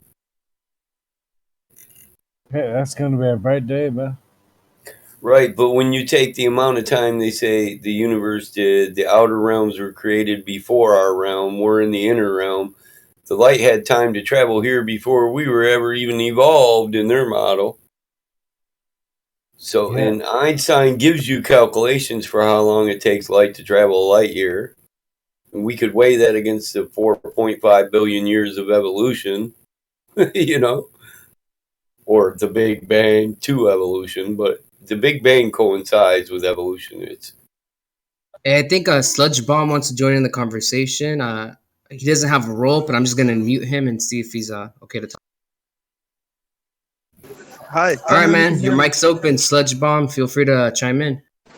Yeah. Optimus Prime is my favorite Transformer. And you're muted. That's brilliant, bro. That's hilarious. He had a Did you, fucking did you think a little ball? Transformers Thanks. ride out. Thanks for playing, though, bro. Thanks for playing. Is that the most intelligent thing you could say? I think so. Yo. It started with a big word. Come on, Optimus. I wish I had a voice like Optimus Prime. You humans up in here That's forever. literally the problem with society right there. Right there. I got the perfect meme for him, guys. Look at this one. Oh, for fuck's sake. Sure. That's brilliant. Cookies, That is go back- stolen. Go back and then pick up your toy and come back. Okay, sure. Get to the chopper. Where is that motherfucker? I haven't seen him in a long time. Sure. Admit it. Now that's funny. Man, I don't even know what to think about Bruce, dog. I grew up with a box of Wheaties on my table talking about I'm going to grow up like Bruce. I'm going to run all over the damn place. Mm-hmm. At 40, I was like, wait a minute. No. I need a new hero. No more Wheaties, kid. That's right. I went to the kitchen. Throw that shit away. Matter of fact, we're burning it. Put it in a paper bag. Dude, every time I hear about Wheaties, I just think of how I've seen all these YouTube videos of people like pulling like metals off the Wheaties with the magnet and shit. Mm-hmm. Yeah, we went back to oatmeal. You can transform that strawberries in it, and it's no longer regular old oatmeal. You know what's really funny is that I mean this abomination was pretty much transform uh, was what was it? That jungle program. Anyway, and what really surprised me is how everyone in this man is now somehow a woman. They were like, oh, it's Kate. Oh, it's Caitlin. Oh, it's like, no, that's a dude. I don't care if it wears a dress. It's a dude. Right? Didn't he keep the six? Hey, didn't that dude keep the 6-shooter? He still got the Pico, right? Well, do you remember as well? I mean, this Bruce Jenner was up on. I think it was 2017, giving like a speech on the Golden Globes or something, and it sounded like a gruff old man. It was like, "Hello, I'd like to give this award to this person," and it's like everyone's pretending this is a woman. What the fuck's wrong with them all? Right? And Woman of the year, sorry. The woman of the year is still packing heat, though, man. Let's not walk around that. Damn it. That motherfucker, he's got a concealed carry permit. He packing heat. Duct taping that motherfucker to his leg. A banana and 2 cherries, bro. It's Gorilla Tape, man. NASA approved. Fix your ISS. You got a leak in your ISS? Flex Seal. Some of it. Thumbs up, bro. Hey, duct tape's his shit, though. If you have a container in a vacuum, right, and there's a hole, it doesn't matter how micro small it is, what's going to happen? The whole container is going to blow, right? Yeah, well, listen, here's the thing. You know what a pressure washer has an orifice, right? That hole is called an orifice. So the greater... You have to understand the whole thing's made up, right? So yeah, it is. It has to be. Let me describe this. So when you use a pressure washer, you create pressure behind a channeled orifice, right? So it's a small hole. The smaller the hole, the greater the pressure that comes out of the orifice. So there's anti-pressure in space. So you've got a small orifice, and the pressure that's coming through it would be multiplied. I mean, with a stream of water and a pressure washer, you can strip paint off a car. If you get the orifice small enough, you can move metal. Michael, don't mess with cars. Cars in space? Oh, no, that's bullshit. I seen that on Heavy Metal in 91. It was a cartoon. I think if I was a flat earther, if I was a glober, I would have went cars in space, tires, space flipping, leather seats, adjust the mirror. Now we're on our way to Mars. Does that even make sense to you? Well, if it does, welcome. Well done. It's funny they found life on Mars, but it was an Arctic lemon.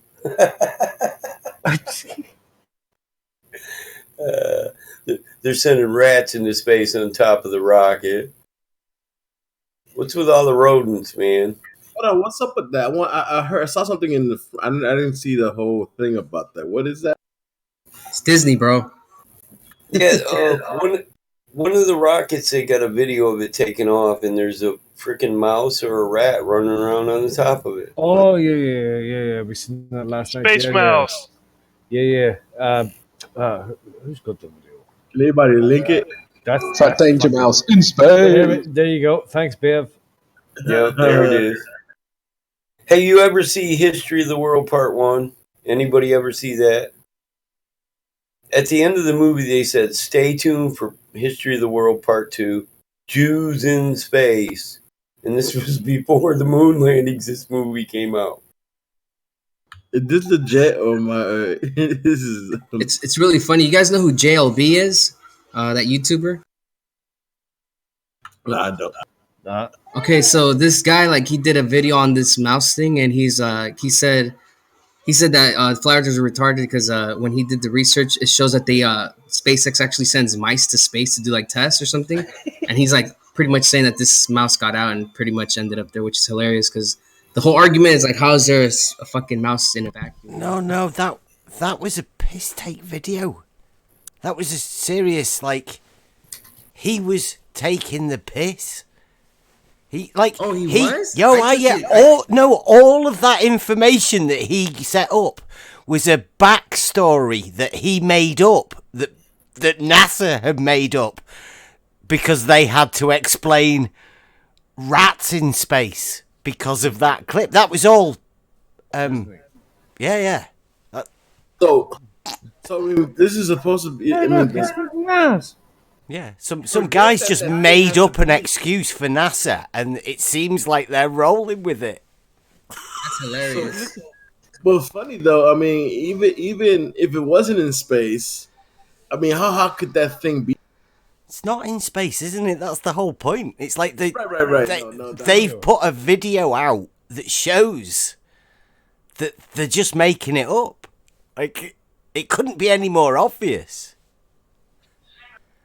What's really funny is I showed that to some of the girls I work with, and they're like, "That video is fake." I'm like, "Yes, it is. That's what I'm telling you." And they're like, "No, that's not real." I'm like, "That's what I'm telling you." Dude, I have That a was cousin. so I have a funny. cousin that works at Northrop, right? Boeing and all that stuff. And I showed him the moon landing. Hold on, I'm getting a bad echo from someone. Anyways, I showed him the moon landing, Apollo 17 takeoff. I think it's Apollo 17, right? The one where they take off and they actually record the spacecraft leaving. He said that was a fake from flat earthers, dude. I was like, no, dude, that's like legit. I actually took him to like the NASA website just to prove it to him that it was like we didn't tamper with it. They could actually remote control the camera, watch the thing take off, and then go up, right? That's a real thing. Sparkles. Oh, sparkles. More sparkles. It's just nonsense.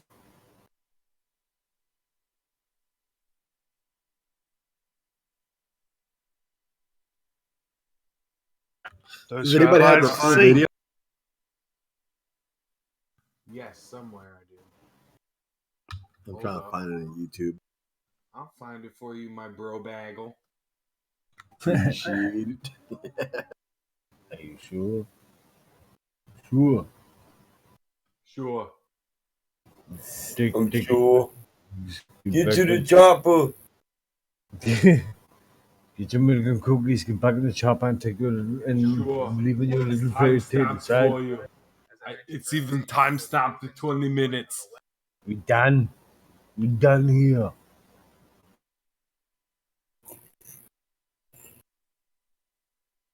Yo, what's good, QE? What is it, kid? It's that time. Yeah, I came back and listened to the after I got done working out. I came back and that knucklehead brought up clinical trials. Right? What a friggin' doofus! Dude, when you left, they debated water boiling at sea level. All that whole debate you guys had. He was there's other guy came on debating that like what if it's a different type of water might boil different. Like it was just hilarious, man.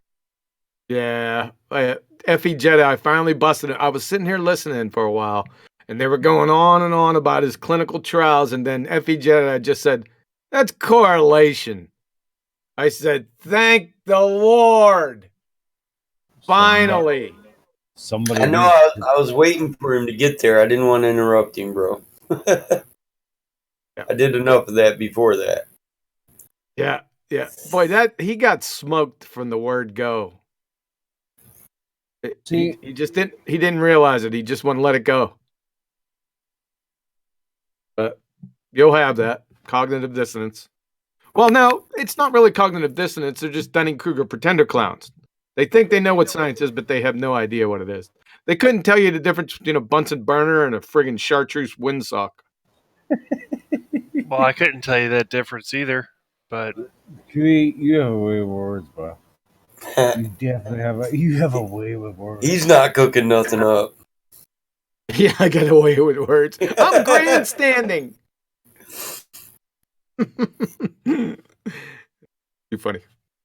Hey, make sure you tune in not only tomorrow for Evolution Part 5 on my channel, but the big one.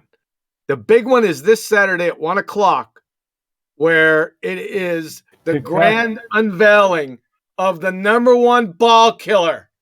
It's dead. So make sure you're there. When is this? Next Saturday, 1 p.m. U.S. Central, 7 p.m. UK. Ball Busters. The unveiling of the #1 ball killer. Oh, can't wait. I'll just tell It's us pump. now. Why are you gonna make it an unveiling event? Pump, and I've already unveiled it about 30,000 times on this server. Is But that your Ball Busters is YouTube stream? yes, Can we not get a prelude? Like we deserve it for here. yeah. Well, I already unveiled it. It's the official unveiling. I've been posting it in here for about the last 6 days. You want Is to that see with it? the oil things? Sure. Yes. I love that one. Don't you? Here we go. So good. Post it. All right, I'll go ahead and do it one more time. Well, I'm going to do it hundreds of times, but 1 second. I got to watch so people's not posting in the chat because they'll screw it up for me. What's up, Blue Unicorn Laser Eyes? Stop posting, damn it! I'm a bit high strung, so. No kidding. No kidding, bro. I'm just testing on who is going to agree with me and then put you on my damn list. How's them high blood pressure tablets working out for you? Uh-oh, somebody's posting. I got to get in there. There it is.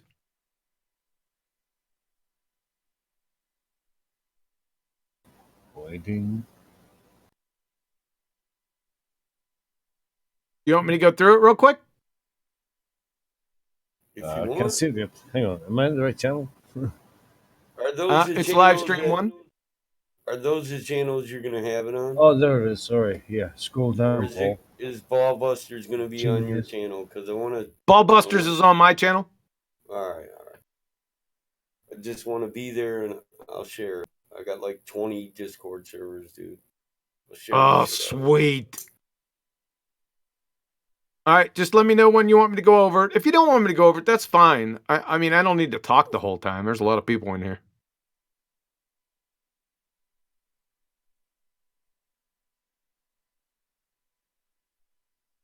$1.5 times square root of observation. Okay, I get that. I get the math.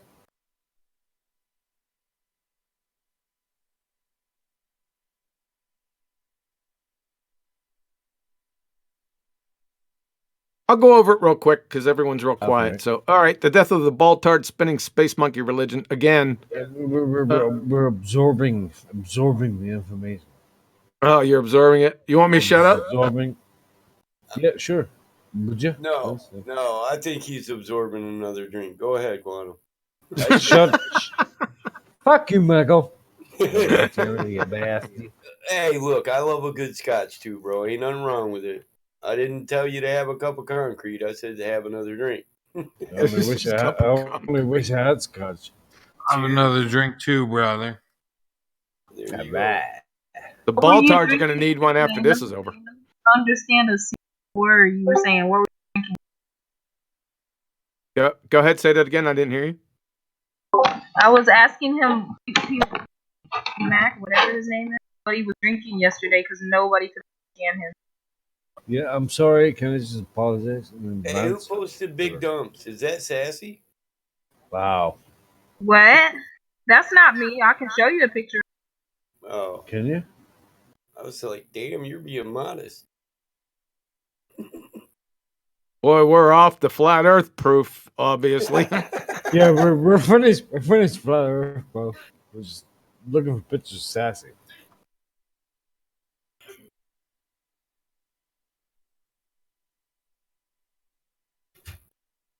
All right. Any questions on that flat Earth proof? It's pretty cut and dry, pretty quick. If P, then Q. Yeah, it's Modus Tollins debunk. Yep. If you're unsure of the measurements, it's in that video just beneath. It's from BMLS 69. there should be no question about where he was. It's a slam dunk. It's over.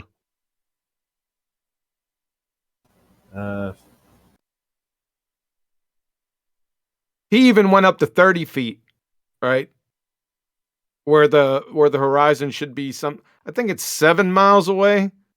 It's pummeled there too. You'd have to go over 60 feet high. And he damn sure didn't do that. He was down at 1 foot and then 30 feet. Yeah. Yeah, this Karat Bunga, he keeps on posting this platform habitat in Hill House. That doesn't have anything to do with my argument, son.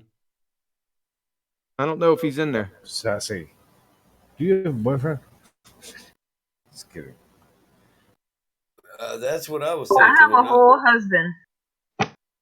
I'm serious. I wasn't kidding. Congratulations, though. Congratulations on Bobby. That's pretty good. Did I just say that out loud?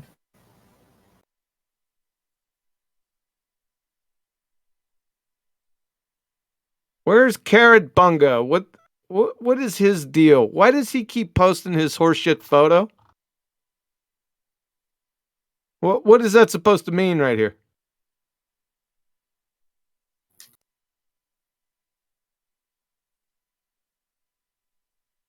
Sassy. You're a sassy. Same place, same elevation. So you're in here. You must be listening to me, or are you listening to the live stream? Same place, same elevation, huh? 2 different results. Well, it doesn't matter. As long as I have that one result, it's over. Don't you get that? All it takes is one result. That's it. Do you understand that? It'd be beneficial if you'd come in here and talk to me about that, instead of you being, somewhere else and then sort of heckling me with bogus photos, right? So come on in here, and I'll drag you around by the short hairs for a bit. Come on, the water's warm. No sharks. Right, the pond's clean. We don't pee in it. What's then? See, why do you do? What is up with? So you post 2 red balls with flags on them? What the fuck does that mean? What lobby are we in? Live stream 1. Live stream voice text 1. I think he's trying to suggest that you're cherry picking. I'm cherry picked. Does he even know what cherry picking is? I doubt it. Yeah, me too. It would be a lot easier if he came in here and had a word, and then he could express what he was talking about. Right, they can 1v1.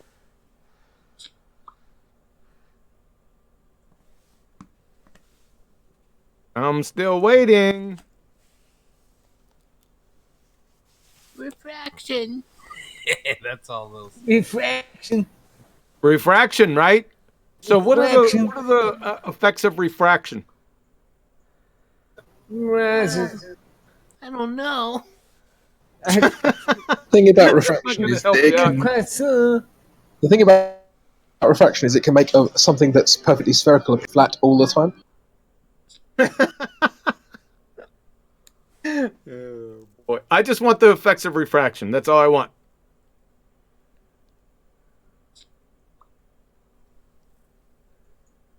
Come on, flat earthers, you guys know what the effects of refraction are. Let's go.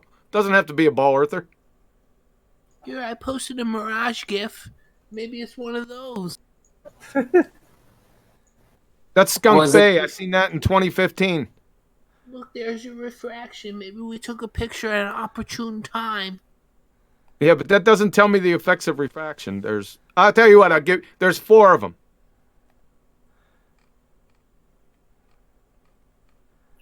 I'll give you scattering and absorption. Nope. Neither are effects of refraction. Look it up. The effects that cause refraction? No, the effects of refraction. Yeah. Just 4 of them. Go ahead, look them up. Go wiki it, man. Jeez. More is bending of light is one, no? Nah, light doesn't bend.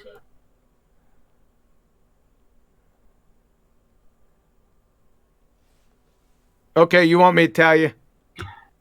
Hold on, let us look.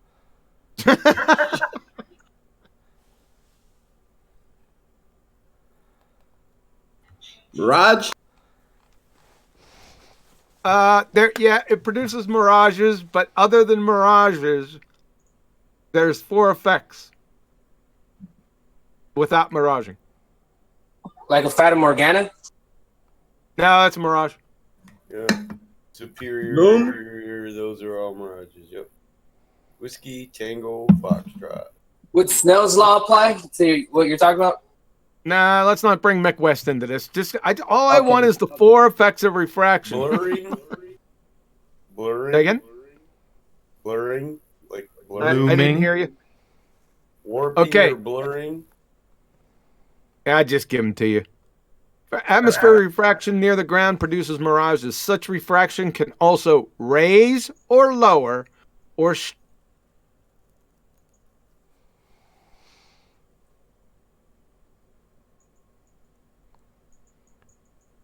lowering, that's sinking, and then stretching and shortening, that's towering, and they had another word for that. I can't remember. You get the idea. So, somebody said that it was. Did somebody say looming? I did. Yes. Okay. Do you know what looming means? It looms. It looms. Low IQ here. All right. Listen to it. I'm going to give you the definition, right? Listen to this carefully. Looming, the appearance above the horizon of a distant object that would normally be hidden below it. This effect is caused by unusually large terrestrial refraction. That's begging the question fallacy, but I digress. Usually due to thermal inversion. Looming is the opposite of sinking. Both are refraction phenomena, but not mirages. That is from Andrew Thomas Young, San Diego State University. The More or lumen's less. impossible on that photo. More or less. Say again? It's a lumen on that photo. Now, what did I say? The appearance above the horizon. Yeah. So if it's water, then the water is level and horizontal. Then how is anything below the horizon? See, it's not the horizon that looms. It is objects that appear above or below it. Horizon never looms. It looks like nothing And- is hidden. And do you know what looming actually is? If we want to just discuss it among, let's reason together. If you ever seen pictures of looming, it's the angle that you're looking the object at. It's usually over water, right? And what happens is it's so far out, depending on your angle, sometimes the water mirrors the sky. It becomes the same color. And it appears that this thing's hovering, right? But it's not. Yeah, Fata Morgana happens sometimes with that too, yes. But usually the object's inverted. So what I'm trying to say is the horizon never, ever looms. Ever. It's non sequitur. People don't know what looming is. Even if they use their own definition, which is horse shit, because it's based on a begging the question fallacy, terrestrial refraction, right? Because terrestrial refraction takes into account the curvature of the Earth. They haven't proved that. So this whole thing is nonsense, by the way. But I'm just saying, even based on their friggin' Narnia fairy tale, it still doesn't account for my proof. It's over. What is my life? Over is what I'm trying to say. But I'm supposed to believe in the globe so people don't make fun of me. Well, if you want to do that, that's fine. I don't have any issue with that. That's a personal issue. I tell people I'm 10% on the cusp. You should be 0% on the cusp with my proof up here. Yeah, this is all you need. It's over. I'm like 98% sure it's flat. I'll tell you what. Look at that. Look at that proof up there, man. It's 100%. I don't know. I don't really like water pictures. Water is so deceiving. And I thought I just got discussing refraction and horizons. My proof isn't about the oil rigs. My proof is about the horizon behind the oil rigs. The oil rigs are just objects for distance measurements. That's it. The point is the horizon. If you watch that video attached, you can see where he's at. He does it live, no editing. It's good to go. There's nothing you can do about it. I get it. The horizon should be below the oil rigs, and it's not either. Right, it's beyond them. Yep, it's a geometric impossibility. It's over right there. I'm sorry for them. Can somebody play taps? Let me find it. Your mom is a geometric impossibility. Hey, don't talk about my mama. Taps. What about that picture Carrot Bunga posted where it shows the complete opposite? You ready?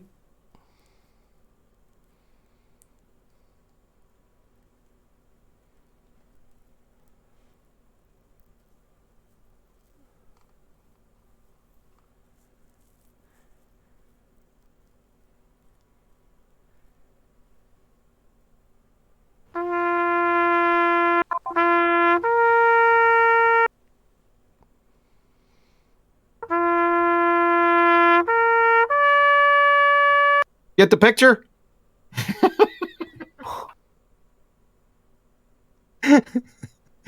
And okay, Carabunga. All right. What's the evidence there? I scrolled up a bit and it shows the exact same photo, only the opposite.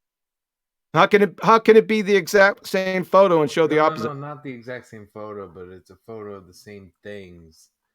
Yeah. It looks like it shows that the water is covering the thing. Yep. Okay. And how does that disprove mine?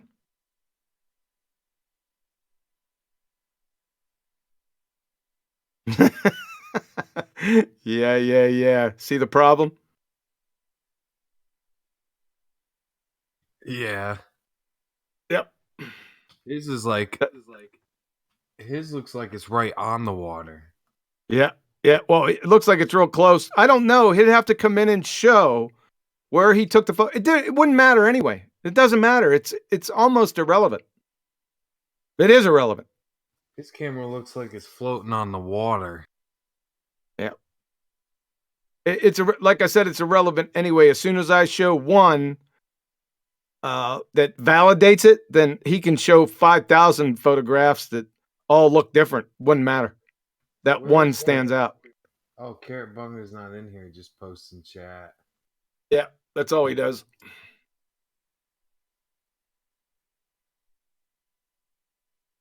Yeah, that looks like he's just photoshopped another load of water from somewhere else in front of the thing to me. I mean... Yeah. Looks like it's on the water pointing up a little bit. Maybe some high waves that day. I don't know. I'd have to go look at that photo again. Hold on a second. Yeah, it looks like the water and the thing look like different photos to me. Yeah, it looks like it's real high waves, right? Yeah, it's flat. It's flat water as well. You know, it doesn't. The water looks a lot closer. Yes.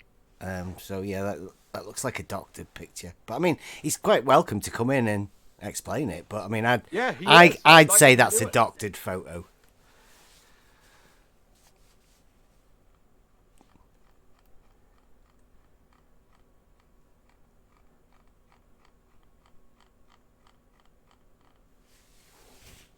I tried to get the original. I can't get to it.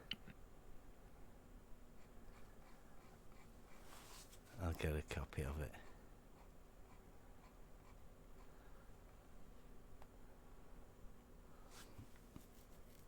Looks like it's been cut from a video, that one, or something. Somebody changed his name from Carrot to Coward.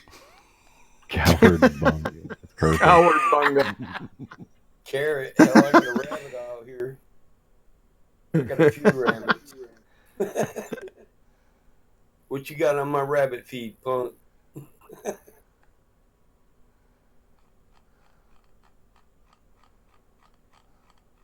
Same. What do you say? Same camera, same elevation. Really? Is that 30 feet above the water? A slightly bigger picture there. Same elevation, two different. Oh, I'm reading the same one. Sorry about that. I gotta get up to speed. Oh, he said 1 moment. Okay.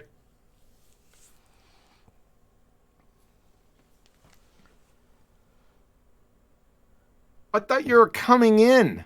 Oh, no. Got 1 moment to type. All right.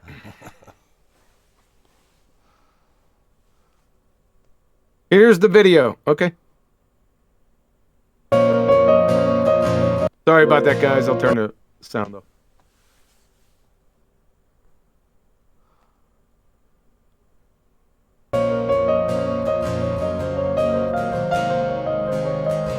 Yeah, that's what I'm interested in, the non-magnified times.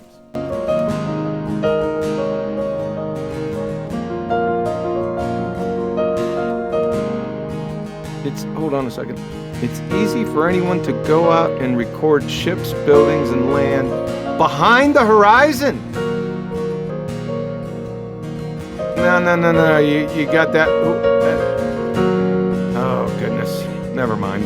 Let me get to the ones in question.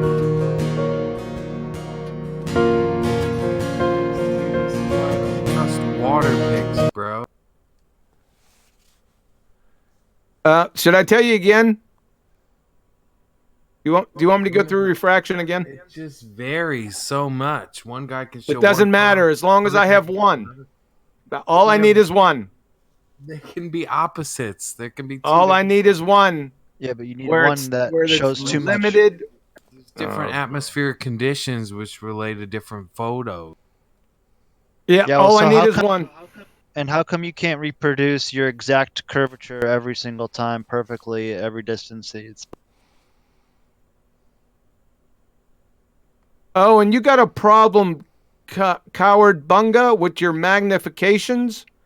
That's not the current rhetoric. Just to let you know, they don't like that word atmospheric magnification. I just want you to know that. If you said that to Rumpus, he'd chop your head off. Just to let you know.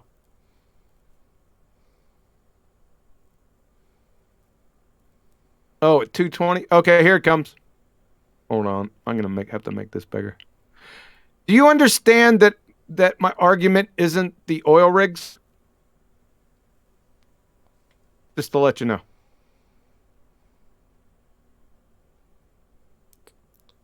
It's a flat earther that made the video.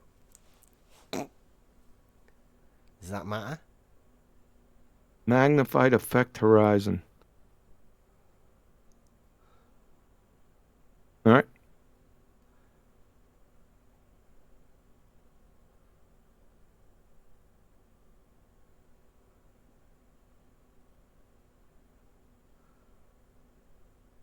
Oh, yeah. I got you. Yeah, you got some really high surf there. Yep. Okay.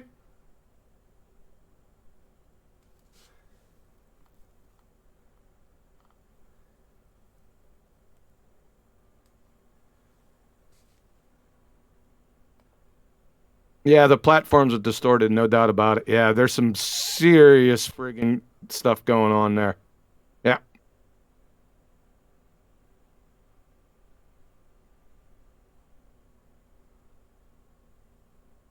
And what is that? Yeah, large anacapic. Yep, magnified. I mean, there's huge swells. It looks like the horizon is like 100 feet off. Exactly. Now, how does that disprove my shot? I keep on going back to this. You guys aren't getting it.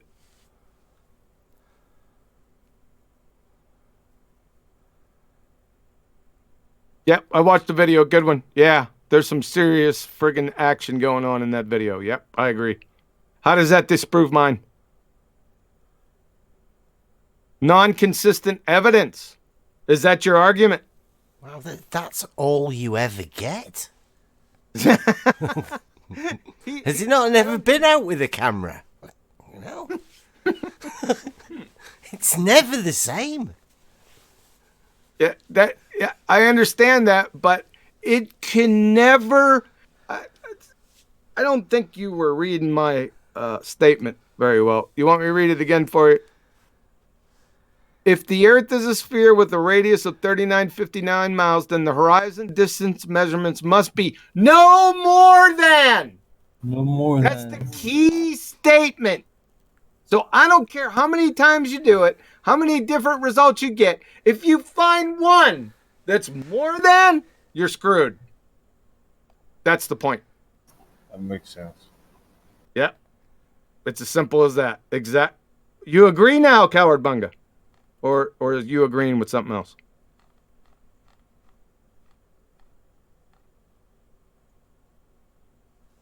It would be better if I could just talk to him, wouldn't it? Yeah. Yeah, but you know what? They having the balls. They'd rather just post memes than no balls. I've heard them say they are too clever. Oh yeah. Oh yeah. Too clever to come and talk. I mean, yeah. Hell yeah. I wouldn't bring myself down to It's your more fucking like mobile. just about clever enough to not know to come in. Yeah. Like math, like reading math things or actually talking about things. All right, he said he's on a phone. Have you ever spoken in here, Coward Bunga? Yeah, he has. Oh, okay. If you're on the phone, I got you. Maybe I'll catch you in here sometime. It's crazy. Why don't you PM me when you jump in, and then we could talk about this. Do you understand my point? I'm sorry, guys. I'm talking to him. I shouldn't be. No, He's not in no, here. okay. You QE, work away, bro. You're killing us, sir. Let's see what he says. I'm just waiting on his text. But dude, we shouldn't be able to see the full view. If there's any curvature, we shouldn't be able to see it, right? So it's just impossible.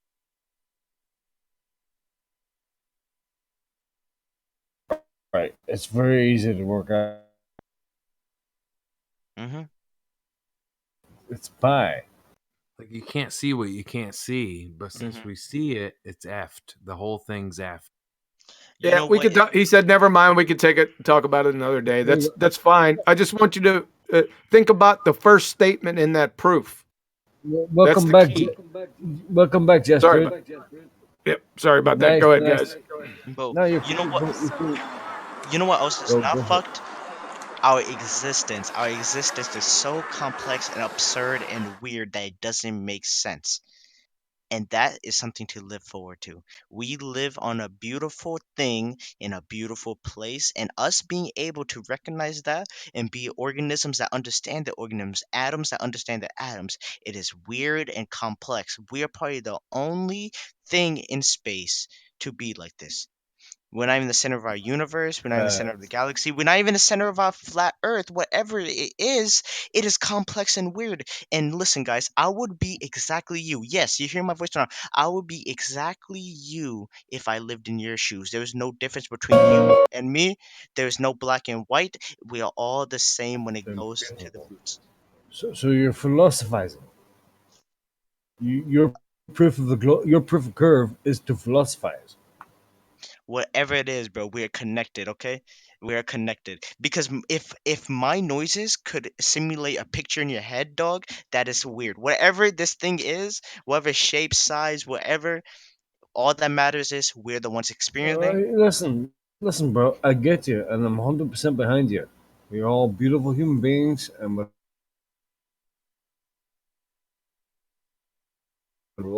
we have a problem with proving the globe. Do you get that? I understand that. Just Okay. give me a good flat Earth model that fits every single phenomenon that happens on Earth. A model's not scientific proof. Well, Just which is not a agree, scientific proof. just agree upon a model. That's all. That's why I just want Models are flat Earth community. reification fallacies. There is no flat Earth model. So there's no See- there's no model upon this. There's See, no what- reification fallacy. You're not listening. Once you Models- mention model, you're done. Models are reification fallacies. Say that back to me. Can you elaborate? Say it back. Models are reification fallacies. That means you're treating something abstract as concrete. As concrete. It's not a reality. I'll give you an example. That tomato is very happy. So Have you ever seen the happy tomato? So Have me you? asking for a flat Earth model is something that doesn't make sense. Can to me. you say reification fallacy? Reification. Well, I don't know. I don't know why that would be an issue to come about with a model. Is it? We can't see Do you it. know Is what that a fallacy is? a fallacy is a make-believe story. No, it's no, not. that's a fallacy is a tenet of logic. That in fallacy. itself is a fallacious comment. Well, Yeah. let's give an Go example. study yeah. logic, kid. Let's give you an example. Yeah, let's say you see a map of England. Okay, is the map of England the same as England? No, it's just a small down scale. It's a model, isn't it? It's a model of the land. So that's what we're saying is that it doesn't really, and the model doesn't necessarily represent the land accurately. So that's what we're saying. It like having a model doesn't matter because we're talking about what exists in reality, not what we think we can approximate reality to be. So don't worry about the model. The model isn't relevant. We're talking about what reality actually is. I put the definition of reification fallacy in live stream if you want to take a look at that. So if go we can, ahead. so the flat Earth, right? And if we agree upon a model, it's quite ignorant to say that because it is not realistic. Yeah. That's what you're trying to get at? You keep saying model. It's a reification fallacy. Your argument's void. You don't understand what three people just said to you? Yeah, and what he meant is it's not logical. Okay, cool. I'm glad to see you back, bro. And I believe in you. And you like a handshake, you right? Now, explain curve. I'll give you a good reason why models aren't really good to go off because you can never fully test a model. Like I know you think that you can make predictions, but that's not even good enough because if you think about it, there's the Ptolemy model which makes great predictions in epicycles, and then you got the heliocentric model that you know that makes predictions. So how do you come to the conclusion which one's correct? Just by making predictions when they both make the same predictions. Which one is more accurate? I believe. That's the thing. They're both You're just actually living. You're living on a model. I'm living on a model. Again, you Yes, actually yes, stated you are. which one is more accurate, meaning it could be a little more accurate, but doesn't mean it is actually what it is. You're not actually living where they tell you you're living. So I'm living with the idea of the model. Yes. That's really Exactly. You're starting to get there, bro. You're getting there. No. I have looked at you guys' arguments and they're understandable. Just the curvature side of everything. That's what gets me. Let's switch it up. Let's see your globe Earth model. Just you can search up a picture. No, I'm not searching anything. Show us your globe Earth model right now. In your own words, explain curvature to us. No, I want to see the model. Which one should I answer? Huh? No, I want to see the model. You asked us for a model. I want to see yours. Spinning ball, vacuum. Which model do you ascribe to? Come on, spit it out. I got it. Prove the globe. Which model do you ascribe to? This one. I know what the standard model is. That's not a model, moron. We're talking like the GS580. We're talking like the GS584 ellipsoid model, where we can make predictions based on your model through your math. Wait a second. Jazz, is this Jazz Spreet? You Is call that me who Jazz. you are? You call me Jazz. Okay, Jazz. Number one, this photo was allegedly taking. It was in the vacuum of space. Is that correct? Yes, sir. This photo was taken from a second law of thermodynamics violation, meaning that this is false. Can you explain that to me? Because I'm quite ignorant what you That just said. photo is like a premature ejaculation. That's what it is. Jasper, do you Can understand? you explain? Can you explain that? Can you Sure. explain that? Yes, yeah, I can. The second law of thermodynamics? Yeah. Can you Yes. please explain that? What that is? Yes, it Entropy. basically you have to have gas pressure because we have gas pressure here on Earth, right? The necessary antecedent to have gas pressure is a container. That means it must be a closed system. Does the Earth look like a closed system to you right here? No, it doesn't. I get the idea. If you can't have gas in an open room and you expect it to be in one area, if Exactly. you have to close it off, I understand that. Yeah. So where they took this picture from, this is Narnia. So, and this isn't a model anyway. It's a bigger closet, bro. Well, it's not a model. Hey, does this make you a little tad bit happier? Do you want that? Well, think about it. You were asking for a model. Think about what you asked us for us. You asked us for a model that makes predictions. So that's kind of what he's asking for. I asked for a model. Here, I'm going to hit you with the generalization. You're the Glober that comes in here and acts like people stupid, but you don't even know your model. Did I treat you like you guys were stupid? No, did I treat you like you were stupid? Listen, after I already told you what the model was, GSW 584 ellipsoid model. Did Kenneth say we're minus 20 IQ? Now, I gave you what you needed. That's not a model, dude. It's an image. You can't even prove it's a photo. It's not a photo. It's an image. Okay. But Test it, repeat it. It's not scientific. Images aren't scientific proofs of anything, guy. Well, do we sum minus 20 IQ? You could line up the systems of the Earth system, right? Such as the rotation of the Earth, yada yada. How that stuff could be explained on flat Earth. Rotation? Well, we're talking about seasons, different seasons, and there's a flat Earth. We are talking about seasons, but you haven't proved the Earth rotates, so we can't say seasons are caused by rotation yet. First, we need to establish that there is an axial rotation. The rotation causes the seasons to change, but I cannot confirm that it rotates at all. Yeah, then you can't say it causes anything on Earth. Yeah, the sun as it circles over the flat plane. When it's close to the northern hemisphere center, it's summer there. When it's closer to the outer southern hemisphere rim, it's summer there. So it just follows the sun as it circles over the flat plane. Can I get a diagram of that, or a quote, like anything to show that, a model maybe of that? A diagram. So listen, we don't consider this a model. It'd be a reference point. Any image they show is just a reference. It's not a two-scale model of anything. We're not dealing in models. Okay. Right. We don't deal in models because models aren't. All I want is even though some models look real good, that doesn't mean you can marry them.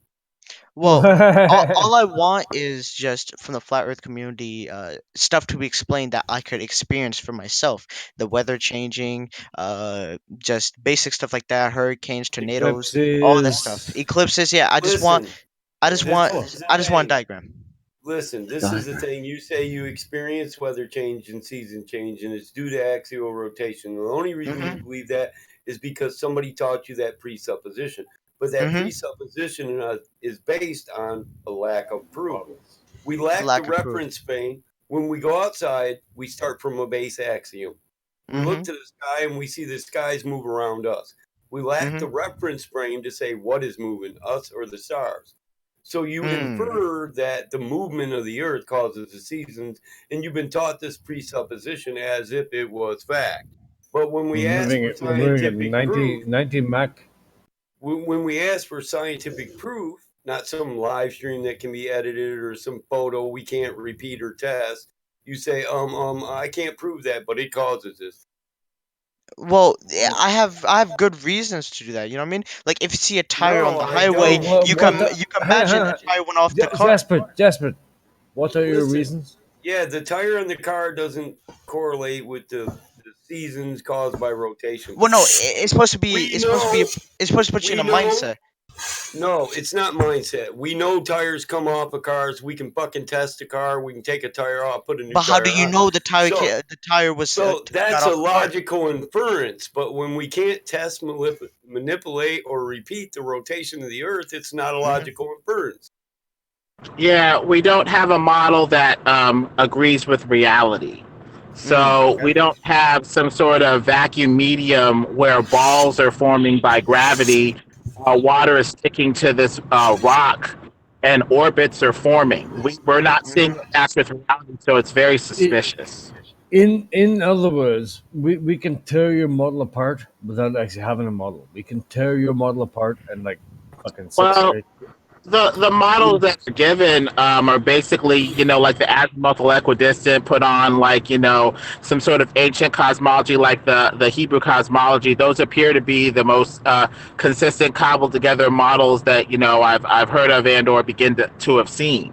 Basically the North Pole appears to be in the center, the continents radiate out, surrounded by the ocean, surrounded by some sort of Antarctic ice wall, on pillars on top of a watery deep, covered by a firmament, under the waters above, under the heavens throne of God, according to the Hebrew cosmology. That's a good enough model for me. In the Christian, they say the water separates water, something like that, right? The waters were separated from the waters. Yeah. So, is there any way that we could prove that? Go out way to prove that. We'd Yeah, have to because go up 100 miles to see if there's a firmament up there, or explore Antarctica to see if it encloses our world beyond. I don't 100 miles? I don't. 100 miles up at the highest point in the North Pole, give or take, based off of the activity of meteorites, and assuming that meteorites are pieces of the dome that have chipped off. Let's forget about the cosmology for a second, Jasper. What does water do? Huh? What does water always find? It always finds it level. Correct. Halfway there, bro. And Jasper, I think the best way to test the model isn't to like go with the things that can't be validated, like things in the sky, or like I think a lot easier way to test the model would be to test its ferocity, right? To test if it has that curvature to it, and that's something that globe earthers always skip, and they want to go to the skies because the skies is a place that's intangible to us, right? Well, we can't really test it there, but we can test the Earth, right? Yeah, but my question is, why do you think, as a 6 feet tall man, say you were 6 feet tall, that you would see the curvature if you're at a beach? Well, we have. I don't believe that at all. So we could. It's kind of like I'll tell you why. We could test it, right? I could tell you why. Because mathematically, that's what we should see: the effects of curvature over long distances of water with high-powered optical equipment. We're just doing what they should have done in the first place. We're measuring the said curvature, the supposed curvature, against a straight standard. They did not do that. It's like they just assumed it theoretically. And you can't test that with your human eye because the eye is subject to optical illusions due to refraction and many other variables. And your eye makes a visual scene where stuff will tend to converge at eye line if it maintains the same elevation, and that can be confused for a block of a hump of Earth curvature. But stuff will converge toward the eye line, toward the middle of your vision by angular resolution and by optics also. So this may be a poorly understood phenomena that was confused for quote-unquote curvature. So what if you bring a telescope or binoculars into that boat from a distance? This is the problem. Mathematically, the horizon line on a ball should be a set distance away from your altitude. Always. High-powered optical equipment, we see further. So when we start getting binoculars and high-powered zoom cameras, we see further than the mathematical prediction of the ball we're supposed to be living on. Yeah, we started at this concept with Quantum Eraser. How do we get back to it? So I looked into it. You guys said we're traveling rapid through deep space. You're slick at that. You like do the shuffle and quick step around it. Choo choo. I don't understand what you're talking about. Did you say space? Huh? Did you just a second ago say space? Something about deep space? Yeah, you guys said we're traveling really no. The Really globe rapidly? believes the people in the globe believe in we're traveling in rapid speeds through deep space, the rotation of the Earth plus the movement of the solar system too. Yeah, so Mach 90 orbital speed around the sun, and then with the sun in its direction of travel at about a quarter to a third of a million miles an hour. That's two of the speeds. I've left out another two. How fast is the Earth spinning, Jasper? I don't know. I Google believe it. it was Google it. 1,000. I think it was 1,000 miles. 1,000? Ah, you're close. You're close. Times that by 6. 6K. You're close. You're close, bro. You're close. You're only 6. You're only 5 off. So yeah, we're moving fast. Very Okay, fast. we're moving in a horrendous. direction. In a direction. Mm-hmm. So you can be in front of the object, or moving in a direction, and you can be behind the object. Are we moving in a constant? Is the direction. speed constant? Is that No. speed constant? No, it depends on your No, I'll type one. No, it depends on your location on the ball, because you're only moving at 1,000 miles an hour around the equator. Move north or south, we're actually slowing down in speed. The elliptical path of the Earth around the Sun is an elliptical orbit, which necessitates acceleration and de-acceleration, because it's not a perfect circle. Does this model sound legitimate to you, Jasper? What'd you say? Does the model that you're living on sound legitimate to you? After you take into consideration all the speeds that we're traveling, does it sound real? It doesn't sound real. The only thing No. holding me back on being a flat earther is Nikola Tesla, Einstein. They didn't agree upon. They thought their whole equations, their whole livelihood is based on a round Earth. No. Hang on. Refer to the firmament by name. A firmament. When you talk about a firmament, you're usually talking about some sort of a flat Earth cosmology, as far as I've seen. And Maxwell's equations work off of an ether, which disproves that the Earth is moving at all. For heliocentrism, you need to have a moving Earth. So at the very least, the Earth is unmoving and geocentric if the ether that Maxwell needed for his equations exists. Tesla said there was neither, right? He also talked about the ether as well. Yeah. So, the one thing holding you back, Jasper, from becoming a flat earther is what? Ether and speed? Or People's livelihood, the amount of paperwork needed that NASA went through, just Working the on a small model. little details. Paperwork? hang on. So, paperwork is what's holding you back from being a flat earther? Well, look, the amount of paperwork NASA had to do and the amount of people they pay just to do work, and I feel like as a scientist, you realize something's fishy going on if you're doing the calculations on around Earth. And Not you if just you're getting realize- paid. Well, Also, how much do you have to pay off those scientists that do those calculations? Hang on. It's compartmentalized, so they don't all work on the same project together. They all do their own part. That was no. And That while was we're no. talking on NASA employees, why do they employ more artists than Hollywood? Can I see the proof of that?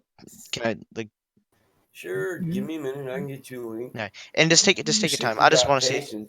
Jasper, you said the one thing holding you They back own their from own- being a flat earther is movement and speed or whatever, right?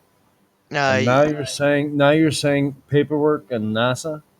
No, mean, I said like- people, and the small little nitty gritty stuff. You know what propaganda is, then? You know what propaganda is, don't you? I try to be a flat earther, but just looking at it in a more grand scale is to me. Lots of people lying to you, working on a presupposition, not just like Tesla and Einstein, but like Copernicus and Newton and everybody else, working on a presupposition that the Earth was a ball, and everything they thought about was about a ball, and everything attributed to it, like ether or movement or general relativity, was attributed to the presupposition they were working on a ball. Doesn't mean that the ball is real, just means that they're working within a model framework. And that's all that anybody's doing because everybody agrees the model is real. Okay, so are you in live stream voice text? Here comes that Yes, link. yes, sir. The NASA JPL studio Yes, and no. artist studio. Production, video production, and artist studio. I see you. And I think a lot of this is mistaken attribution. What's happening is whatever phenomena we see, we wrap it around a ball perception where the ball perception isn't really related to what we're looking at. The ozone layer instead of the firmament, the ionosphere instead of the firmament, I don't know, what do you call those things? The Van Allen belts instead of the Van Allen firmament. Different things like that. Space-time curvature instead of ether, gravitational waves instead of the ether that they, just stole a bunch of concepts off of, different things like that. I think we've been had. Basically, we've been had. Do you know one of the reasons why I became Here's the flat next It's link to people, their bro. second studio. There's more to come. There's like 5 studios. That damn paperwork. You're getting a bit mumbly, P-Mac. It's getting a bit hard to understand, buddy. Sorry. That's all right. And ultimately, we need to go. We need to go to space to verify what they're saying. And each and every time we try to go up there, it's more and more expensive. $5 million now to go up there. I'm not buying the BS that they're selling. I want to go up there and see it myself. I want to go to Antarctica and I want to see if their narrative is all that's cracked up to be. I do not trust what's going on. You don't trust anything that goes on? With this space narrative, it's very inconsistent. Like Well, I said before, no ball forming by gravity, no orbits forming by gravity. Never seen it. Lemon, I could agree with you. I don't trust anything that comes out the government's mouth. I agree upon you. I agree. Them guys are shady businessmen that want Shady. profit. But I do think that just if the flat Earth had a little bit more organization and could present evidence in a better way to explain phenomena that happen, I will lean towards it. It's just Well, all we're nitty not gritty a stuff. couple thousand years old, so we haven't been able to address everything we observe in reality. And then there's the fact that we're not the people who dabble in theory. So theory should lead to explanation or proof through scientific experimentation. Whoever's eating, can you put yourself on mute, please? Before I do. Thank you. So we'd much rather share facts than theory. A nice Alienware computer, bro. I got the same stuff. Alienware is bad. I never buy it. It's a waste of money. Is it? Man, Pre-built I got a 10 stack into my freaking tower. They're good, but pre-built is a lot better. 5 hard drives, dude. I got more RAM than you've ever played with. I got an SSD. Come on now.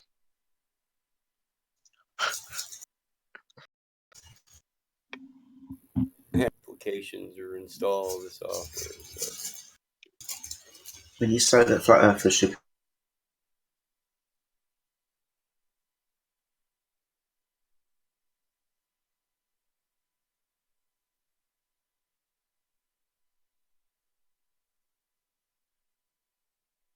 for 90, predominantly about things in the sky.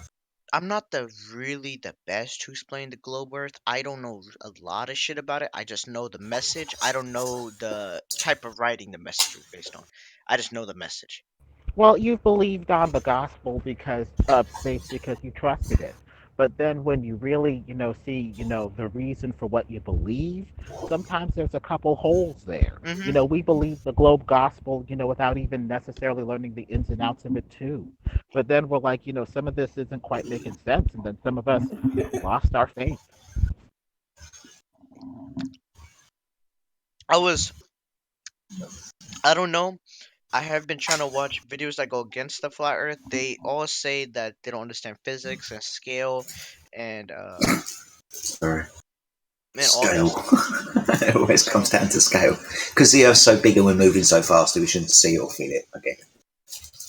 Love the scale. So that's what it is. They said the misunderstanding of physics and scale and yada yada. And to me, I'm not a scientist. Or a proper I'm ignorant. understanding of the math involved. I mean, even by current, figures, if you use the axial rotation daily of 360.98 degrees and divide that by 180 degrees to get, a sunrise and a sunset per 180 degrees, you get like 2.005. And then when you divide that by 2 to get at least, half of those being a sunrise, you get like 1.003 sunrises. And when you multiply that back times the current calendar year of 365.25 days, you get 366 sunrises. In a calendar year that's supposed to be 365 days, you're only supposed to see the sun 365 times, but by the axial rotation, you'd see it at least 366 times. It doesn't even work. Okay. So how does that prove that the Earth is not? Well, have you seen the sun 366 times in the current calendar year? If you haven't done that, well, then their math is off. And they say in their figures that the Earth spins 360.98 degrees per day, per solar day.